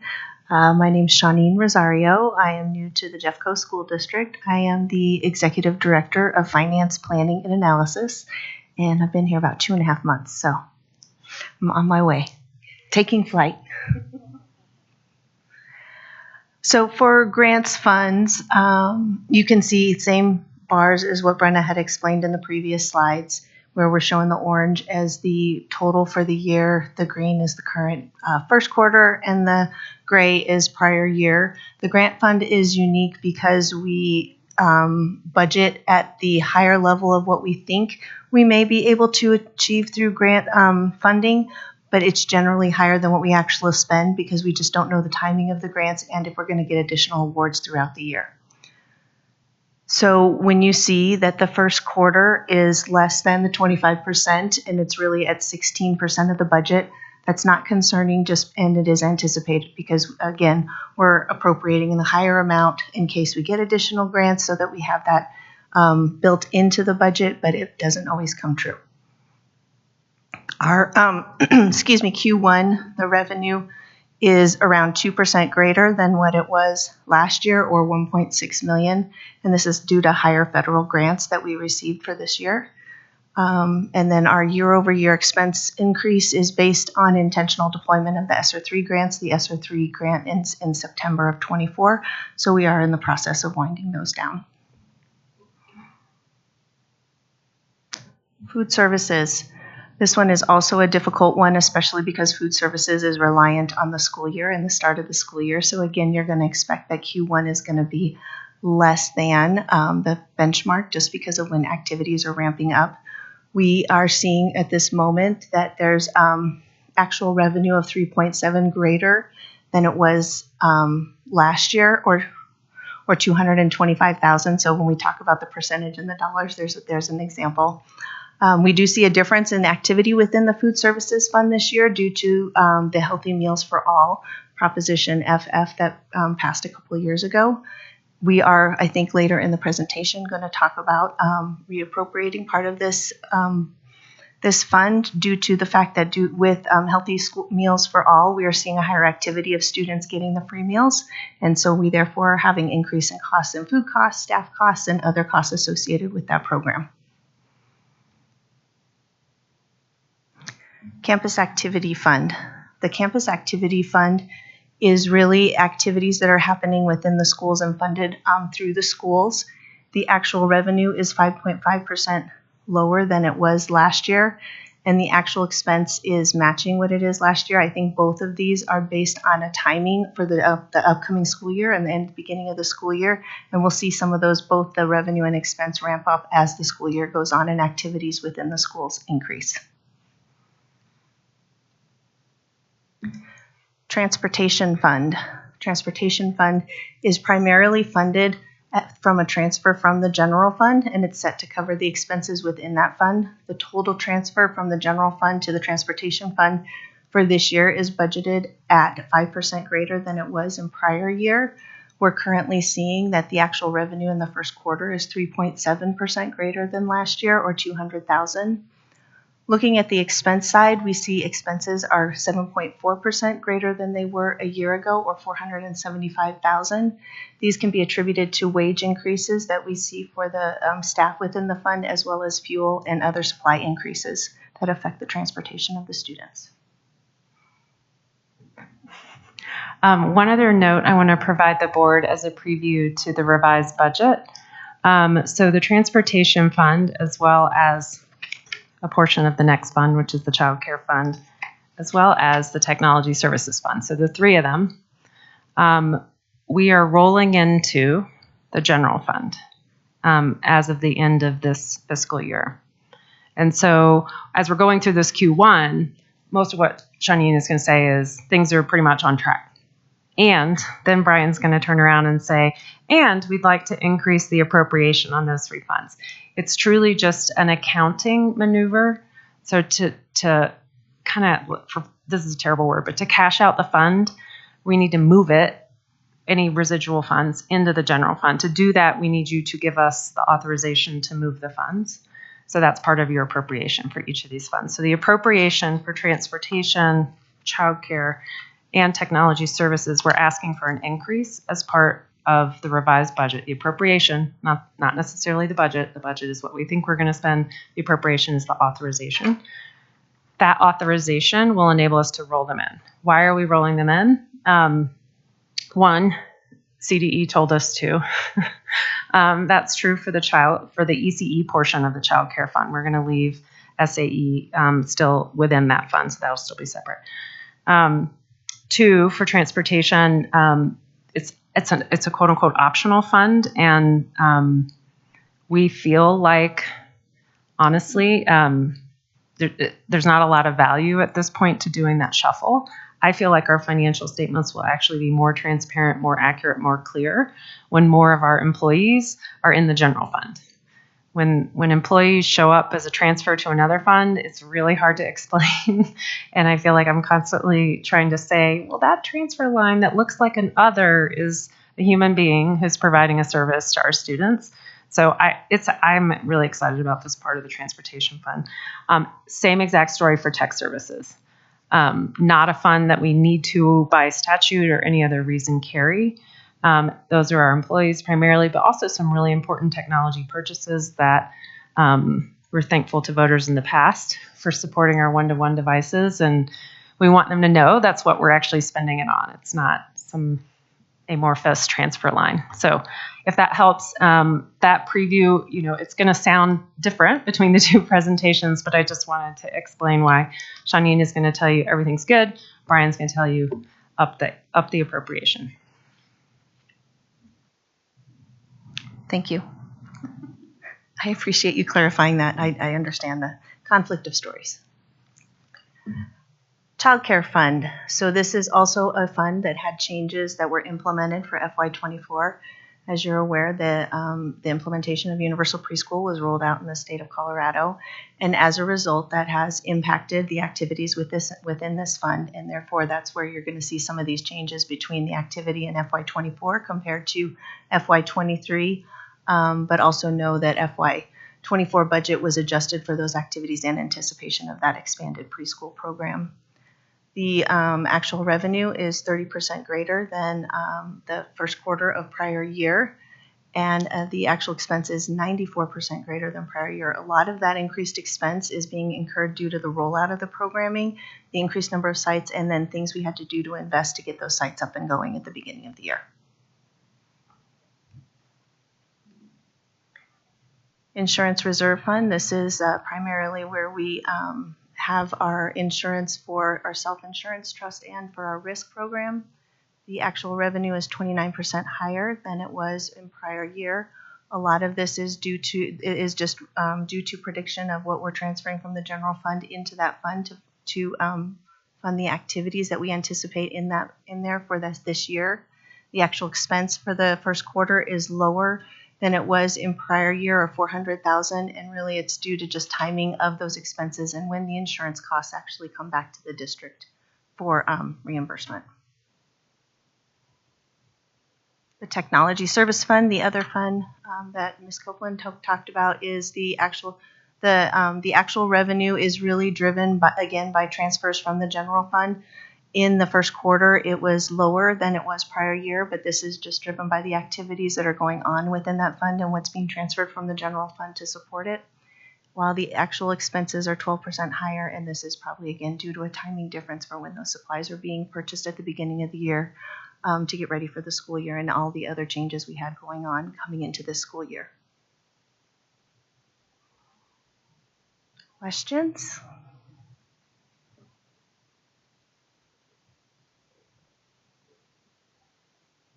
It's really quick. Yeah, really please do. In the Healthy Meals for All plan, is the state reimbursing the increased cost that we're seeing for the increased expense? Yes. Yes. Okay. And then in the universal pre-K, do we expect that increase to be one time now that we've kind of investigated sites, or do we see there'd be a component that is ongoing if that program grows? So we do expect the full year expense to be quite a bit higher than prior full year. But that 94% increase, which by the way is just like a fun number, is a little high. That is a timing thing. Overall, I think the investment was like 30 to 35% year over year increase in terms of the expansion of the total expense. That's okay. It's too late. This is about that. That part is recurring. That one bump is really opening up new classrooms and some timing issues. You're welcome. Other questions? I have one. I think it's just one. You mentioned the fact that you're going to be rolling in the three funds into the general fund, and that's something we will be voting on. When will that happen? When will we be voting? So the revised budget will ask you to increase those fund level appropriations only in order to transfer their residual reserve amounts into the general fund. The general fund appropriation is not changing. You vote next week.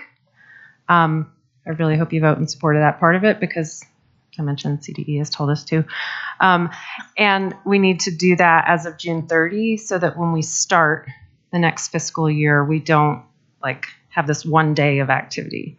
So we need to close it out at the end of this year, state it on our annual financials, explain it. I'm going to be doing this massive explanation every year now because it will make the general fund look bigger next year. So that year over year comparison will get a little wonky. I'll do my best. But your vote on the 18th will enable us to follow the guidelines. Okay, so that's all we vote on, just to follow the guidelines and just to allow you to make the changes by June 30. Okay. Yeah, technically in an accounting way, it's going to be this funny little 13th period that exists for an accounting purpose. Okay. Yeah. This doesn't mean we don't track it as well as we did before when it was in its own fund. It's its own line item or line items, whatever it is, and we can still show just as clearly all so we're not mushing it together with other. I'm more clarifying. Sure. I think that's what I understand, and it could sound like we're trying to combine it with other things. We're not really. We're still going to be as clear and more transparent. We're just not moving money from one place to another. Yep, exactly. So we will still have a DEPT ID or a series of DEPT IDs that enable us to report on, if we want to say, for the DEPT ID of transportation, what's our total transportation expense? Or for a DEPT ID relating to technology services and equipment, what's that? So it's just that the categorization of the expenses will be accurate within the general fund, as opposed to, and we've talked about this, the IT fund shows up as a purchase service. People are like, who are you purchasing it from? Ourselves. That's kind of weird. That feels less transparent. So we will still have the DEPT ID distinction that you're referring to, in addition to categorizing the expenses appropriately. Still a tiny bit of your thunder. Okay. All right, let's dive right in. We'll do an accelerated version of the revised budget. Oh no, I'm so sorry. Any more? Okay. Keep going. Yeah, that was only one question, so I just wanted to make sure. All right, so this evening we're here to present an overview of the 23-24 revised budget. We will cover some of Jeffco's budgeting variables, the revised general fund budget revenue and expense adjustments, and we'll also cover some needed appropriation adjustments and some of our other funds, as Brenda just covered. Okay, so one of the major budget variables as included in the overall district budget is the compensation increases that we are allocated. Here we have laid out an overview of the last 2 years' compensation increases for JCEA and JESPA. For JCEA in FY23, a new salary schedule was adopted with a 2.5% step intervals and an additional lane. An annual step increase has been allocated for both years with a 5.25% COLA increase in FY24. With these increases, continuing employees' salaries increased by average around 19.5% in 2 years, and current year starting salary base salary is over $52,000 with a max base salary of over $105,000. For JESPA in FY24, the salary schedule was just updated a little bit to include an additional longevity step. An annual step and longevity increases were given in both years. In FY23, a $2 per hour increase was given, and FY24, $1.40 per hour increase was allocated. Continuing employee wages increased on average 20.5% over those 2 years, and current minimum starting hourly wage is $18.40 for JESPA employees.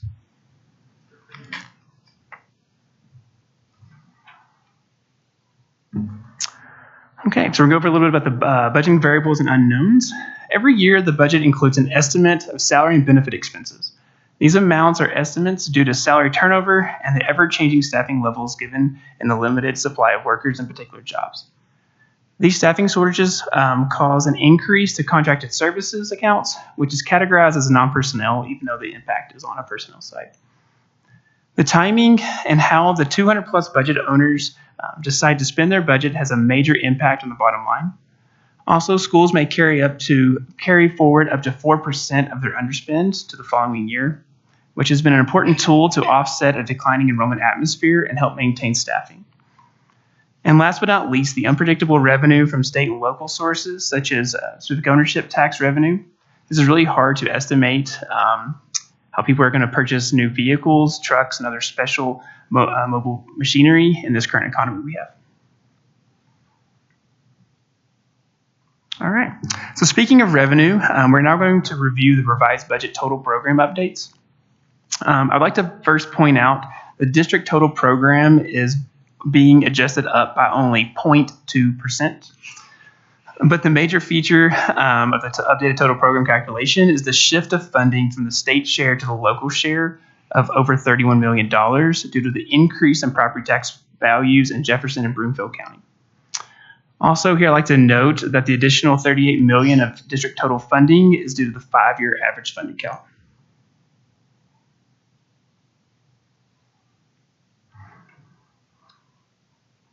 Okay, so the general fund revenue is increasing in total 0.4%. 0.2% is due to the total program, which I just mentioned in the previous slide. The remaining increase is due to trends in specific ownership, tax collections, and miscellaneous revenues.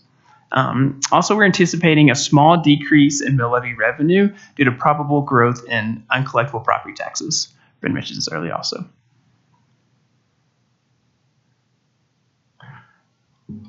Okay, so the general fund revised budget decreases the total budget expenses by 0.8% to just under $911 million. This adjustment includes a decreasing expenses by $7.3 million based on prior year actuals and current year trends when reviewing the budgeting variables presented earlier. There's some shifting between budgeted line items due to mid-year updates at schools and departments. Schools make a mid-year adjustment based on October adjustments. There'll be no change in total appropriation from the November Board of Education resolution, which includes the $15 million of appropriated reserves for a portion of the Fletcher Mill and rebuild. These funds will be transferred to the capital reserve once committed towards a board-approved construction contract. These small adjustments to the budgeted revenue and decrease the budget expenses result in a general fund budgeted source, fund source of $3.6 million. Okay, I'm gonna turn over to Ms. Copeland for this slide. We're just changing it up to keep you awake.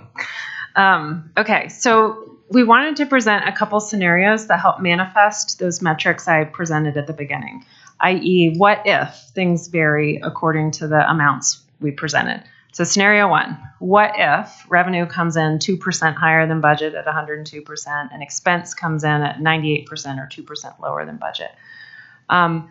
Based on the revised budget, that means revenue goes up to 932, expense goes down to 892, and all of a sudden we produce $40 million. It's a big number, but that's 2% and 2%. Scenario two, what if year-end revenue comes in a little low, 99%, and year-end expense comes in a little high? Totally possible, 101%. This means we would draw on fund balance by $14.6 million. Now, how would we do this? We do this through the total appropriation, right? And even though we're reducing budgeted expense by 7.3, we're putting it into an appropriated reserve, right? Because the budget's just an estimate.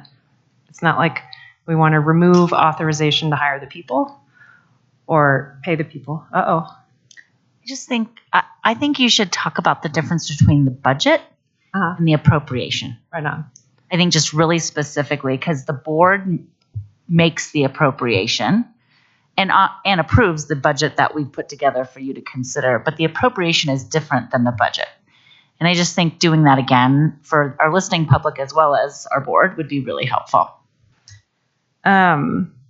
Absolutely.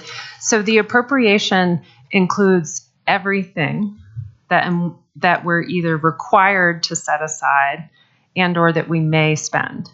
So TABOR is an appropriated reserve. We will actually never spend it. The budget is our expectation. It's our estimate of what we really think we're going to spend. The appropriation is what enables us to run the business, right? And so another example is those carry forward reserves we keep talking about, they actually live in the appropriated reserve, right? Because they aren't really budgeted, right? So they're down there. Some contingency is down there. Right now, the Fletcher Miller assigned reserve. I keep saying down there. That's just because it's the order on this statement. I'm so sorry. I don't mean it in a normative way. So the appropriation is the complete authorization, and the budget is really our best estimate. Which line item the budget is in, honestly, like schools have the authority to move budget from one expense to another, and they need that. That's how the business can run. So when we go load the revised budget, it'll reflect their changes in plans. I now need to do this. Okay, it's still within their budget, but they're moving it in different places. So that little detail works itself out in the revised budget. Does that work? Did I want to say anything else on this? That was good. I'm gonna give it back to Brian. Thank you, Ms. Copeland. Okay, so as Brenda mentioned earlier in the presentation, the plan is to consolidate the transportation, the IT, and the ECE fund into the general fund. To help with the ease of this process, we need to increase appropriation in each fund to record remaining depreciation, transfer remaining fund balance to the appropriated receiving funds. Sorry, can I ask a question? I just really want to understand this. So why do we have to increase the appropriation in order to move it? So go ahead. So if we're transferring, transfer is an expense. So that transferring to the general fund will become an expense in that fund. So that's previously was an unappropriated or unbudgeted expense. Was that transferred back to the general fund or wherever fund we want to move the remaining budget to the fund balance. Is that helpful? And then there's also expenses that would need to fully depreciate and the IT fund. There's some assets that need to fully depreciate, and that would become also an expense. So that's technically not budgeted or appropriated.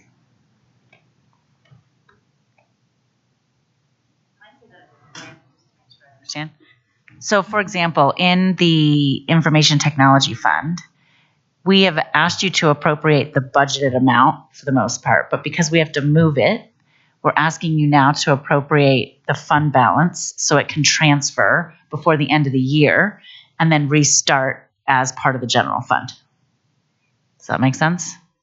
Oh, I feel really good about myself right now because I'm getting head nods from our subject matter experts over here. Thank you. Finance does for you. Okay, look at that. Okay, thanks. Is that helpful?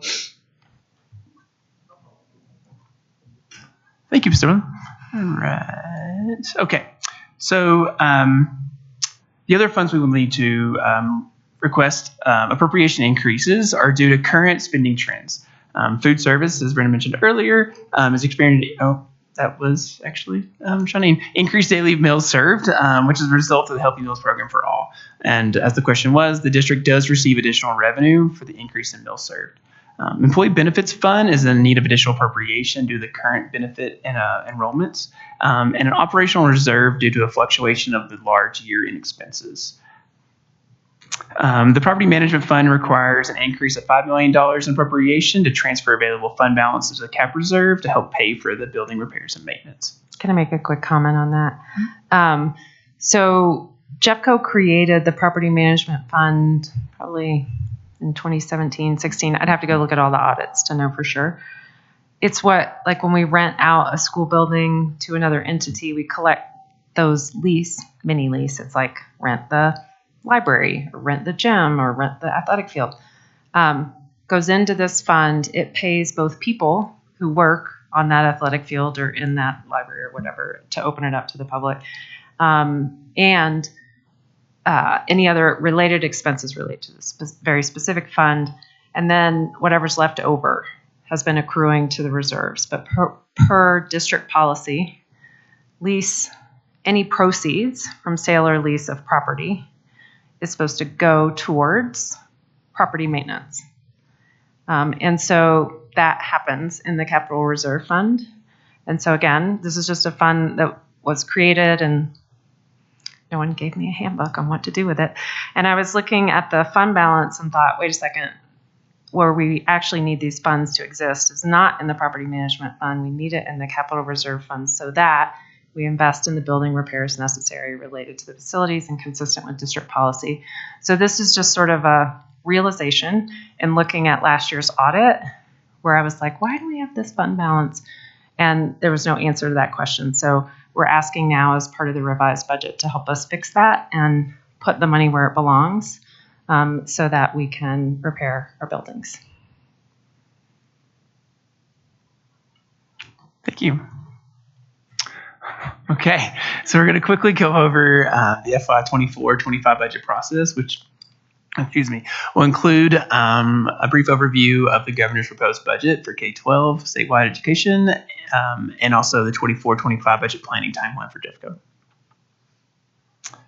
Okay, so the budget planning process the governor's proposed budget includes the elimination of the budget stabilization factor statewide.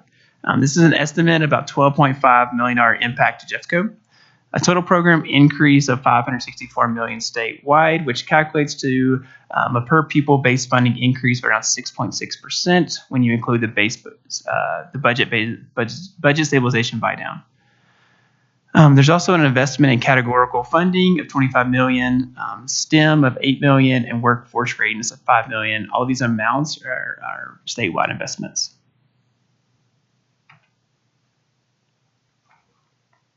Okay. I'm Yep. sorry. Go ahead. You go back one slide. So on the School Finance Act, assuming the current variables within the School Finance Act, assuming the governor's proposal of an inflationary increase of 5% and the buy down completely of the negative factor, you talk about 6.6%. What I'm struggling with here is it's not really sharing with the board what we might expect in terms of an increase in revenue. Yep. And I think you and I talked earlier today about 30 to 33 million. Yeah, so the 6.6% is per pupil. Our funded count will go down by about 2,000 students. Order of magnitude, students are out of total program, students are about 10,000 a kid. We get additional money on top of that, but so those 2,000 is like kind of a quote unquote like minus 20-ish.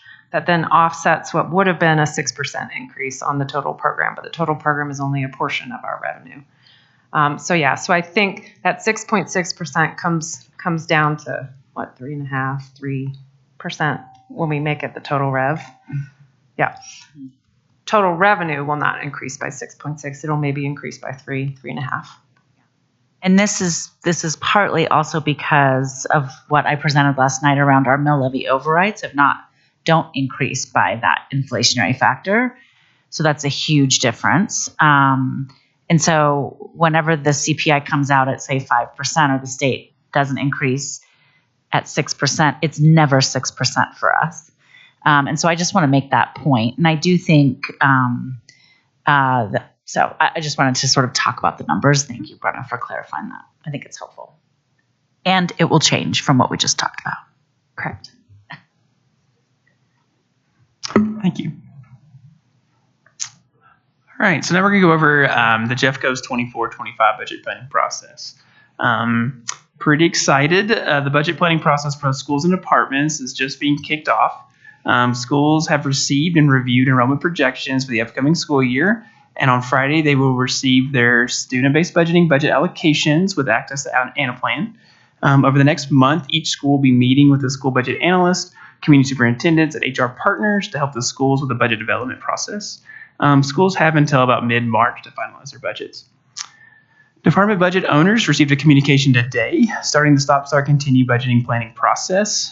This process has a few submission and review dates with the end goals of having department budget development finalized by the 1st of April. Did you see how we made it straight lines instead of a circle? It's just one part of the circle. Okay, well, that is all we have today. If you have any questions about the revised budget? Board members, questions? Boy, putting a budget at the end of a long meeting, I don't know. Go ahead. Director Kenworthy. If we have questions that come up between now and next week, Yes. we can ask them. Yeah. 8:30 at night is not your only option. Yeah, you can just send them to me, Jennifer. You could include Brenna and Lisa. All right. And please always include Mary so she can kind of keep track of what everybody's asking. And then we can also provide information in the weekly update or in an off-cycle update to all board members because we want to make sure you all have the same information as you come into decision-making next week. Okay, that was it. I just have one question. When you talked about the property management fund, the little one there, why is that one not being moved like transportation and childcare? And So, because we are actually collecting revenue for something other than our core business, it does have to flow into a separate fund. It's a special revenue fund, and that is statutory. What we don't have to do and what we shouldn't be doing is building up a big fund balance in there with no clear direction of where to spend the money. Direction is spend any net lease proceeds on the buildings. And so letting it sit there, again, my bad. I'm trying to fix it. But we do actually need the fund to exist, regrettably. Okay, then I have a question. The transportation fund, we used to charge for the buses and we don't now. If we did charge, would we not be able to move that fund into general? If we did charge, we would need to record those revenues into a separate fund. Now, exactly what fund is a discussion we would want to have, right? Because our campus activity fund receives quite a bit of fee revenue, right? But it still would be a conversation with CDE. We would basically do what CDE says to do, but you are correct. If we reinstated a fee, it would change the accounting. Thanks. All right. I think that's it for us and our questions. Thank you so much. Thank you all. And that does bring us to the end of today's agenda. We will stand adjourned, and our next regular scheduled meeting of the board is scheduled at 5:00 p.m. on January 18th at the Ed Center. Thank you all.